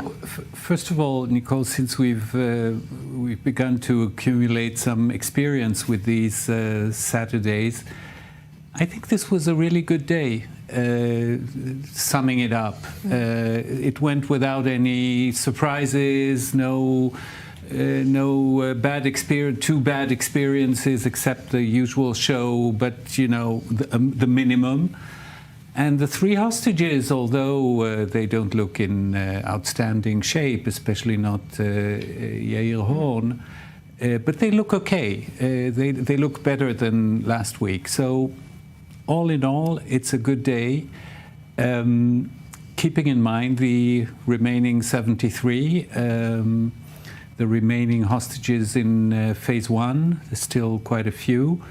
And the hope, I think the main sentiment among the families is this anxiety about the transition between phase one and phase two. Phase two is not concluded for the moment. Phase one, even just this week, we saw some difficulties. The agreement is not concluded, just very general terms. We know who the people are who need to be released during that. So I think that's the main anxiety. And then you have, of course, this this really demanding situation for some of the families who know that their loved ones are not going to come back healthy or alive, and they still, I think, with a I don't know how to describe this attitude, but with a really generous attitude, they are happy with those who have found their loved ones again. But it must be terrible. It must be really tough for those who remain and those who won't get to hug their loved ones. And it looks right now we are seeing this helicopter take off at Reim military facility in southern Israel, making its way towards one of the hospitals in central Israel, likely the Sheba Medical Center or Ichalab as well. Yeah, sorry to interrupt. That has Sasha and Sagi, and they're making their way to Sheba. Wow. Yeah. So making their way to Sheba Medical Center right now after 498 days. They'll likely reunite with even more members of their family as well. This is a powerful image right here as you see this military helicopter take those two men along with some of their family members as well. And watching this as we wait to see more of these reunions with friends, with family members who have been waiting on their release. We've also been learning more and more from some of the past released hostages who have already been welcomed home during phase one of this current ceasefire. One of those freed hostages, American-Israeli Keith Siegel, gave a statement just yesterday thanking President Trump for his release. Take a listen to what Keith had to say. My name is Keith Siegel, and I'm a 65-year-old American citizen. I love country music and I love pancakes on Saturday morning, but that was my previous life. Since February 1, I am a newly released Hamas hostage. I'm a survivor. I was held for 484 days in unimaginable conditions. Every single day felt like it could be my last. President Trump, you are the reason I am home alive. You are the reason I was reunited with my beloved wife, 4 children, and 5 grandchildren. Thank you for your continued fight against terror and for your bold leadership that has brought me and many others back home to our families, to safety and to security. When I was in Gaza, I lived in constant fear for my life and for my personal safety. I was starved and I was tortured, both physically and emotionally. When the war intensified, the terrorists who held me treated me even worse than usual. Terrorists kicked me, spat on me, and held me with no water, no light, and no air to breathe. Mr. President, once again, your leadership, power, and authority are necessary to enforce the ceasefire and put an end to the unnecessary daily dangers to the lives of innocent hostages and civilians. Your leadership and strength will ensure the agreement is honored by all sides. That is what will allow all 76 hostages to return home to their families. I trust your strength and leadership, Mr. President. The helpless hostages in the dark, cold tunnels in Gaza also trust you. Please bring them home. No one is a more vocal advocate for the remaining hostages than the freed hostages themselves, such as Keith Siegel. Meanwhile, we do have an update. 2 helicopters have now taken off from a military facility.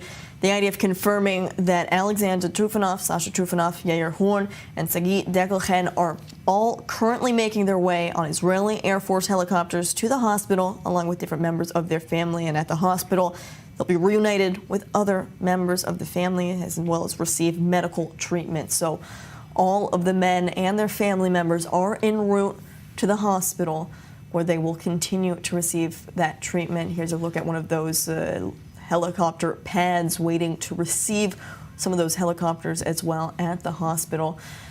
It is just, once they do arrive to these hospitals, it is still the beginning of their long road to recovery. As we just heard from Keith, who it's now been about 2 weeks since his release, some of the details emerging about his time in captivity. It is truly horrific what every single person who has been subject to the terror captivity has endured, but they're home, they're with their families, and that is a positive sign indeed. Now, Beliars, we did hear from Keith, an American Israeli, just like Sagi Dekelchen. Well, there's still 5 American Israeli hostages still inside Gaza, but the fact that Keith is thanking President Trump. This is also in line with what we've heard from many of the past released hostages, the ones that are not American Israeli citizens as well, all thanking the Trump administration, the White House. Very few words said about their own Israeli government. Yes, I've also been to a demonstration that happened 2 weeks ago in front of the American Embassy, or the offices of the American Embassy in Tel Aviv, and a huge sign, banner that was written on it that thank you, President Trump. The fate of the hostages is in your hand, and we're seeing this happening over and over again because the hostages, the families of the hostages know that the only person not only that can pressure the mediators, but can pressure Prime Minister Netanyahu as well is President Trump, and that's why they are thanking him, giving him credit. By the way, also the Prime Minister's office today thanked President Trump for his words during the week that they are claiming that they helped in order to bring back the hostages this Saturday. So we're seeing a lot of hope that the new administration and all of its statements about ending wars around the world is something that they can deliver on, and that's why they are over and over again putting their trust in the Trump administration and President Trump. Also, it, to my understanding, plays a role because of Trump's own character. He's a person that likes to be credited for things. That's at least how people perceive him, and maybe that's why we're seeing over and over again people thanking him and giving him credit for the hostage releases and the process that has been made during this war. So the Trump administration is playing a role, but it would be interesting also to listen more carefully to what he said alongside or beside Prime Minister Netanyahu when Netanyahu was visiting Washington, when he said that it's not exactly as you understand it. Some reporter asked Netanyahu, will you accept ending the war in order to bring back all the hostages, just as the Trump administration has been saying over and over again. Netanyahu said, you are articulating what Trump's stance wrongly here, and that's why you should ask him, and he is right here beside me, which means that there is a lot of things that are happening in the background. It's not necessarily means that the Trump administration is willing to push the Israeli government to end this war, to declare the end of the war and bring back all the hostages. There's more in here. There's the Trump's plan. There's the fact that the Trump administration, all of the officials think that Israel should win this war, and winning this war absolutely will not come if Hamas stays in power. Well, back here in Israel, we are still waiting to see some of these helicopters touch down at the medical facilities in central Israel. This is a look at Ichilov Hospital. Our I-24 News correspondent Emmanuel Onora is at Ichilov right now. Emmanuel, as they're preparing to treat some of these released hostages. I know you were with the family members and friends also of one of those released hostages, Sagit Dekel-Chen, earlier today as they saw for the first time their loved one on the screen, and now he's back here in Israel about to receive some of that medical treatment. But how are the hospitals preparing right now? Well, the hospitals are ready, and they're ready to host, at least at Ichilov, they're ready to host Yair Horn, who is on his way now to Ichilov Hospital. We know that Sagit Dekel-Chen and Sasha Trufanov are on their way to Sheba Hospital, which is a little bit further away from here where we are in Tel Aviv. But Yair Horn is an Israeli-Argentinian citizen, and he's a 46-year-old. They are ready here to bring him back. His family is here waiting for him. The rest of his family is here waiting for him as well, waiting to greet him. And of course, there are all of these procedures that the hospitals are undertaking in order to preserve as much privacy for these returning hostages, now the patients of these hospitals who are now returning. And what we should also note about Yair Horn, who is 46, he was able to come back under this first deal, which is considered a humanitarian. He's considered a humanitarian case. He has a younger brother, Eitan Horn, who is still hostage in Gaza, who is 38 years old. So this is not the end of the fight for this family. But in the meantime, as you mentioned, Nicole, earlier today, we were in Givat Bar, just about very close to Beersheba, where Sagit Dekel-Chen works, and he returned today. We were in the home of some of his co-workers, some of his employees. He actually started a bus.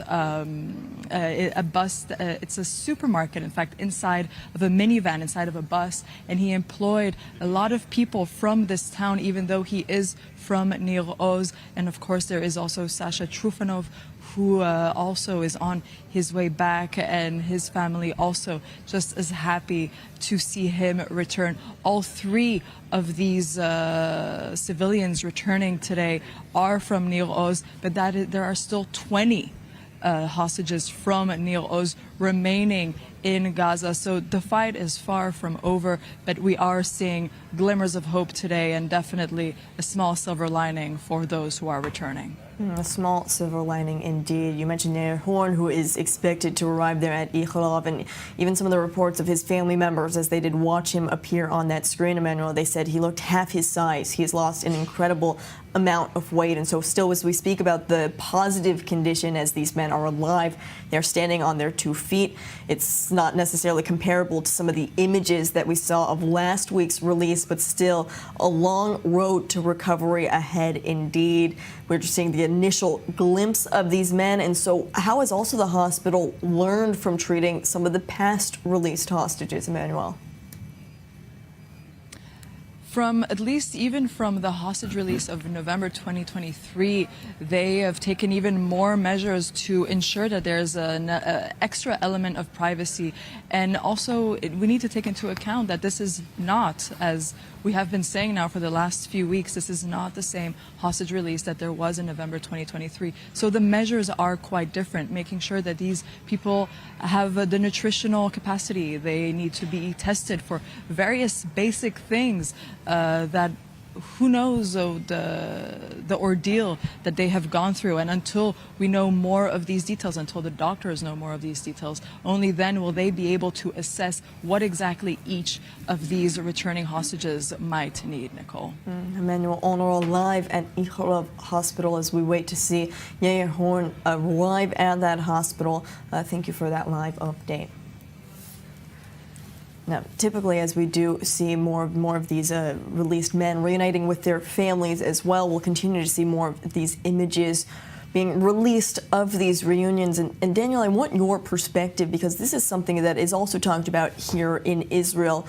On the one hand, these families all sign off on the release of these images, but it is a very sensitive time when you talk about the privacy issues and the delicate manner that each one of these reunions need to be talked about. And so why do some of these family members choose to release those images and show the Israeli public some of these reunions? Well, I don't know exactly the motivation, but I think that you can say that there are two circles of privacy or advancement in releasing images. The first and foremost is the hostage, him or herself, who really set the pace for the reinsertion into social life, into a society. So obviously the first step is the immediate family, depending on the age and situation of the hostage. It can be a spouse, it can be the parents, it can be the children. And I think that's really the main measuring stick for how fast do we advance. And then there's the second circle, which is the immediate family. And it's usually their choice for the first couple of days if and what to release to the public. And I think it's first of all a natural wish to share the happiness, to share the moment of emotion, etc. And it's also, I think, an encouragement for Israeli society that has been very motivated to support them, to continue and to see that, after all these long fights, at the end, people do come out on their 2 feet and they do go back to their lives, and it's worth the fight. But obviously, each family chooses differently. There's also, I'm sure you're aware of that, there's sort of a ritual that on the same day or the next day there's a press statement by one of the family members telling more or less what happened on the day of the release and how the released hostages, in very general terms. It was mentioned earlier that obviously the released hostages are a huge source of information, both about other hostages. You've seen that there's a flurry of what we call signs of life that have come out because of testimonies by some of the released hostages. And I suspect that sooner or later, I don't know exactly at what point, the security forces also want to debrief some of these people if they are prepared to speak. This is a look to our viewers of one of the initial images of Sagi Dekelchen and his wife Avital in the helicopter on their Valentine's way Day. to the hospital. Could you have a better image for Valentine's Day? Yeah, so what is written, Berigali Shachar, those are the names of the 3 daughters. Thank you for watching out for me. Daddy is on his way. That just gives you goosebumps to read, as Sagi is reuniting not only with his 2 daughters, but with his 3rd daughter, who was born while he was in captivity. December 2023, his wife there, Avital, was pregnant when he was kidnapped. He found out upon his release that she's given birth, that he will be reuniting and meeting his daughter, who's now 1 year old, for the first time since her birth. And so to see that daddy is coming home, it gives you chills. And this is what we're talking about also, Daniel, about the message to the Israeli public, that the strength that they need from these survivors, that the Israeli public has been fighting for their release as well. They need this positive sign of hope. Yes. And to the government, and to, it was mentioned here, to the American administration, which has been instrumental in brokering this deal, and there's a lot of expectation that that the administration and President Trump in particular will be there to make sure that this deal goes through till the very last of the hostages are released. So there's a lot of significance to all these things, although a lot of it is not premeditated. You know, it's just a natural reaction by the families who want to share. But I think it's also important for the Israeli public and for everyone who was involved in this, in the negotiations, in following this, to also know how difficult and how demanding the conditions of captivity have been, and to know that paradoxically those on the far end of the list of releases are those who are treated the worst, because they are the soldiers. And everybody knows there's been many testimonies about this, that the soldiers and the young men who are all considered as soldiers by Hamas are treated really roughly. And therefore, even if we're talking about young, fit men, they are probably in a very difficult physical condition and mental condition. There's that's why the urgency is there, and from all of these released hostages, the message remains the same, that the fight does not continue until all of them are home. And there's still 73 hostages who are still in Gaza in captivity.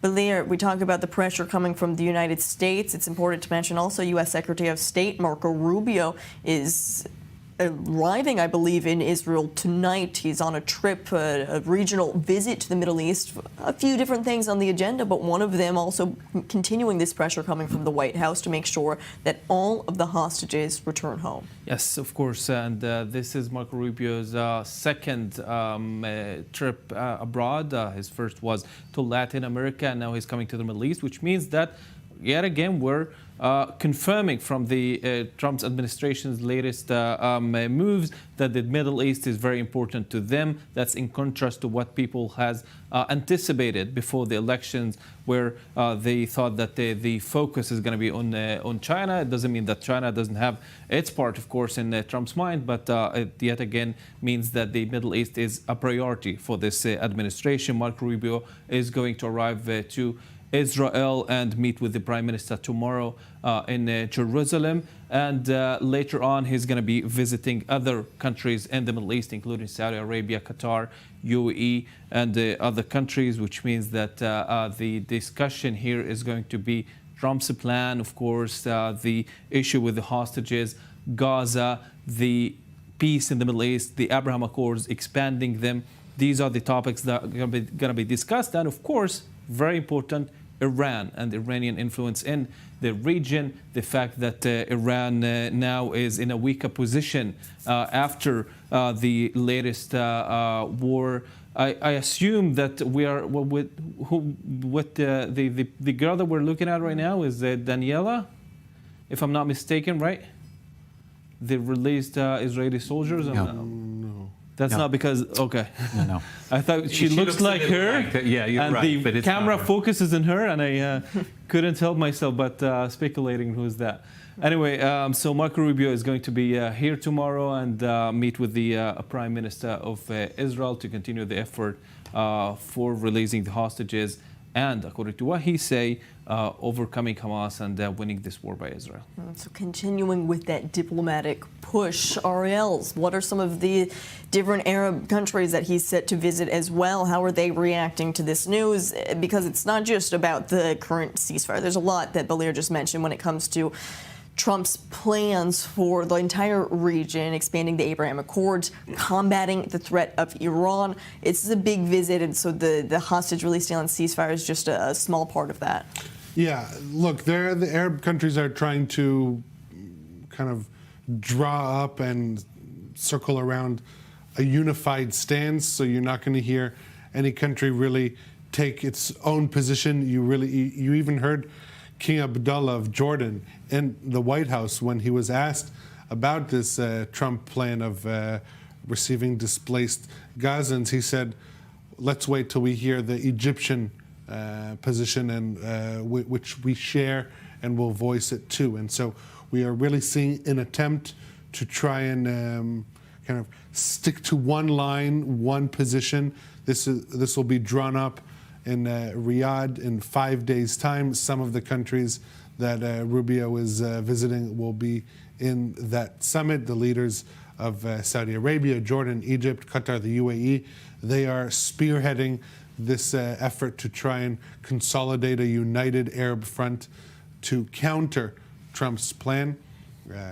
At the end of the day, it could be said that this was the purpose of Trump's plan in the first place, not to actually go through with displacing 1.8 million Gazans and turning it into a condominium project, but rather to encourage, entice, some would say even strong-arm Arab leaders in drawing up a position, a comprehensive plan for the Gaza Strip, one that is also sustainable, that will not lead to resumed rounds of fighting. It appears here that one of the helicopters is landing at Sheba Medical Center in central Israel. One of these helicopters carrying Sasha Trufanov and Sagi Dekelchen landing there at the hospital. These two men will be treated at Sheba Medical Center, reuniting with more members of their families once they exit this helicopter as well.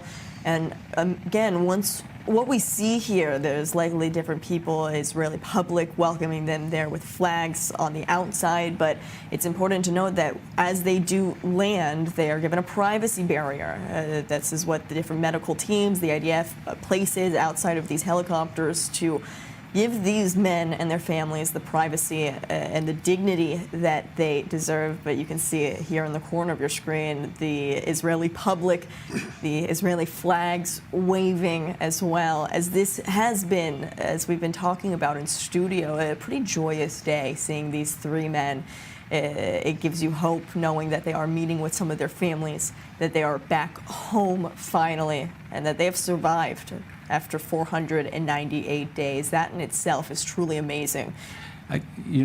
People don't always remember, but in some cases, not all of them, some of the hostages were held in company of other hostages, but in many instances, these people have not seen a friendly face for nearly 500 days. So you can't shock them just in throwing them into the arms of this very loving and enthusiastic crowd. You really have to do this very slowly and let them set the pace. I don't know if you've noticed, but the IDF officer, the female officer who is regularly in the images as the first face that they encounter when they come out of the Red Cross vehicles, she always keeps a distance, and she never embraces them unless they come to her. She always lets them sort of set the pace of this reinsertion into a real social life. And that, I think, is really the most important part, or one of the most important parts of receiving these hostages. One of the lessons learned also from November 23. I know for a fact that all the hospitals who are concerned have really studied this very, very carefully and have prepared for many months for these days. And that's why things actually go very smoothly, very easily, the way they are received at the hospitals, the time that they spend there, the decision, which is mostly the family's decision, when they want to go home. Nobody kicks them out. I mean, they can stay there as long as they feel. Whenever they're ready. When they're ready. And then there's usually, since many of them don't have a home, all the people from Nir Oz, and maybe we should say a word about Nir Oz, but many of them don't have a home. So there's a transition to Kfar HaMaccabiyah, which is sort of a hotel environment, more civilian, more... and then some of them go home, and some of them go to temporary homes. There's Kiryat Gat and Karmei Gat, and there are a few other places where some of these communities have resettled temporarily. No, it's very true. We say that we're welcoming these 3 men home, but their true homes in Kibbutz Nir Oz were completely destroyed. We were talking earlier in the broadcast about Kibbutz Nir Oz, this the community hardest where hit community. 1 out of 4 people were kidnapped or murdered. And so this is also the reality that these 3 men are returning to. We talk about it all the time, that here in Israel, we begin to cope with the devastation from October 7th. For them, time has stood still, and same with for their family members. And so for them to come back, also these men, as we continue to just remind our viewers about some of their past history. Yair Holon, for example, his brother Eitan is still hostage, not to be released in phase 1, but in phase 2. And so it is such a complex reality, Danielle, when we talk about it. I mean, the Horn family is really one of the amazing ones. It's a story, it's a typically Jewish story. A whole family that immigrated to Israel at a relatively late stage. Yair and Eitan's dad, Itzik Horn, was a leader in the vibrant Argentinian Jewish community. He's a survivor of the Amia bombing, the bombing of the central headquarters of the Jewish community, and he came to Israel, without disclosing too much personal information. He is actually the reason why Yair Horn is being delivered to Ichilov, because he is himself hospitalized there. I don't want to go into details about the reasons, but he's fine. But he is hospitalized, and it's going to be a very special moment for these two to reunite. But other members of the family, the brother's mother, and there's a 3rd son, Amos, who is also very, very involved in the fight. But especially Itzik Horn is really a person who is a fixture of the Forum of Families. He's there nearly every day, except on days where he needs medical treatment because he is not well. But we all hope that now he'll be much better. But I'm sure he'll just go back to fighting for the release of Eitan now. And that's what we hear from not only these family members that still have a loved one in captivity, but from all of the released hostages, their main message being, I'm so grateful that I'm back home, but the fight does not stop. 73 hostages still in captivity. Now, Belia, we talk about phase 1, phase 2 of this deal. Still 73 hostages still captive. And I want Danielle's perspective also on this from a diplomatic but a realistic approach, because you always give us this hopeful, this optimistic approach, which is so valued here on I-24. But let's hear from Belir just the reality on the ground about what it's going to take to get to phase 2 and release 73 more people. Yes, I assume it is intentional from the Prime Minister's side and also from the President's side, President Trump here, to say that we're here to bring back all the hostages. Because I guess Hamas doesn't want to release all the hostages after all, especially not the bodies of the hostages in the 3rd phase of this deal. Hamas, if they want to keep stay in power, in the Gaza Strip, they will need the Gaza Strip to be reconstructed, and they have no insurance that the Arab world or any other country would actually put any cent in Gaza to reconstruct it if they are staying in power, which means that the only certificate, security certificate for them is actually keeping some hostage in order for Israel to put pressure on the Trump administration, Arab world, to actually reconstruct Gaza while they give concessions to Hamas, which means that it will take years to bring back all the hostages, especially the bodies of the hostages. That's something that speculated. We can't know for sure. Hamas still did not say what the demands are, but no one thinks that Israel, if all the hostages are released, the Israeli public and the Israeli government wouldn't actually go in one more time and quote-unquote finish the job in Gaza. So that's why Hamas needs to keep some hostages in their hands, and that's unfortunately the reality here. So it's either or at some point, either the hostages or Hamas staying in power, and this is a harsh reality that the sides until now don't have any solution to.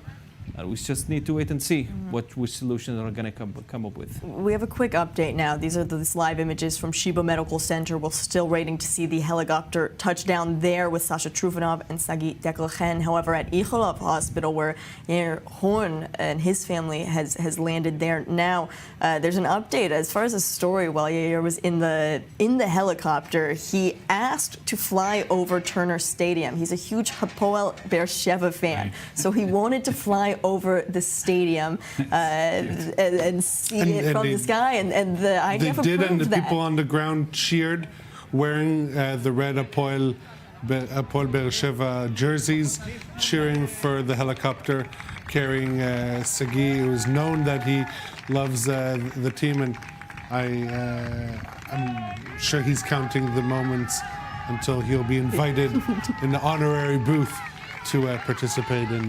There are several sports fans who already have been released and have reappeared, like Emily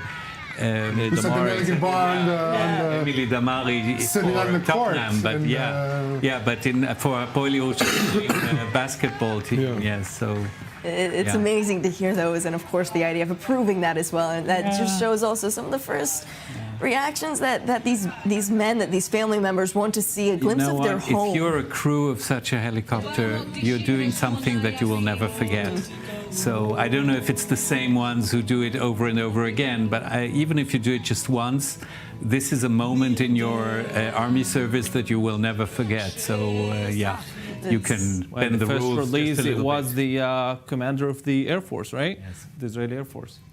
Well, that's okay. So you want to go back to this? I want to go back to when we talk about phase two and Balir painting a clear reality. It does seem either the elimination of Hamas or the return of all of the hostages. Now, Daniel, from a realistic perspective, I know you're a diplomat. You understand the inner workings of this, but how realistic is it? I'll start by saying that in the end, after all these endless negotiations, it comes down to a tragically simple formula. You can't end the war unless you release all the hostages, and you can't release all the hostages unless you end the war. That's it. Now, all the rest is small print. Small print, which is crucial, obviously, because it's the small print that was the reason why, since May of 24, until the beginning of 25, we were stuck with the same text of an agreement without the political will to go through with it. So the second thing which you mentioned, which is true, nobody will start rebuilding Gaza unless they know that the war is over. There's really no point even in asking, not the UAE, not Saudi Arabia, not the United States, not the EU. Nobody will do this. They will do emergency relief, nothing more. So the only way around this conundrum is the same thing that happened with the first phase of the deal, and that is American pressure. American determination is what can make the difference. Because what's the big difference for Netanyahu, for the government now, between phase one and phase two? It's that on the other side of the equation is his political survival, is the survival, not his political survival, the survival of his coalition. Whereas Bezalel Smotrich and his party were prepared to swallow phase one and to say, okay, but between phase one and phase two, we're going to go back into Gaza with the IDF and finish the job. For phase two, he won't be able to hold back. So that's actually the decision to be made.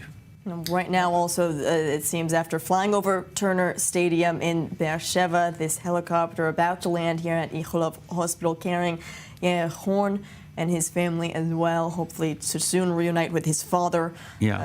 And the last thing that I want to say is that there are more and more voices, both Israeli experts but also Palestinians that I know, I don't know your sources, who say that it is unrealistic to think that Hamas can go back to governing Gaza as if nothing happened. After 15 months of fighting, they are no longer in a position to control Gaza. But they are currently controlling Gaza. That is the thing. But they are so you have to remove them from there. Yes, but they are controlling Gaza not in a civilian way. They can't govern like they governed for 15 years now.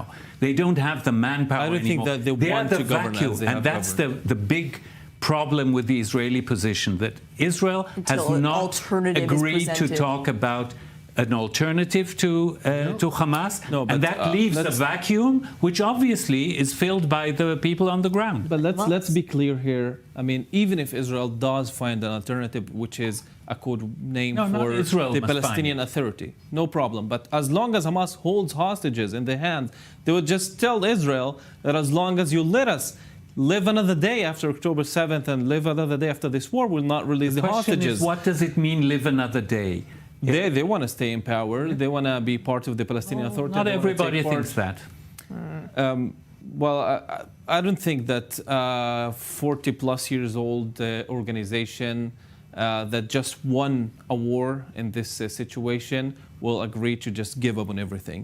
Not everything. They will not. They don't have to give and up on everything. And they know that their card is the hostages. There's a lot of room between everything and nothing.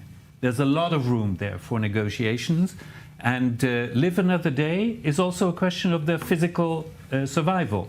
So they may be living another day, but they may live it in Libya or, I don't know, somewhere else. I really doubt that Hamas would actually agree to that. But just to mention something without getting into politics, do you need to go to someone? Well, we will be talking about exactly what Hamas, the Palestinian perspective, wants to see as well. We're actually joined now by a Palestinian security analyst, Mohammed Najim, who's joining us from Ramallah.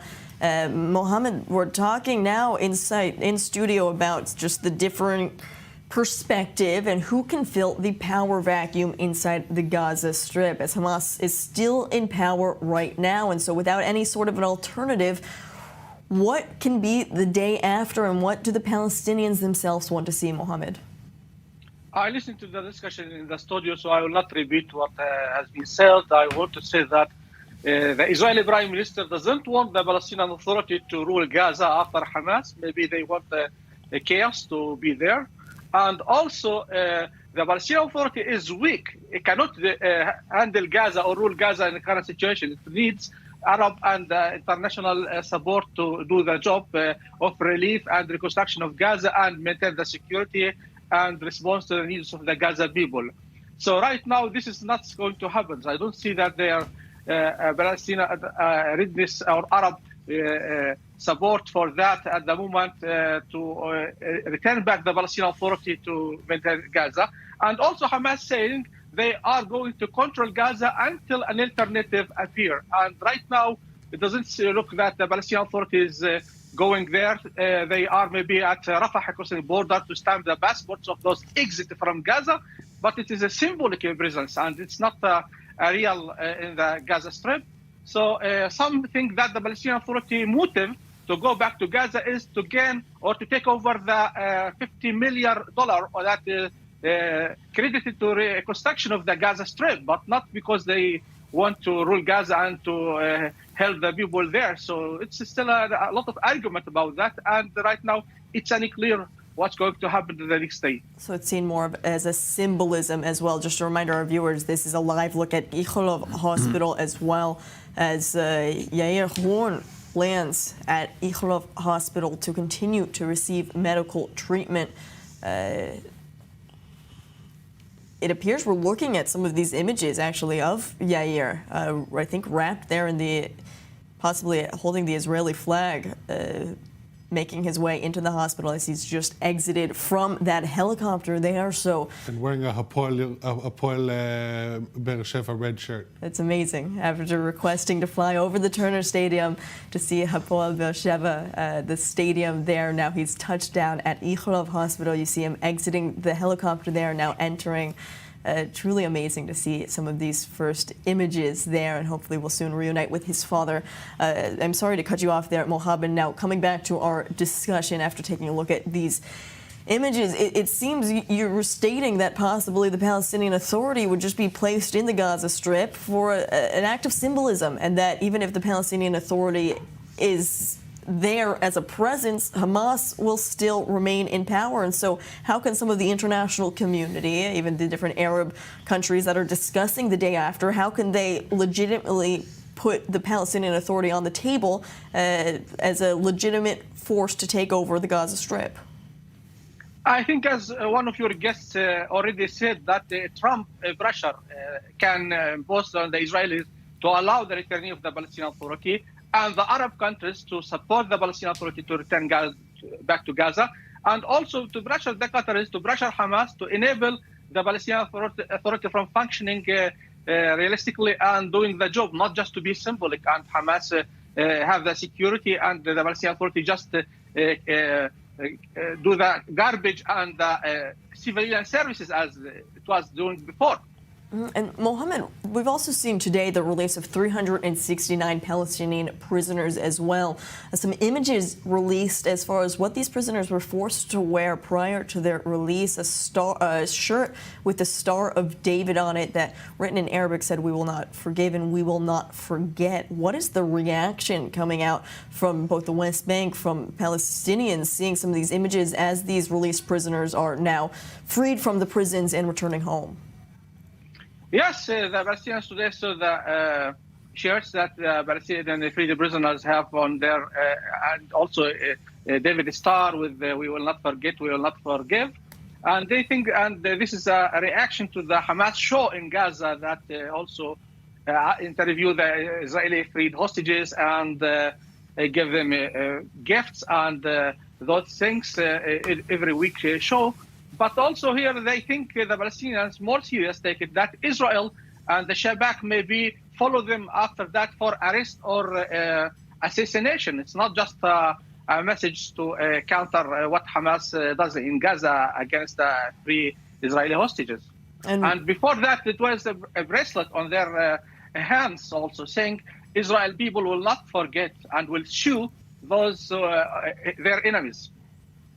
Mohammed Najib with that analysis, joining us from Ramallah. Thank you so much, as always. Thank you.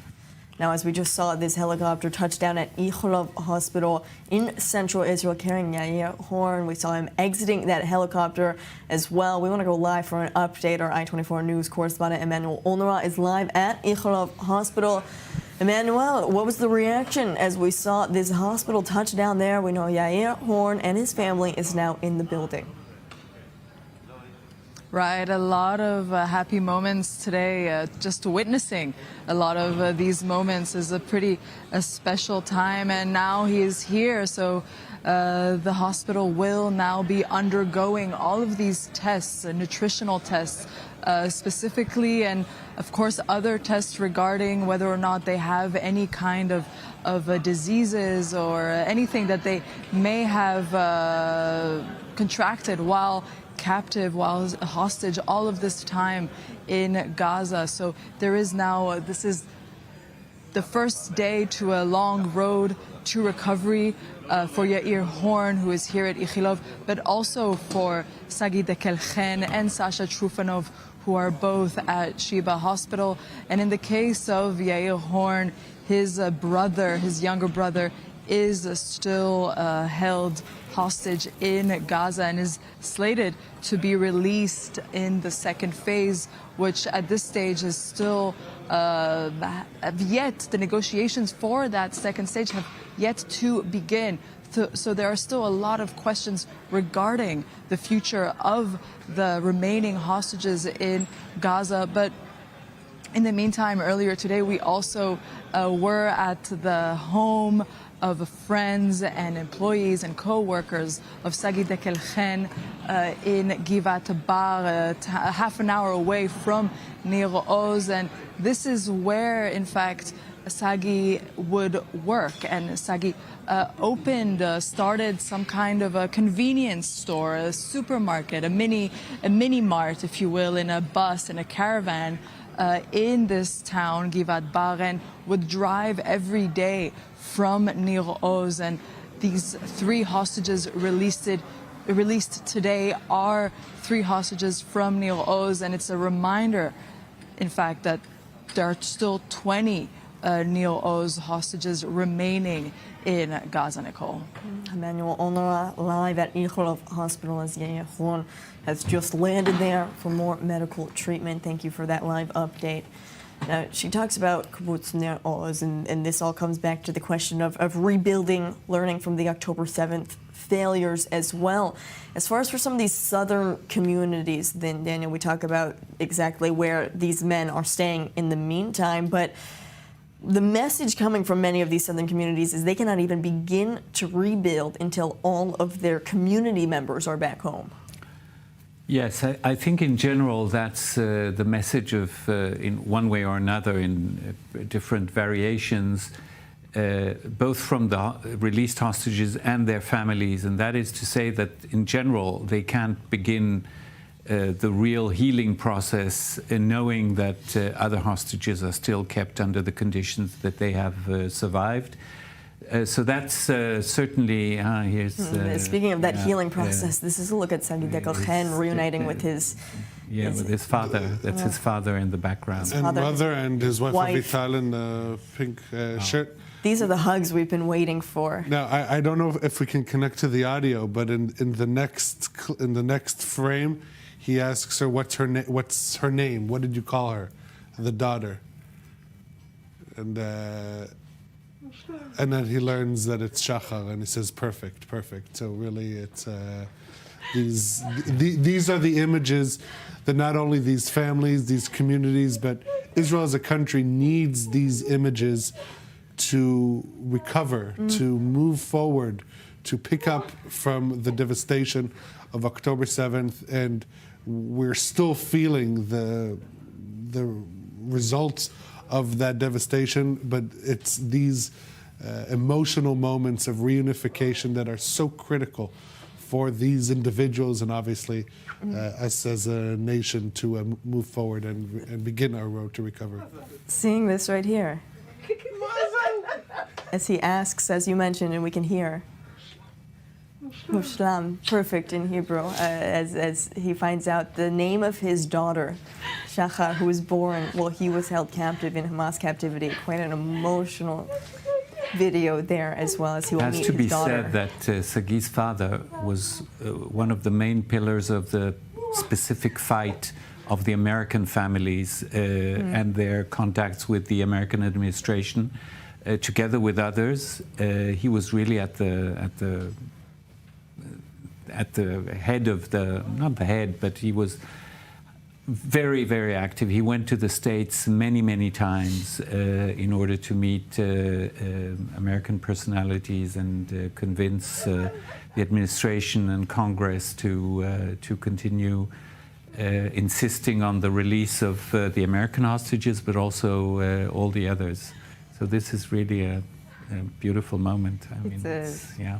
It is incredibly beautiful to see as well. Now, as these men are reuniting with their families at the hospitals, truly these images that everyone in Israel and everyone tuning in from around the world has been waiting to see for 16 months, these images as well. It is a truly emotional day. Now, I want to remind our viewers also, in addition to what we've seen on our screens here as well, in line with the ceasefire as well, 369 Palestinian prisoners were released. And we have an update, Ariel, as far as Hamas, their statements as far as the different shirts that these Palestinian prisoners were forced to wear. These are some of the images of these buses carrying these Palestinian prisoners being released. What is Hamas stating about this? Yeah, so first, according to the Palestinian Red Crescent, 4 of the released prisoners were sent to the hospital for medical treatment. Some were injured in altercations with Israeli forces upon their arrest, because again, we're talking about terrorists, not innocent civilians. Now, specifically regarding the incident of these shirts that they were placed in, saying we will not forget nor forgive. So Hamas saying that they condemn the crime of placing racist slogans on the back of their heroic prisoners and treating them with cruelty. In contrast, in contrast with our steadfast commitment to moral values in treating the enemy's prisoners. So obviously, the only reason we're mentioning this is just because this is an issue that also is being received criticism in Israel, but this statement complete devoid of any sense of understanding of reality of placing such a statement. Our steadfast values, our commitment to moral values, those Hamas and moral values cannot be uttered in the same sentence.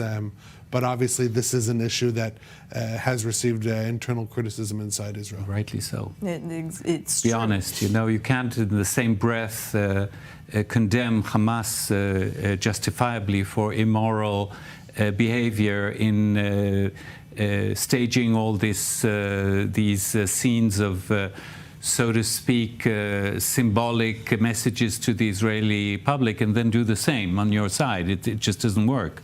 So I think it undermines your own. Yes, it undermines your own argument, and it's a childish and unnecessary reaction. Well, on more of a positive note, then, back here in Israel, taking a look at the side-by-side images. The images on the left are actually of Yair Horn's hospital room. We're talking about how big of a football soccer fan he is, Hapoel Beersheva. These are all of the different jerseys and the different soccer memorabilia that has been placed inside his hospital room as well. And what we've seen already from many of these hospital rooms and from the efforts that the medical teams have undertaken, they are truly trying to make this a little home for these family members. We've It seen has to be said that Hapoel dinners. Beersheva was very present in the public fight for many of the different soccer teams. And also the kid, Ohad Munder, he said he was a big fan, and they brought him to one of the games, really hugging the released hostages. Ohad,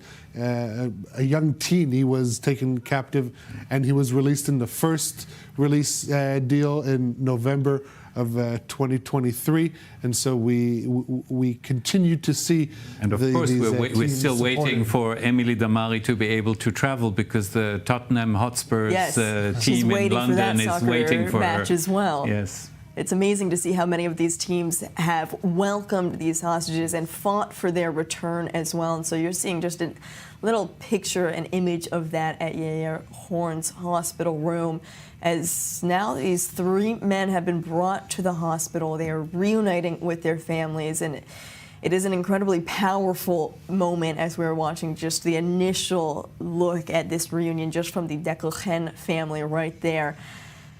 But a powerful day indeed as we continue to watch the release of these three men. Still 73 hostages, though, held in Gaza as we speak. I want to thank my guests in studio for joining us for the hour, Ariel Osayan, Daniel Shek, and Balea Sladin, as we continue to discuss these powerful images and the implications of what could lie ahead. Thank you for your insight, as always. We want to leave our viewers, though, on these images right here. Yair Horn reuniting with his family. His brother, his mother. His brother, his mother, as Daniel is stating. One of his brothers, his other brother, Eitan, that is the difficult reality and a reminder there. But these are the images we're going to end our broadcast on right now, as it is sure to put a smile on your face. To everyone watching, thank you for tuning in to this special edition of I-24 News.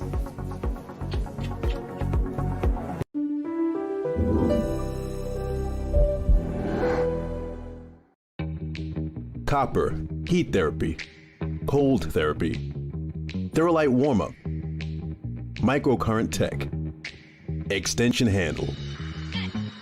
This is the ProSage Thermo Copper, the latest percussion massage gun tech advancement available from Evertone.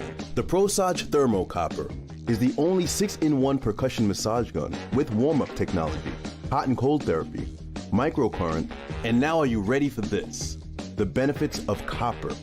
Get deep muscle warm-up technology and a professional athlete-level massage for full body recovery and relief. Back in 2018, Evertone's invention of the ProSage created the craze in the market for advanced professional-level percussion massage. Featured on The Talk, Entertainment Tonight, CNN, and others, the ProSage Thermo Copper 6 in 1 is a powerful percussion massager with our patented Theralite warm-up technology, advanced copper head therapy with unique copper benefits, our proprietary heat therapy head for deep muscle penetration, and the cold therapy head for soreness and inflammation. Microcurrent tech for pain recovery and restoration, and it even comes with our newest extension handle, so you can reach anywhere on your body. This makes the cordless ProSage Thermo Copper 6 in 1 with 5 unique massage heads, the most advanced professional level massage gun available. The gold standard in massage guns is now the ProSage Thermo Copper with targeted pain relief.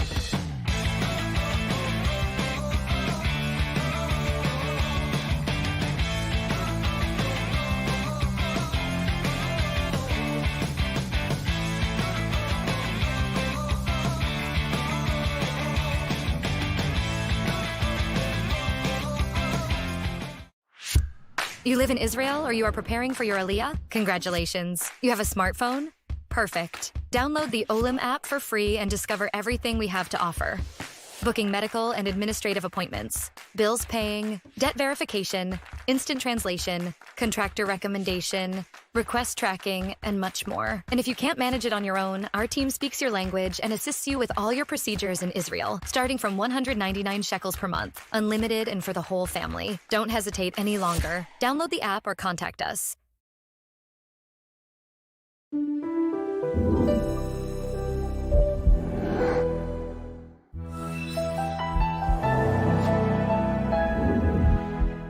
Want to stay on top of the news no matter where you are? Introducing i24 News' brand new news website. On our website, you'll find all the latest articles, interviews, and live broadcasts. Everything you need to know right at your fingertips, whenever you want it. So what are you waiting for? Download the i24 News app today.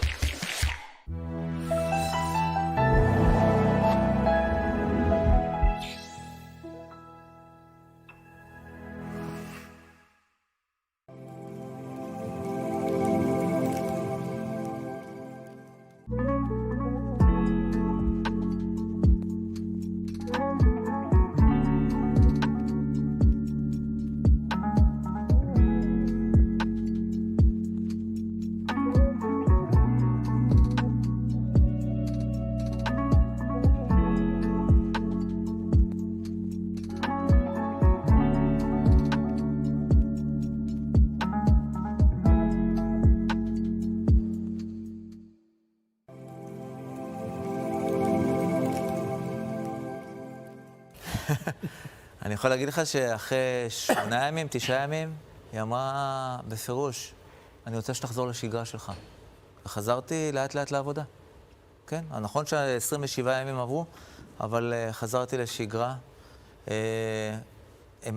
יש לה אחים, וגם הם היא ביקשה מכולם לאט לאט לחזור לשגרה, וזה בדיוק מה שהולך להיות בהמשך. אנחנו לאט לאט נחזור לשגרה.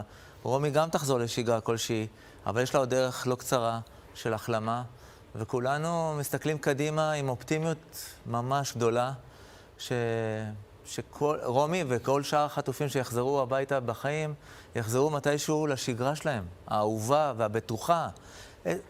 471 ימים לא היה לה שליטה על החיים שלה. תבינו, זה כאילו, כל מה שהיא רצתה לעשות, הייתה צריכה לקבל אישור, אני מאמין. ופתאום יש לה שליטה על החיים שלה, וחוזר הביטחון האישי, ומבקש מכולם, חבר'ה, תחזרו גם אתם, לשגרה שלכם, למשפחות שלכם, ולעבודה שלכם. תודה, תודה בינתיים. נחזור פעם נוספת לכיכר החטופים אלייך עדי כהן, אחרי הרגעים המאוד מאוד מרגשים האלה בדקות האחרונות. קחי אותנו קודם כל לנקודה שבה המסוק עם יאיר עבר וחלף ממש מעליכם בדרך למנחת באיכילוב.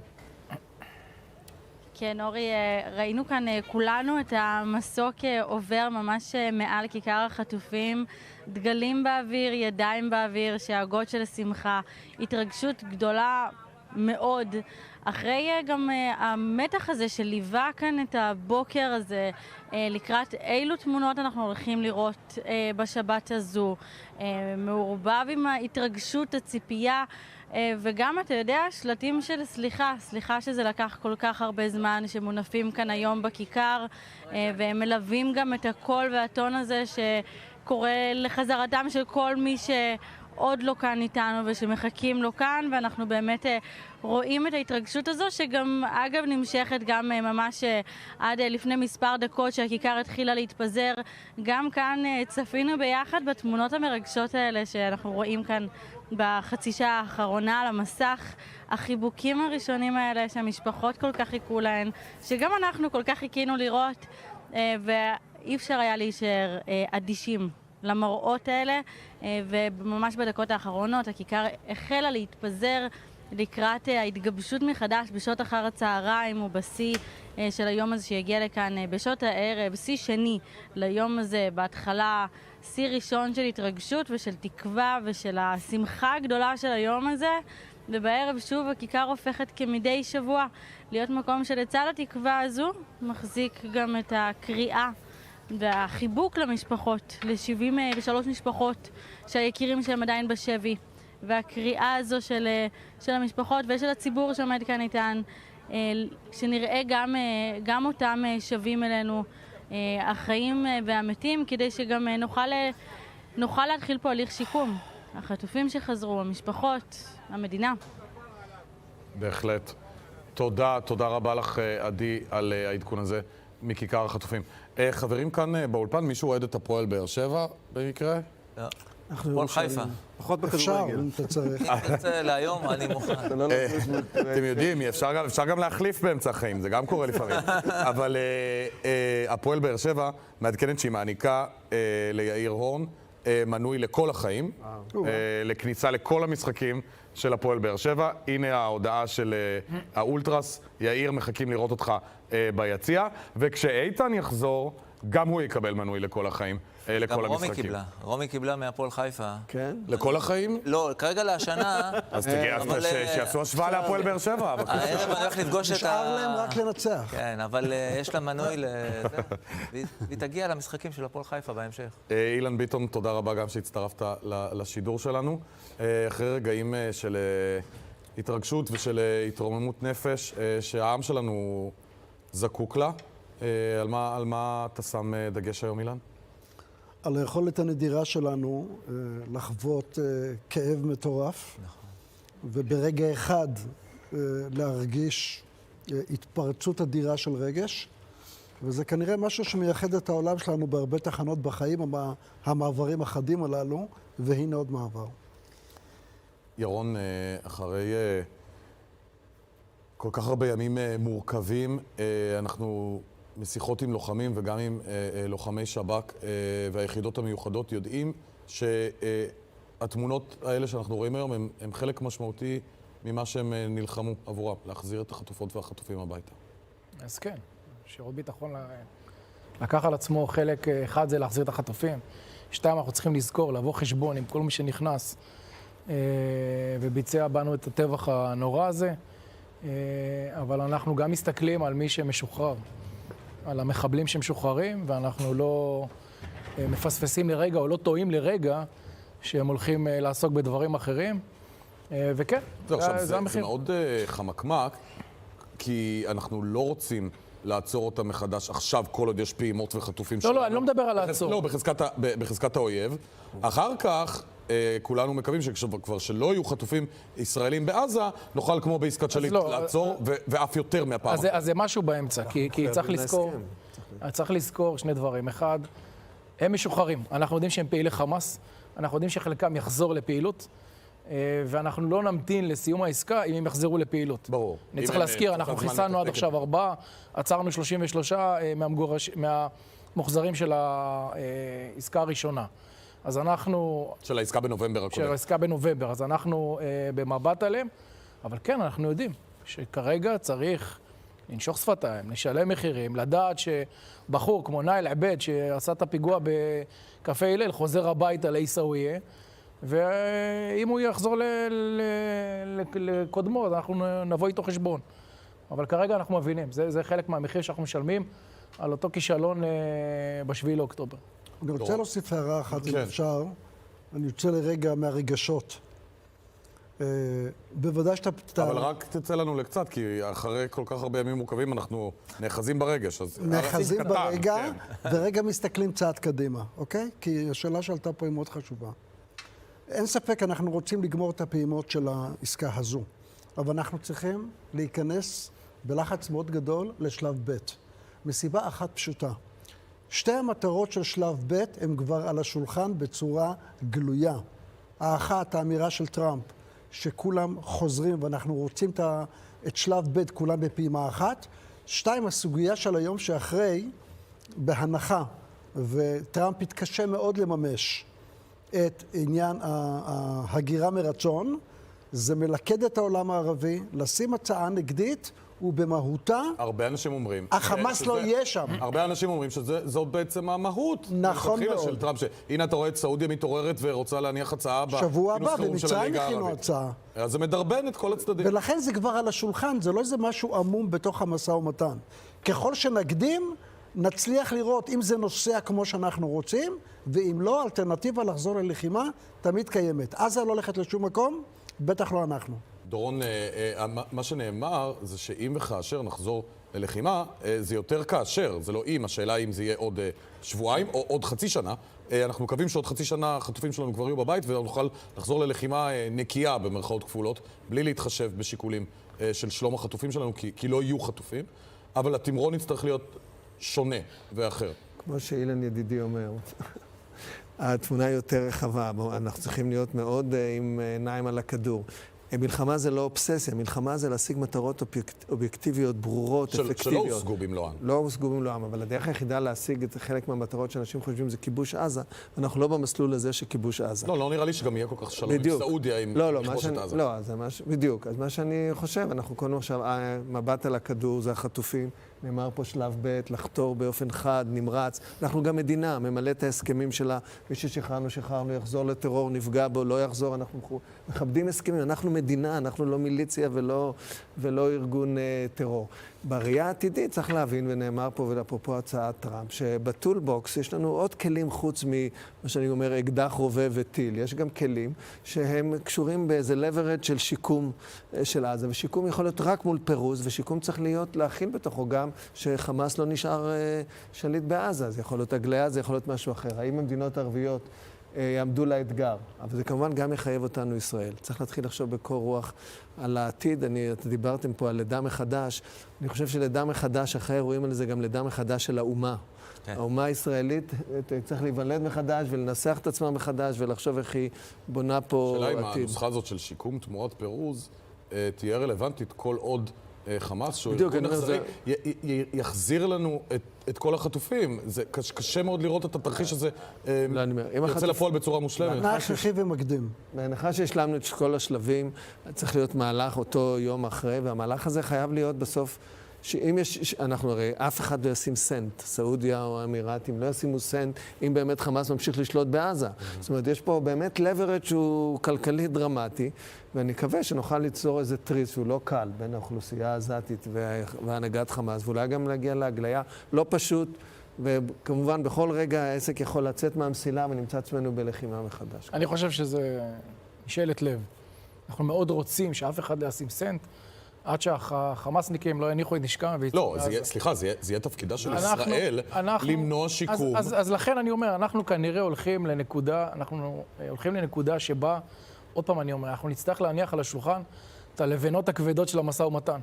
ונושא הפירוז, נושא אזור חיץ, נושא חזרת החמאס לשלטון. ברגע שנגיע ללבנות האלה, כנראה שישראל תצטרך לחזור ללחימה. ואז השאלה, באיזה שלב אנחנו עושים את זה, ומה המחיר. לא בהכרח. שוב חייב להגיד, חבר'ה, לחימה זה לא אובססיה. המטרה היחידה האובייקטיבית, החלופה היחידה, היא כיבוש עזה. ישראל לא החליטה על כיבוש עזה. אתה לא סתם, מה זה ישראל נלחם? החליטה על מיטוט חמאס. מיטוט חמאס לא יקרה. אז אני מודיע לך, אבל ארגון הטרור. המלחמה זה אמצעי, חבר'ה, בואו נהיה תקחים. אמצעי למה? מיטוט חמאס, הדרך היחידה שהיא לא בדרכים של המסלול היא כיבוש עזה ושיהיה בעזה בתור שלטון צבאי. המציאות היא לא כבקשתך, אין ספק שזה תכריע, עשוי להצריך ישראל תעמוד, גם אמצעים צבאיים. החמאס לא יתנגד, אבל אלה מילים, גם גיא. גיבוי שונה מצד הממשל בארצות הברית. אתה מחייך, אני לא מבין. לא, גיא, כי אני מנסה להסביר לך מאוד פשוט. יש שתי חלופות.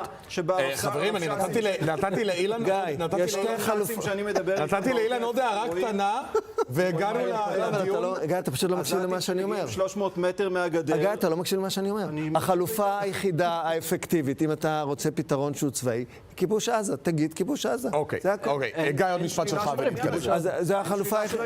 ישראל לא החליטה על כך, אבל ישראל צפויה לחזור ללחימה. לא לחזור... וזה כבר די ברור. זה מילים. תגיד מה המטרה של הלחימה. אם המטרה היא כיבוש עזה, אני מבין מה אתה אומר. אם לא, אני לא מבין מה אתה אומר. המטרה היא מיטוט חמאס. המטרה היא לדאוג לכך שחמאס לא יעבור עוד איום על תושבי העוטף. ברור, אבל זה... חברים, נקודה.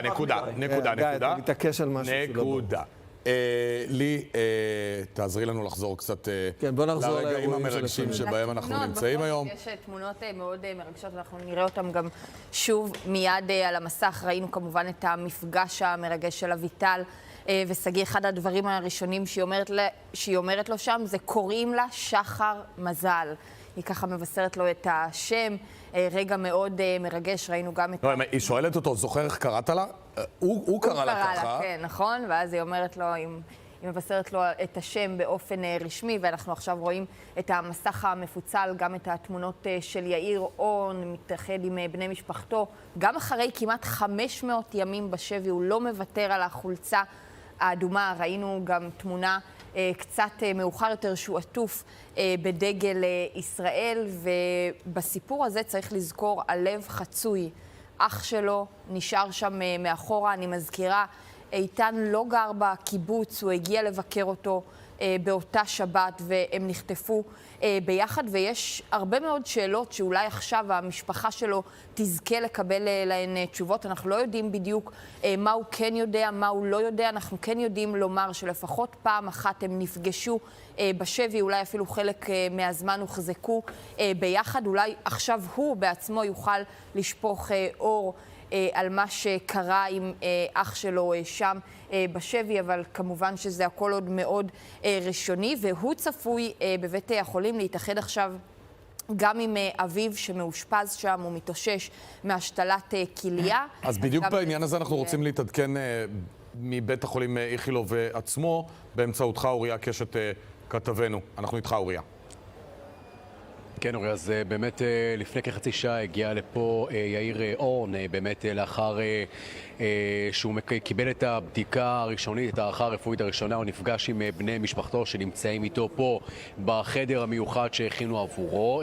אביו של יאיר נמצא בבית החולים כבר כמעט שבוע לאחר שהוא עשה ניתוח להשתלת כליה. הוא מתאושש כרגע ממש בימים האלה. בבית החולים הם מנסים להבין איך לייצר את המפגש מבלי לסכן את שניהם, גם כמובן אביו שעדיין מתאושש, אבל בעיקר יאיר שבעקבות השבי הממושך בעזה, המערכת החיסונית שלו נפגעה, ויש חשש שאם יפגישו את השניים עכשיו יוכל לסכן גם את מצבו הרפואי של אביו וגם את מצבו הרפואי שלו. לכן בבית החולים כרגע בודקים מה האפשרויות כדי לגרום למפגש הזה לקרוא כמה שיותר מהר. המפגש הזה יהיה טעון בסופו של דבר. כמו שאנחנו זוכרים, אחיו של יאיר איתן עדיין נמצא בשבי חמאס, שם הם ינסו להתעדכן אחד עם השני גם על התקופה הממושכת שלו, אך גם מה מצבו של אחיו. תודה רבה אוריה על העדכון הזה משם. לי מצב מאוד מורכב, גם כבר בהגעה לבית החולים. כן, המצב הוא מורכב. אנחנו ידענו שלצד השמחה יהיו גם לא מעט מורכבויות ביום הזה. אגב, דיבר אוריה על רצון כמובן לשמור על הבריאות שלהם, גם אם על פניו, אצל יאיר אנחנו רואים שהוא ירד המון במשקל, אבל גם אם זה נראה חיצונית שהם בסדר, צריך להבין, אף אחד לא חוזר מ-500 ימים בשבי במצב תקין, זה מערכת חיסונית חלשה, זה הרבה משקל שהם איבדו, הרבה מסת גוף, יש לזה השלכות, והנה ראינו לזה הוכחה רק אתמול עם עופר קלדרון שהוא חזר, ואחרי כמה ימים נאלץ שוב לחזור לבית החולים, עכשיו הוא כבר מתאושש, צפוי להשתחרר, אבל צריך להבין שגם המערכת שלהם היא מאוד חלשה, ולכן יש כאן הקפדה יתרה. נאמר שבעוד פחות משעה תהיה הצהרה ראשונה של משרד הבריאות, זה צפוי לקרות בשעה 3 בבית החולים שיבה, ככה שנזכה לשמוע איזשהו עדכון ראשוני באשר למצבם, אבל עצם העובדה שהם עומדים על הרגליים, אפשר לומר שזה מאפשר לנו לזכות גם ליהנות מהרגעים המרגשים, מהמפגשים הללו, אבל כאמור, לצד השמחה הגדולה יש כאן מורכבות, ואם בכלל אנחנו מדברים על קיבוץ ניר עוז, צריך לזכור שגם אחרי שהשלושה המאוד משמעותיים הללו חוזרים הביתה, חוזרים לחברי הקיבוץ, בשבי נותרים מאחור עוד 20 חברי קיבוץ, וכל עוד לא הוכח אחרת, 11 מהם עדיין בחיים. תודה. בינתיים. מסכם לנו ברוך ידיד, פרשננו לענייני ערבים, שעד כה, בשש הפעימות האחרונות שוחררו בסך הכל 1,135 אסירים ומחבלים, אז עברנו כבר את ה-1,027 של עסקת שליט, מי שזוכר. מתוכם 224 אסירי עולם, 236 שהיו שפוטים למאסרים ארוכים, 69 נשים, 51 צעירים, ו-555 שנעצרו בעזה לאחר 7 באוקטובר. אתגר ביטחוני עצום. אתגר ביטחוני עצום. תראה, אנחנו מוסיפים 1,000 מחבלים למאות אלפים שכבר קיימים. אז יש פה אתגר, כי חלקם, וזה מה שחשוב, חלק מהחוזרים הם אנשים מאוד, אני לא רוצה להגיד כריזמטיים כדי לא להחמיא להם, אבל הם אנשים שיש להם מעמד בחברה, ובטח בחברת הטרור. אנחנו זוכרים את סלאח שחאדה, זוכרים את יחיא סינואר שחזרו, וככה מתייחסים אליהם בחברה.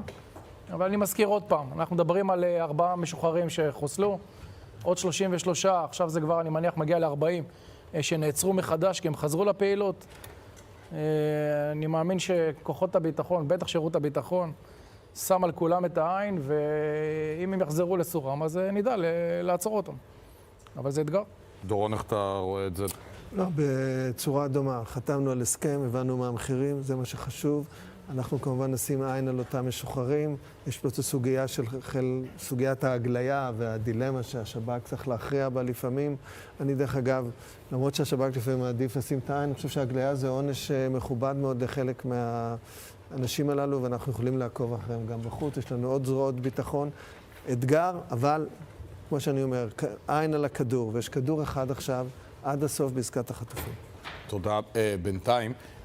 איתן, לפני שנגיד לך תודה רבה, גם סכם לנו איך אתה רואה את היום הזה, וגם עוד קצת מידע שאתה יכול לתרום לנו על רומי, שכבר הפכה להיות לא רק הבת שלך, אתה יודע, אנחנו מרגישים גם...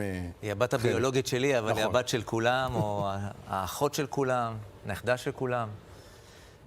קודם כל, אני פה דמעתי מספר פעמים תוך כדי שידור. אתה לא היחיד. אי אפשר שלא. ואני מאוד מקווה, ורומי ביקשה ממני שבכל רעיון אני אגיד דבר אחד נורא פשוט. לא עוצרים ולא מתרגלים עד שכולם חוזרים. והדרישה, וזה דרך אגב גם שוחחתי עם ראש הממשלה מיד אחרי שרומי חזרה, וביקשתי ממנו, אני חושב שאפילו דרשתי ממנו, לקיים את מה שהוא הבטיח. להחזיר את כל החטופים הביתה. כמה שיותר מהר, לא להתעכב ולקדם את השלב א' עד תומו, ובמקביל להרוץ על שלב ב' ושלב ג' או כמה שלבים שצריך, בכדי שכולם יזכו למה שאנחנו זכינו, לשובם של יקיריהם הביתה, אלה שבחיים, לשיקום ולטיפול רפואי ולחזרה כמה שיותר מהירה לשגרת חיים, ולצערנו אלה שלא בחיים, לקבורה כדת וכדין בתוך מדינת ישראל. תמסור ביתנו דש לרומי? תודה, אני אמסור. חיבור גם. תודה, תודה רבה. תודה רבה לכולם. איתן. תודה. נגיד שלום לגיל דיקמן שמצטרף אלינו כאן באולפן, בן דודה של קרמל גת, זכרה לברכה. גיל, כשאתה רואה את התמונות המרגשות היום, אני יודע ששאלו אותך את זה כבר 1000 פעם, אבל זה נכון, עולה המחשבה גם עבורך היו יכולות להיות תמונות דומות עם כרמל, וזה הדבר הראשון שאני חושב כשאני רואה את הדבר הזה, זה שהלב מתמלא באושר, ואיזה יופי לראות את סגי חוזר ואת יאיר, ואלה פשוט תמונות מדהימות ונפלאות, ואי אפשר לעצור את הדמעות של שמחה. ואחרי זה יש את החשש ואת המחשבה, האם היינו יכולים לעשות את זה גם בשביל כרמל, האם היינו יכולים לקבל את אותן תמונות, ואין ספק שכן. והכאב הזה, מבחינתי, הוא בעיקר סימן למה שאסור שיקרה עכשיו. ממש, ממש כמו שנאמר פה כבר, וזה כל כך נכון כמו שרומי אומרת, אסור לעצור. וכשרואים את התמונות האלה מבינים עד כמה החיים שאנחנו מצילים הם שווים הכל, הכל. לדבר על מחירים זה עולם לא רלוונטי בכלל. נכון. זה פשוט עולם אחר. אנחנו מדברים פה על חיים שמוצאים, תראו איזה חיבוק מדהים בין אדם לבין אשתו, שרואה את הבת שלו בפעם הראשונה היום, אלה דברים שבאמת, המחשבה לוותר עליהם, אני חושב שהיא לא ישראלית פשוט. זה פשוט לא ישראלי לוותר על הדבר הזה, ואנחנו לא נוותר על זה. ולכן גם אני שומע שמדברים פה, כן חזרה ללחימה, לא חזרה ללחימה. אנחנו עכשיו במאבק ציבורי ישראלי על להחזיר את האנשים האלה הביתה. זה הדבר שבשמו אנחנו כולנו התגייסנו למאבק ב7 באוקטובר, זה הדבר שכולנו שותפים לו עכשיו, ואנחנו רוצים לראות עוד תמונות כאלה, ורוצים שלא יהיו לעולם עוד תמונות נוראיות, כמו שהמשפחה שלנו חוותה עם כרמל. אני מיד איתכם. רציתי רק לשאול אותך בינתיים, מה האתגר בעיניך הכי משמעותי של מערכת הביטחון בימים האלה, של בין המשא ומתן, כן או לא על שלב ב', לבין האפשרות של חזרה ללחימה כבר בקרוב? מה הכי מלחיץ או הכי מטריד את הקודקודים כרגע? אני אגיד לך, תראה, טראמפ התבטא לדעתי אתמול שהוא אפשר למדינת ישראל להחליט, והוא היה כנראה נוהג קשה יותר. האמירה הזאת אומרת שלנו, האמירה הזו אומרת... לא, קצת בדיחה, זה כמו בכיתה, מישהו שאומר לזה, אם אני הייתי במקומך, הייתי מרביץ לו. אוקיי, אני לא מתייחס לזה כאל בדיחה, אלא יש לזה משמעות שנותנת לנו את הגמישות לקבל החלטה שקולה. אנחנו יכולים להתפרע מיד, לקחת 4 אוגדות, לנקות את כל עזה. יש לנו יכולת לקבל החלטה שקולה, והתמרון פה הוא תמרון מאוד מורכב. כי אנחנו מצד אחד רוצים להשלים את הפעימה הראשונה, ורוצים לצאת חזק מאוד לשלב ב', ואני חוזר ואומר, חמאס רץ מרתון. אנחנו רצים למרחק ארוך יותר. סבלנות ונגיע. נגיד שלום לחנה כהן, שמצטרפת אלינו באולפן. חנה, דודתה של ענבר איימן, שעדיין חטופה בעזה. מיד אנחנו איתך, חנה, וגם נמשיך לשוחח איתך. גיל, ברוך, רצית רק לפני כן לעדכן אותנו על הודעת חמאס, גם באשר למה היא מצפה בשלב ב'. נכון, שורה של הודעות מחמאס. בין השאר נאמר שם, לא נאפשר לישראל להכשיל את המגעים לקראת השלב הבא. חמאס עצמה, כבר דיווחנו קודם, נערכת לתחילת שלב ב'. חמאס סיכמה את כל התנאים, את כל הניירות, את כל המחברות, הכל כבר קיים, היא יודעת בדיוק מה היא רוצה לומר, וזה קורה כאשר היום היא מדווחת על כך שהתהליך כולו הבוקר התחיל בצל ערבויות שהיא קיבלה מהמתווכות, קטר ומצרים, גם בדבר המשך התהליך וגם בנושא הסיוע. בינתיים אין ולו קרוון אחד ברצועת עזה, וגם לא שום מהטרקטורים שראינו. ובינתיים דיווח ברוך גם על 2 פצועים מתקיפת כטב"ם במרכז רצועת עזה, שעות אחרי השחרור. כנראה שזה משהו שחיכו לו או שיש איזושהי הפרה. היו מהבוקר, גם באזור מזרח הרצועה, גם באזור רפיח, עוד מעט נבין ונתעדכן. עכשיו, למה חמאס צריכה את שלב ב'? זו למעשה השאלה, משום שבשלב ב' ממתין לה ההישג של ציר פילדלפי, מה שמן הסתם ישרת את הזרוע הצבאית שלה. ממתין העתיק הגדול של שיקום רצועת עזה, קרוונים, טרקטורים, מה שישרת את הזרוע האזרחית שלה, והמשך שחרור האסירים, מה שישרת את המטרות שלה בזירה הבאה, יהודה ושומרון. בינתיים, כאמור, למרות הדיווחים והקשקושים והסרטונים, לא נכנסו לא הדיניינים ולא הקרוונים לרצועת עזה. הכל נמצא בצד המצרי של מעבר רפיח, אבל היום משלחת של בכירים ממצרים, מהאיחוד האירופי, מספר שרים, סגן ראש הממשלה המצרי, כולם מבקרים במעבר רפיח, כמובן בצד המצרי, כדי לבדוק עד כמה ניתן ובאיזה לוח זמן קצר ביותר להכניס את כל מערך השיקום הזה לתוך רצועת עזה. זה יקרה מן הסתם בימים הקרובים. חמאס, על פי מספר גורמים, נערכת לכך שהמשא ומתן על שלב ב' יחל כבר ביום שני הקרוב. בואו ננסה לתרגם את ההודעה שכותב ממש עכשיו נשיא ארצות הברית דונלד טראמפ ברשתות החברתיות. חמאס שחרר זה עתה 3 חטופים מרצועת עזה, ובהם גם אזרח אמריקאי, הוא מתייחס כמובן לשגיא דקל חן. הם נראים במצב טוב, זה שונה מהאופן שבו נראו החטופים בשבוע שעבר, וזה שונה מההצהרה שלי עצמי, מהצהרתם שהם לא ישחררו אף בני ערובה, שונה מהצהרת חמאס, כך אומר טראמפ. ישראל תצטרך כעת להחליט מה הם יעשו בנוגע לדדליין של היום בשעה 12, שעבר כאמור לפני כשעתיים וחצי, שהוטל בנוגע לשחרור כל החטופים. ארצות הברית תתמוך בהחלטה שהם מקבלים. אז טראמפ בעצם מגלגל את הכדור, כמו שהוא כבר רמז שהוא עושה חזרה לישראל, ואומר ישראל תצטרך להחליט מה היא עושה. ישראל כרגע לא עושה כלום, ומחכה לשלב, לפעימה הבאה בשבת הבאה. הוא לא מגלגל את הכדור. הוא שם רף מאוד גבוה, ונותן לנו את הגמישות לקבל החלטה שקולה. זה מה שאני רואה. וכל מה שהחמאס מצפה לקבל בשלב ב', יש שינוי מהותי שישפיע על כל המשא ומתן. אוקיי, תכף, יהיה לנו עוד פה זמן באולפן. אני רוצה לחזור אלייך, יולי סלומון, כתבתנו בבית החולים שיבא בתל השומר. המפגשים קורים תוך כדי, כמה מקומות זה מעלייך? כן, אורי, כמה קומות מעלינו ממש בני המשפחה פוגשים את יקיריהם, פוגשים פה את שגיא דקל חן ואת סשה טרופנוב. כאן עוברים בדיקות רפואיות ראשוניות, את הערכות הרפואיות הראשונות שלהם מאז שהם הגיעו לכאן, לבית החולים שיבא. אנחנו פוגשים פה את חבריו של שגיא בלובי, הם מרוגשים, הם עמדו כאן עם שלטים, הלכו לקבל את פניו כשהמסוק נחת, ואנחנו רואים אותם כאן עומדים נרגשים, עם דמעות בעיניים, ולא מצליחים להשלים משפט ולספר כמה הם מתרגשים וכמה הם שמחים ששגיא כאן איתם שוב וחזר אליהם אחרי כמעט 500 ימים בשבי.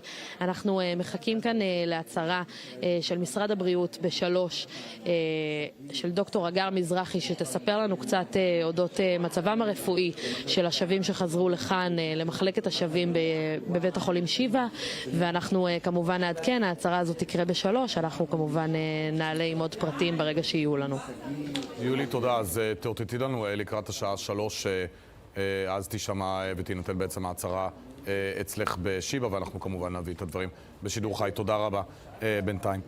חנה, שלום, תודה רבה שבאת לאולפן שלנו. איך את מרגישה היום? מה שלומך? אני יודע שזו שאלה מרגיזה. אני מה-7 לאוקטובר בעצם לא חיה. אנחנו כמשפחה כבר לא חיים. טראמפ אמנם אמר שהוא יפתח את שערי הגיהנום על חמאס, אבל ב-7 לאוקטובר שערי הגיהנום נפתחו על המשפחה שלי. לאבד ילדה בת 27 שנחטפה מתוך שטחה של מדינת ישראל, כיוון שמדינת ישראל הפקירה אותה, ולא לקבל אותה חזרה לקבורה, זר לא יבין זאת. עוצמות הכאב, במיוחד שיש פה הורים בתמונה, זה עוצמות שאי אפשר לתאר אותם בכלל. אי אפשר לתאר. אומרים שהורים שקוברים ילד זה הכאב הגדול ביותר. אז מה אנחנו נגיד על הורים שאיבדו ילדה בנסיבות כאלה טרגיות, ואפילו לא מקבלים אותה לקבורה? יש פה מין זלזול מסוים בכל מה שקשור בחללים. זלזול שזועק לשמיים. אנחנו מתייחסים אליהם כאילו והיו רכב שגנבו לי מהחנייה והכניסו לעזה, ולא נורא, אנחנו נחכה עוד קצת, הוא נמצא בעזה, נוציא אותו עם המשטרה. זה ממש לא התמונה. ממש לא התמונה. הכאב שלנו הוא כאב מאוד מאוד מאוד גדול. מאוד. כמובן. אנחנו, המלחמה שלי היום, היא להציל את המשפחה שלי. היא להציל את האמא של ענבר, היא להציל את האח שלי, היא להציל את האח של ענבר. זו המלחמה שלי היום. זו המלחמה שלי. וכמובן להחזיר את ענבר. בגלל שלא מדובר על השלב הנוכחי, מדובר על שלב ב' או גם על סוף שלב ב', כי קודם גם יחזרו החטופים החיים בשלב ב'. איך זה מתבטא בתחושות של המשפחה, גם של אח שלך, אבא של ענבר אז אני אומר לך, החברים? מדינת ישראל הפקירה את ענבר פעמיים. פעם הראשונה שהפקירה אותה בשטחה ולא הגנה עליה, וגרמה לכך שהיא תחטף ותרצח בתוך שטחה הריבוני. ועכשיו אני לא באה ולא עושה חשבון מי אשם יותר, מי אשם פחות. תקום ועדת חקירה, מי שאשם ישלם. ובפעם השנייה הפקירו את ענבר, כשהייתה צריכה לצאת בעסקת הנשים הצעירות. ענבר הייתה צריכה לצאת בעסקה הזו, מה גם שהובטח לנו שזה מה שיקרה, שענבר יוצאת. ומה שקרה זה שיצאו נשים, פרט לשתי נשים שלא יצאו יחד איתה, שהן בנות 70 וכמובן שהן צריכות לחזור, וענבר שיצירת הנשים שתמונה היום בעזה שלא חזרה, לא חזרה, למרות שהיא הייתה צריכה לחזור, ולמרות שיוצאים חללים חלוטים בעסקה הזו. אז אני שואלת אתכם, איפה הצדק? איפה הצדק? איך אפשר להתאכזר אל משפחה פעמיים? ראש הממשלה, צריך לומר, מבטיח שהוא יחזיר את כל החטופים, החיים לשיקום והחללים לקבורה. אז אנחנו נמשיך ללוות את כל המשפחות כעם, עד שזה יקרה. לא. אני רוצה שענבר תחזור בפעימה הזו, כפי שראש הממשלה הבטיח לאמא שלה, מעל בימת האו"ם קבל עולם. הוא הבטיח לה, אני מחזיר את ענבר הביתה. אז מה שקרה זה שהוא גרע אותה מרשימת הנשים ולא החזיר אותה. ואני פונה כרגע למר בנימין נתניהו, שהוא ראש הממשלה של ענבר, ורוצה להפציר בו ולבקש ממנו להחזיר את ענבר הביתה. עכשיו, כפי שהבטחת לאמא שלה, מעל בימת האו"ם קבל עולם כשכל העולם שמע אותך. אני מבקשת שתמלא את הבטחתך ותחזיר את ענבר הביתה. ענבר היא קודם כל אישה, ורק לאחר מכן היא חלל. ובפעימה הזאת יוצאים חללים. חנה, ובהמשך לדברים הכל כך צודקים האלה שלך, אני רוצה לשאול אותך, גיל,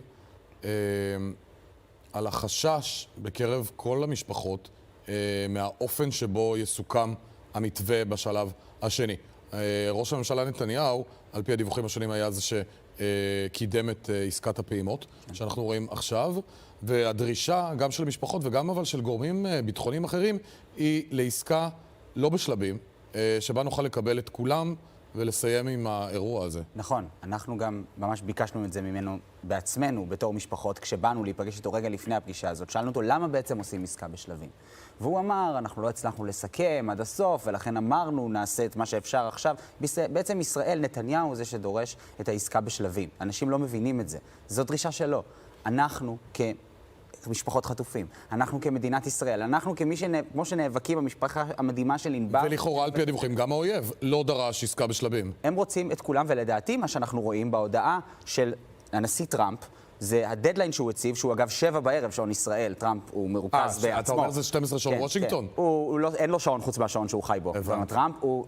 לא, כי אנחנו התייחסנו לזה כאילו זה כבר עבר. לדעתי זה ב7 בערב, ככה אני מבין את ההודעה שלו, והוא בעצם מתכוון שאפשר להחזיר את כולם, ואנחנו יודעים שאפשר להחזיר את כולם, אם ישראל תגיד, אנחנו עכשיו מפסיקים להילחם, מחזירים את כל החטופים, ובאויב הזה נטפל, כמו שאמרת בדיוק, יותר ארוך ממרתון. יש לנו סבלנות לטפל בו, יש לנו את החוכמה לטפל בו. אנחנו עם חזק וראינו את זה בשנה האחרונה. ומי שאנחנו עומדים מולם, הם נאצים. אין דרך אחרת להגיד את זה. אני רוצה להזכיר לך מה עשו הנאצים לאנשים, ראינו את זה בשבוע שעבר, איך אנשים חזרו משם חיים. אני רוצה להזכיר לך מה הם עשו גם לחללים. הם העלימו ראיות, זה מה שהם עשו. הם שרפו גופות כדי שלא ידעו. אנחנו לא יודעים מה הם עושים שם גם לחללים.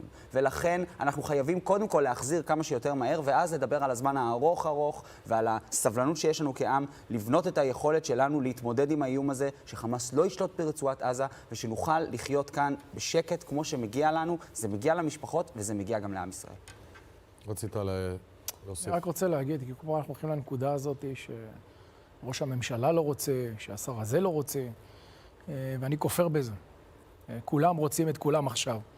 אף פעם לא הונחה עסקה של כולם תמורת כולם על ידי החמאס. לא טענו שהונחה. טענו שמי שהנחה והמליץ ללכת למתווה השלבים... אז זה דרישה של החמאס ללכת בשלבים, כי החמאס, אחד, לא סומך עליך, שתיים... גם אנחנו לא סומכים עליהם. נכון, אבל החמאס הוא זה שקובע את ה... רואים תמונות של הרמטכ"ל היוצא, רב אלוף הרצי הלוי, צופה בשחרור, יחד עם ראש השב"כ רונן בר, ועם ראש המוסד גם. ראינו אותו בצד ימין של המסך דדי ברנע. וגם אלוף במילואים ניצן אלון כמובן, מתאם השבויים והנעדרים מטעם צה"ל.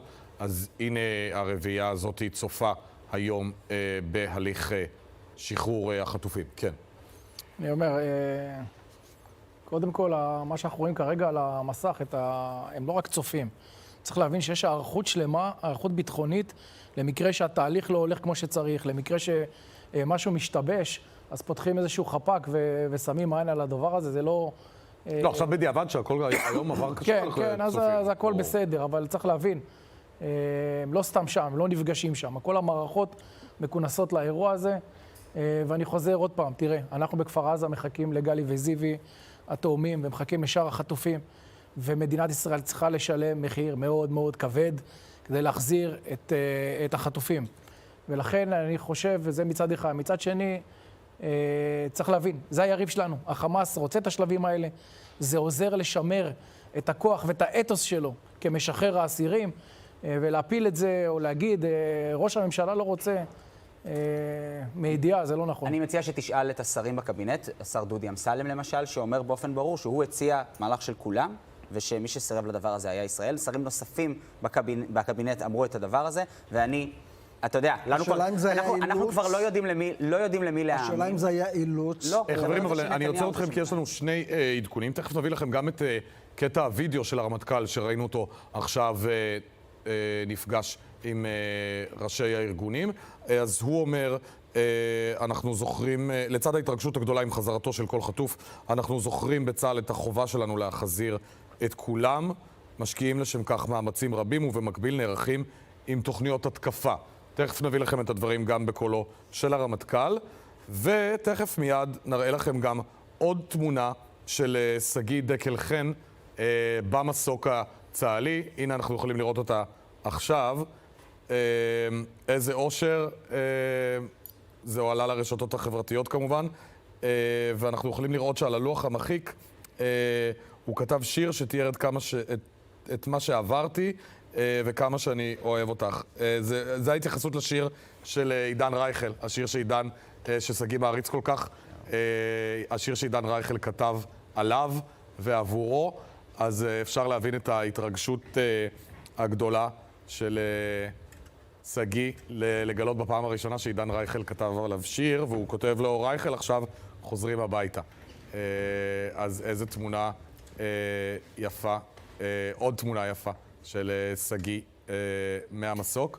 ובשביל התמונות האלה בגדול התכנסנו היום, גיל. ממש, ממש. אי אפשר להעתיק את המבט מהתמונות האלה, וזאת התוצאה של החלטה אמיצה, החלטה שהתקבלה בישראל ללכת על עסקה. ככה נראות התוצאות הנפלאות של ההחלטה הזאת, וצריך להמשיך איתה וצריך לחזק אותה, ואנחנו כאן כדי לעשות את זה, לחזק את הממשלה, להמשיך בזה וללכת, כמו שאמרנו, על עסקה על כולם, כי בסוף זה מה שיכול לרפא את הלב השבור שלנו, שהלב שלנו יישאר כנראה עם כאבים מאוד גדולים, גם של המשפחה של ענבר, גם של המשפחה שלי. אנחנו איבדנו כל כך הרבה, אבל החברה הזאת צריכה עדיין ריפוי ללב שלה, והריפוי יבוא בזה שכולם יחזרו. ואני רוצה לומר משהו על התוכניות ההתקפיות, כי כשאנחנו שומעים את הדבר הזה, הלב שלנו מחסיר פעימה בדיוק בגלל החשש הזה. אנחנו יודעים שהלחץ הצבאי מסכן חטופים, אנחנו יודעים שהאויב שמולו אנחנו מתמודדים הוא כזה שלא יאסס לסכן חטופים בזמן המלחמה, כדי שאנחנו נשלם את המחיר ולא הוא. זה מה שהם יעשו, ולכן אנחנו צריכים להיות חכמים יותר וסבלניים יותר מהאויב. קודם מחזירים את החטופים, אחרי זה מתמודדים עם מה שיש להתמודד בעזה ומנצחים אותו. כן, אילן. שתי נקודות אני רוצה להתייחס. האחת, טראמפ גם לא אמר, כשהוא אמר כל החטופים, הוא לא אמר של הפעימה הראשונה, הוא לא אמר של חלק א', והוא לא אמר כולם מכולם. וגם... הוא אומר all. וגם הוא חזר בו ואמר שהוא מעריך שזה לא יתממש. הוא אמר, עצם ההצהרה שלו אבל מאפשרת לנו את הגמישות, להחליט איך להתקדם. יש לזה את מקור העוצמה שלו. כשאנחנו נערכים להתקפה, בוודאי שאנחנו נערכים להתקפה, כי זו אחת האופציות. נכון. זה לא אומר שהיא מיטבית. ואנחנו צריכים להתקדם לשלב השני. יש פה שאלה לגבי השלב השני שאני מנסה להבין עד הסוף. החמאס הוא רציונלי. מה האינסנטיב שלו להיכנס לשלב ב'? פילדלפי... אם אתה מבטיח לו, נותן לו ערבויות לכאורה לסיום המלחמה וריקון בתי הכלא. אבל הגבינה זזה, כי הגבינה לאיפה היא זזה. וזה השינוי הגדול, לטעמי. אני רק אשים את הדילמה. כי כשאמר טראמפ על הגירה מרצון, וכל העולם הערבי מתלכד לשים הצעה נגדית, לא תהיה הצעה אחרת שבה טראמפ יישאר. אני לא חושב שחמאס כל כך מפחד מהגליה מרצון שתקרה לא מחר, לא מחרתיים ולא עוד שנתיים. הוא לא יתנדב לזה, זה ברור. כן, ברוך. תראה, רק בשלב ב' יש את הסיפור של פילדלפי, זה חיוני לחמאס, גם לשלטון האזרחי שלה, בטח לצבאי, הניסיון מלמד.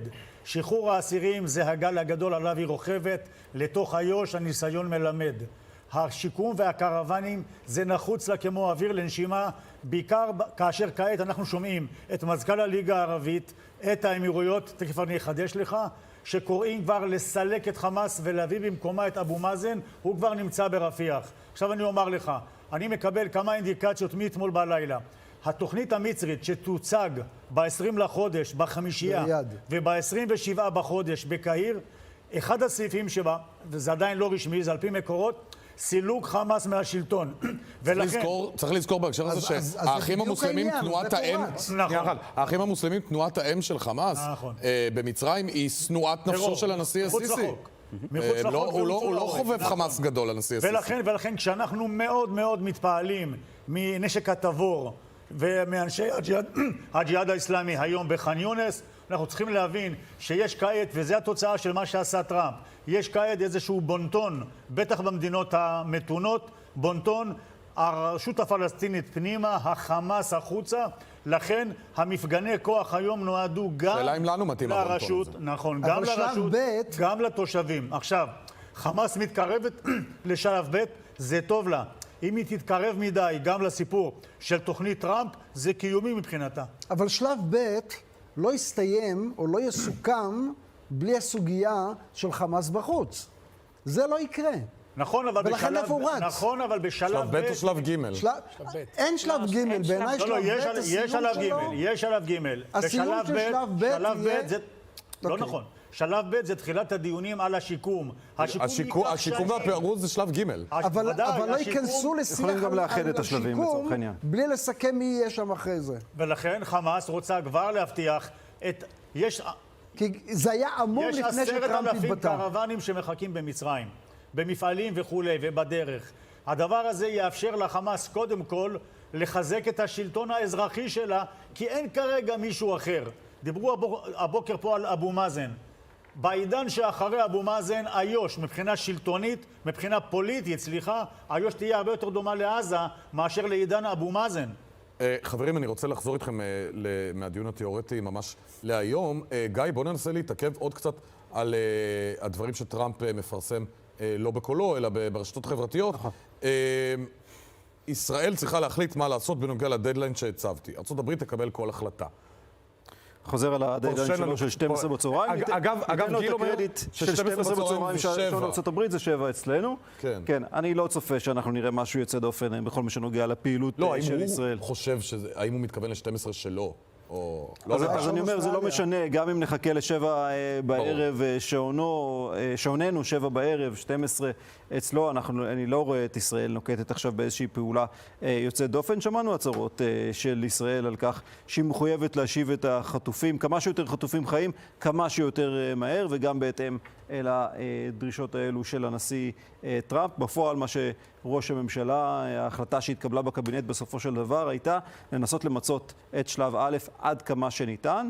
מעבר לכך מנסים להרחיב את שלב א', כלומר להשיב עוד חטופים, תחת אותם תנאים שאנחנו רואים כרגע, תחת ההבנה שלהגיע לשלב ב' יהיה כבר הרבה יותר מסובך. ראינו כמה קשה היה להיכנס לתוך השלב הראשון הזה. תרשה לי גם להחמיא וגם לפקפק. אני חושב שהרצון שלנו למתוח את שלב א' הוא מבורך, והוא סיכוי מאוד קטן שהוא יקרה. חמאס הם הרבה דברים אידיוטיים, הם לא. אולי מעט יותר גבוה מאשר שלב ב'. נכון, בסדר, זו השאלה של באיזה מחירים אנחנו מוכנים לשלם. ובנוגע לשלב א' ולתמונות שאנחנו רואים היום, אם הדרג המדיני היה מחליט אחרת, לא להוציא את הפעימה הזאת לפועל, אז היינו רואים תמונות אחרות, ולא היינו רואים את 3 חטופים שלנו חוזרים היום הביתה. זו אופציה שהייתה על השולחן, ואם הפררוגטיבה היא להחזיר הביתה כמה שיותר. והקבינט הבין את זה לחלוטין, בוודאי ובוודאי, אחרי הלקח המר של סיום העסקה הקודמת בנובמבר 23, כשיש כאן הזדמנות להשיב חטופים, והעניין הזה כבר די בטוח למרות ההפרות והבעיות שחמאס הציב השבוע הזה, אפשר היה להניח שניתן יהיה להשלים את החלק הראשון הזה של העסקה, אפילו אולי להקדים אותו במעט. אז ישראל עושה את מה שהיא יכולה בעניין הזה, מתוך הבנה שאם היא עכשיו מחליטה לשבור את הכלים, לדרוש את כל החטופים, היא עלולה לאבד את כולם, לפחות רבים מהם, אם אנחנו נכנסים לעוד סבב של לחימה לפני שמיצינו. אבל למה ישראל לא מעוניינת בשלב ב' בעצם? אני מנסה להבין למה מעדיפים למתוח את שלב א' מאשר שלב ב'. שבה תצטרך. תראה, אני חושב קודם כל שיש יותר סיכוי שאנחנו נרחיב את שלב א', כי זה האינטרס של החמאס, להרוויח עוד הצגות כאלה. אני חושב שלישראל יש כרגע שעת רצון עם הגב של טראמפ, להגיע לעסקה שהיא הכל תמורת הכל, או הכל תמורת משהו, מתוך ידיעה של החמאס שבשלטון הוא לא יישאר, יכניסו כנראה את הרשות. בדיוק. ולכן זה שעת פז. שאלת למה הם לא רוצים להגיע לשלב ב', אחד זה כי הם יודעים בידיעה ברורה, שכל המדינות שאמורות לתמוך בהם לא ישאירו את השלטון שלהם ברצועה, והם לא רוצים את זה. אתה אומר שחמאס לא רוצים להגיע לשלב ב'. לא, אני שומע שחמאס רוצה. לא. אני מסכים איתך שיש הזדמנות נהדרת להגיע לשלב ב' וג' ביחד להביא את כולם, ומה שאמרתי, הזדמנות פז כזאת. למה ישראל בעצם, אנחנו שומעים מהקבינט, מחליטה לא ללכת לממש את ההזדמנות הזאת, ובמקום זה להאריך את הפעימות. לא, כי ישראל יודעת שאם ניכנס עכשיו למשא ומתן, מה שאנחנו קוראים שלב ב', אנחנו נגיע לנקודה שבה נצטרך לבחור או לחימה, או שאנחנו לצורך העניין מאפשרים לחמאס לחזור ולהשתלט על הרצועה. למה? אבל יש פה את ההזדמנות שדיברת עליה, ההזדמנות שמאפשרת לך הכל תמורת הכל. זה שני דברים, זה יותר מורכב. זה משא ומתן. אז מצד אחד אנחנו לא רוצים להגיע לנקודה הזאת, כי אנחנו רוצים להמשיך לשחרר את מי שניתן, אוקיי? החמאס גם לא רוצה להגיע לנקודה הזאת, כי הוא לא רוצה להיכנס לעימות פיזי, ולכן מדינת ישראל בשלב הזה צריכה לקחת את הגב שאנחנו מקבלים מטראמפ, ביחד עם התמיכה של המדינות הערביות, עם אותה הצעה שהם ייתנו, וביחד עם הדברים האלה להגיע למשהו, אני אומר, בוא לא נקרא לו לא שלב א', לא שלב ב', בוא נקרא לו עסקה מהירה יותר, חדה יותר, שכמה שיותר גורמים יסכימו עליה. טיעונים מאוד הגיוניים משני הצדדים, וכל הדעות כמובן בעלות היגיון ולגיטימיות, והן כולן צריכות להוביל אותנו למטרה אחת, להחזיר את כל החטופים שלנו הביתה כמה שיותר מהר. אנחנו יכולים לייעץ, אנחנו לא הדרג המחליט. שהדרג המחליט, הדרג המדיני, ימצא את הדרך להחזיר את כל החטופות והחטופים הביתה, אחר כך נתקדם עם כל השאר. החוכמה היא כמובן כיצד לתעל את התמיכה הזו של טראמפ והתמיכה שהוא נותן לאופציה הצבאית כאיום על חמאס. חמאס לא מעוניין בכניסה מחודשת של צה"ל לתוך האזורים האלו. חמאס לא מעוניין באיום הצבאי הזה. אז האיום הזה של טראמפ הוא משמעותי. החוכמה היא כמובן לנצל את המומנטום הזה, את האיום האמריקאי, האיום הישראלי, כדי להוציא יותר מחמאס בשלב הזה, שאנחנו לא יודעים כרגע אם נצליח להגיע לשלבים הבאים. אנחנו מיד נמשיך כאן, אני רוצה לצאת פעם נוספת לבית החולים איכילוב, אליך אוריה קשת. כתבנו, עדכן אותנו מה לאט לאט מתחילים לאסוף שם על מצבו של יאיר הורן, ומה אנחנו למדים על המפגש עם המשפחה המורחבת.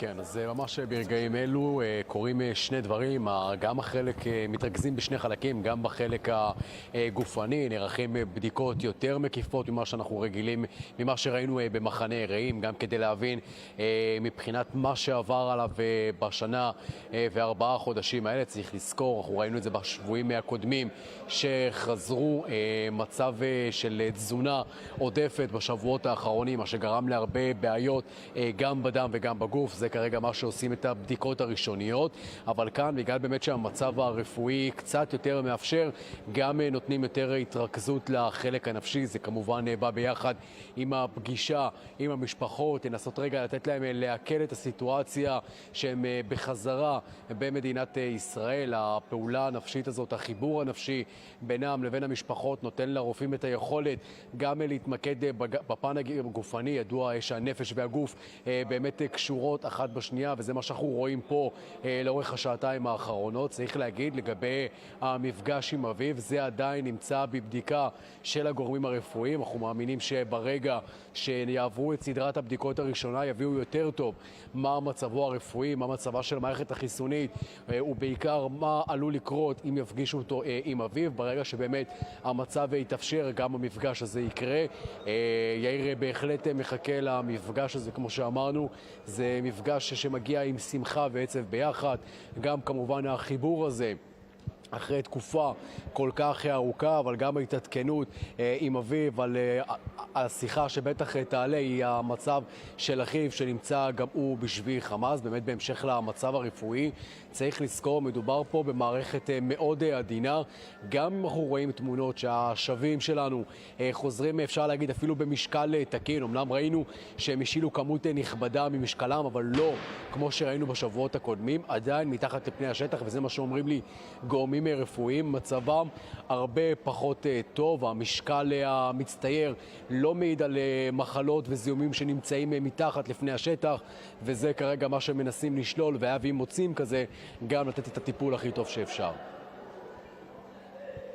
הזה מאיכילוב, אנחנו עדיין ממתינים לראות את התמונות אם וכאשר המשפחה תבחר לשחרר אותה מתוך האיחוד המרגש בבית החולים. ראינו רק את החדר המוכן עם כל האביזרים של הפועל באר שבע, אבל נמתין בסבלנות גם לתמונות משם.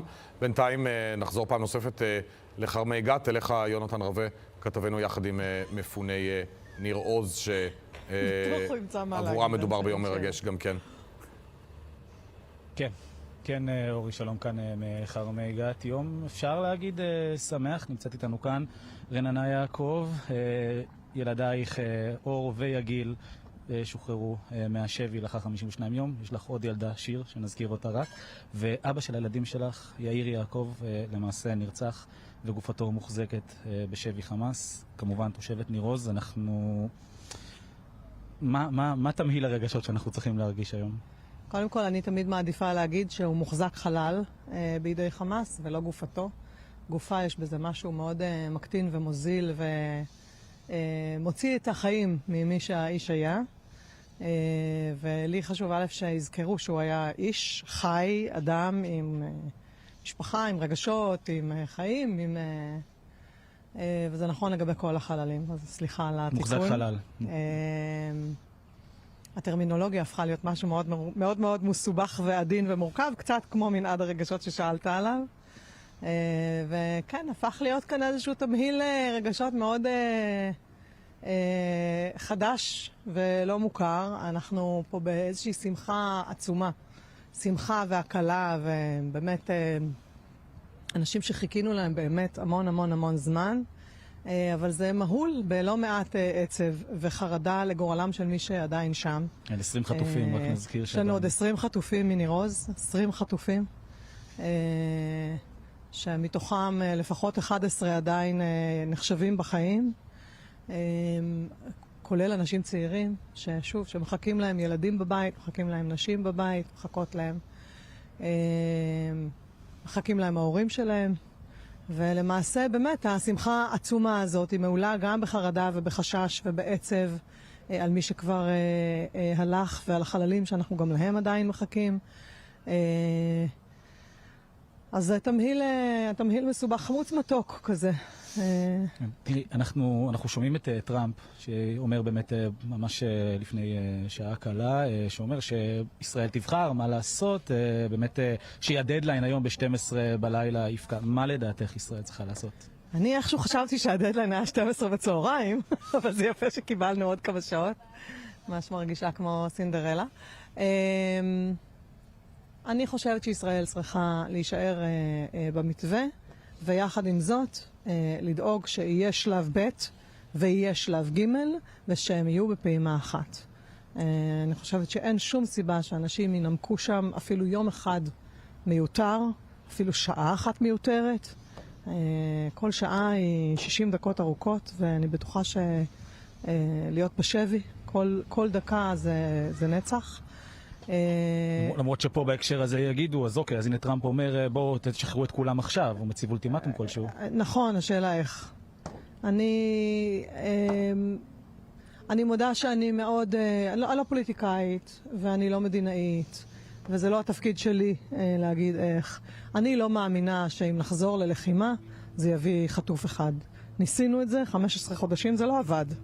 בסוף מה שהביא חטופים חזרה לביתם, לילדים שלהם, לאנשים שלהם, להורים שלהם, זה עסקאות, זה הסכמים. ולכן צריך למצוא את הדרך, לייצר הסכם שמביא את כולם, וכמה שיותר מהר. יכול להיות שהאולטימטום הזה יזרז הסכם כזה, אני אפילו מקווה. אבל אני לא חושבת שחזרה ללחימה היא יותר מחרב שמונפת כדי לקדם ולזרז את העסקה. אגב, אני לא בטוחה שהאיום הוא רק על הצד השני. אני חושבת שהאיום הזה בין היתר בא לזרז גם את הצד שלנו במהלך הזה, שנכון לרגע זה נראה שלכולם פה יש את הזמן חוץ מלחטופים. רננה, יעקב, אמא של אור ויגיל, ושיר. ושיר, אבא שלהם יאיר, עדיין בשבי, אנחנו כמובן מקווים לראות את כולם, את כל ה-20 שמניר עוז. תודה לך. תודה לכם.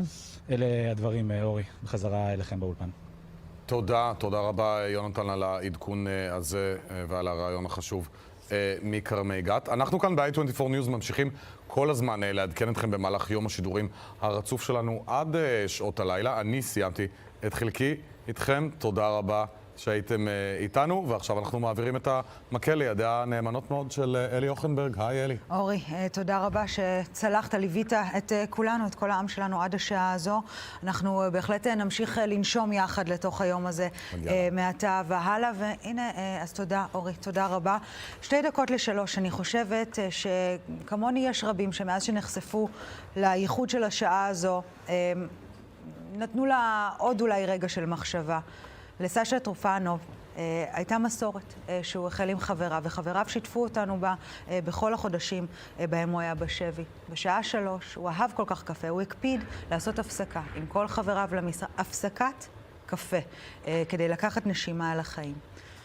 בשעה הזו, עוד 1.5 דקה בדיוק, סשה, אחרי כל כך יותר מדי ימים, שותה כוס קפה בבית, בארץ ישראל. עטוף במשפחתו, באוהביו, ביקיריו, שחיכו לו כל כך. אז אנחנו נרים כולנו לחיים, לחיי סשה, עם הקפה שכל כך אהב, בשעה שייחד לה את הרגע הזה בדיוק. הנה אנחנו ממש לכבודו, לכבוד שחרורו, מחלקים עכשיו כאן את כוסות הקפה. וכמוהו, גם שגיא דקל-חן, גם יאיר הורן, יוכלו לחזור עכשיו לחייהם, לתחביבים שלהם, לאהבות הקטנות שלהם, לרגעים אותם הם עכשיו יוכלו לחלוק שוב עם אהוביהם, חיים שלמים שנעצרו, עם שלם שחיכה ועוד מחכה לכל כך הרבה שיחזרו, אבל ברגע הזה, בשעה 3, השלוש הראשון של שארית חייו, סשה, זה לכבודך. הלוואי ונזכה לעשות כך עם כל אחד שיחזור כמה שיותר מהר. אז הנה רגע קטן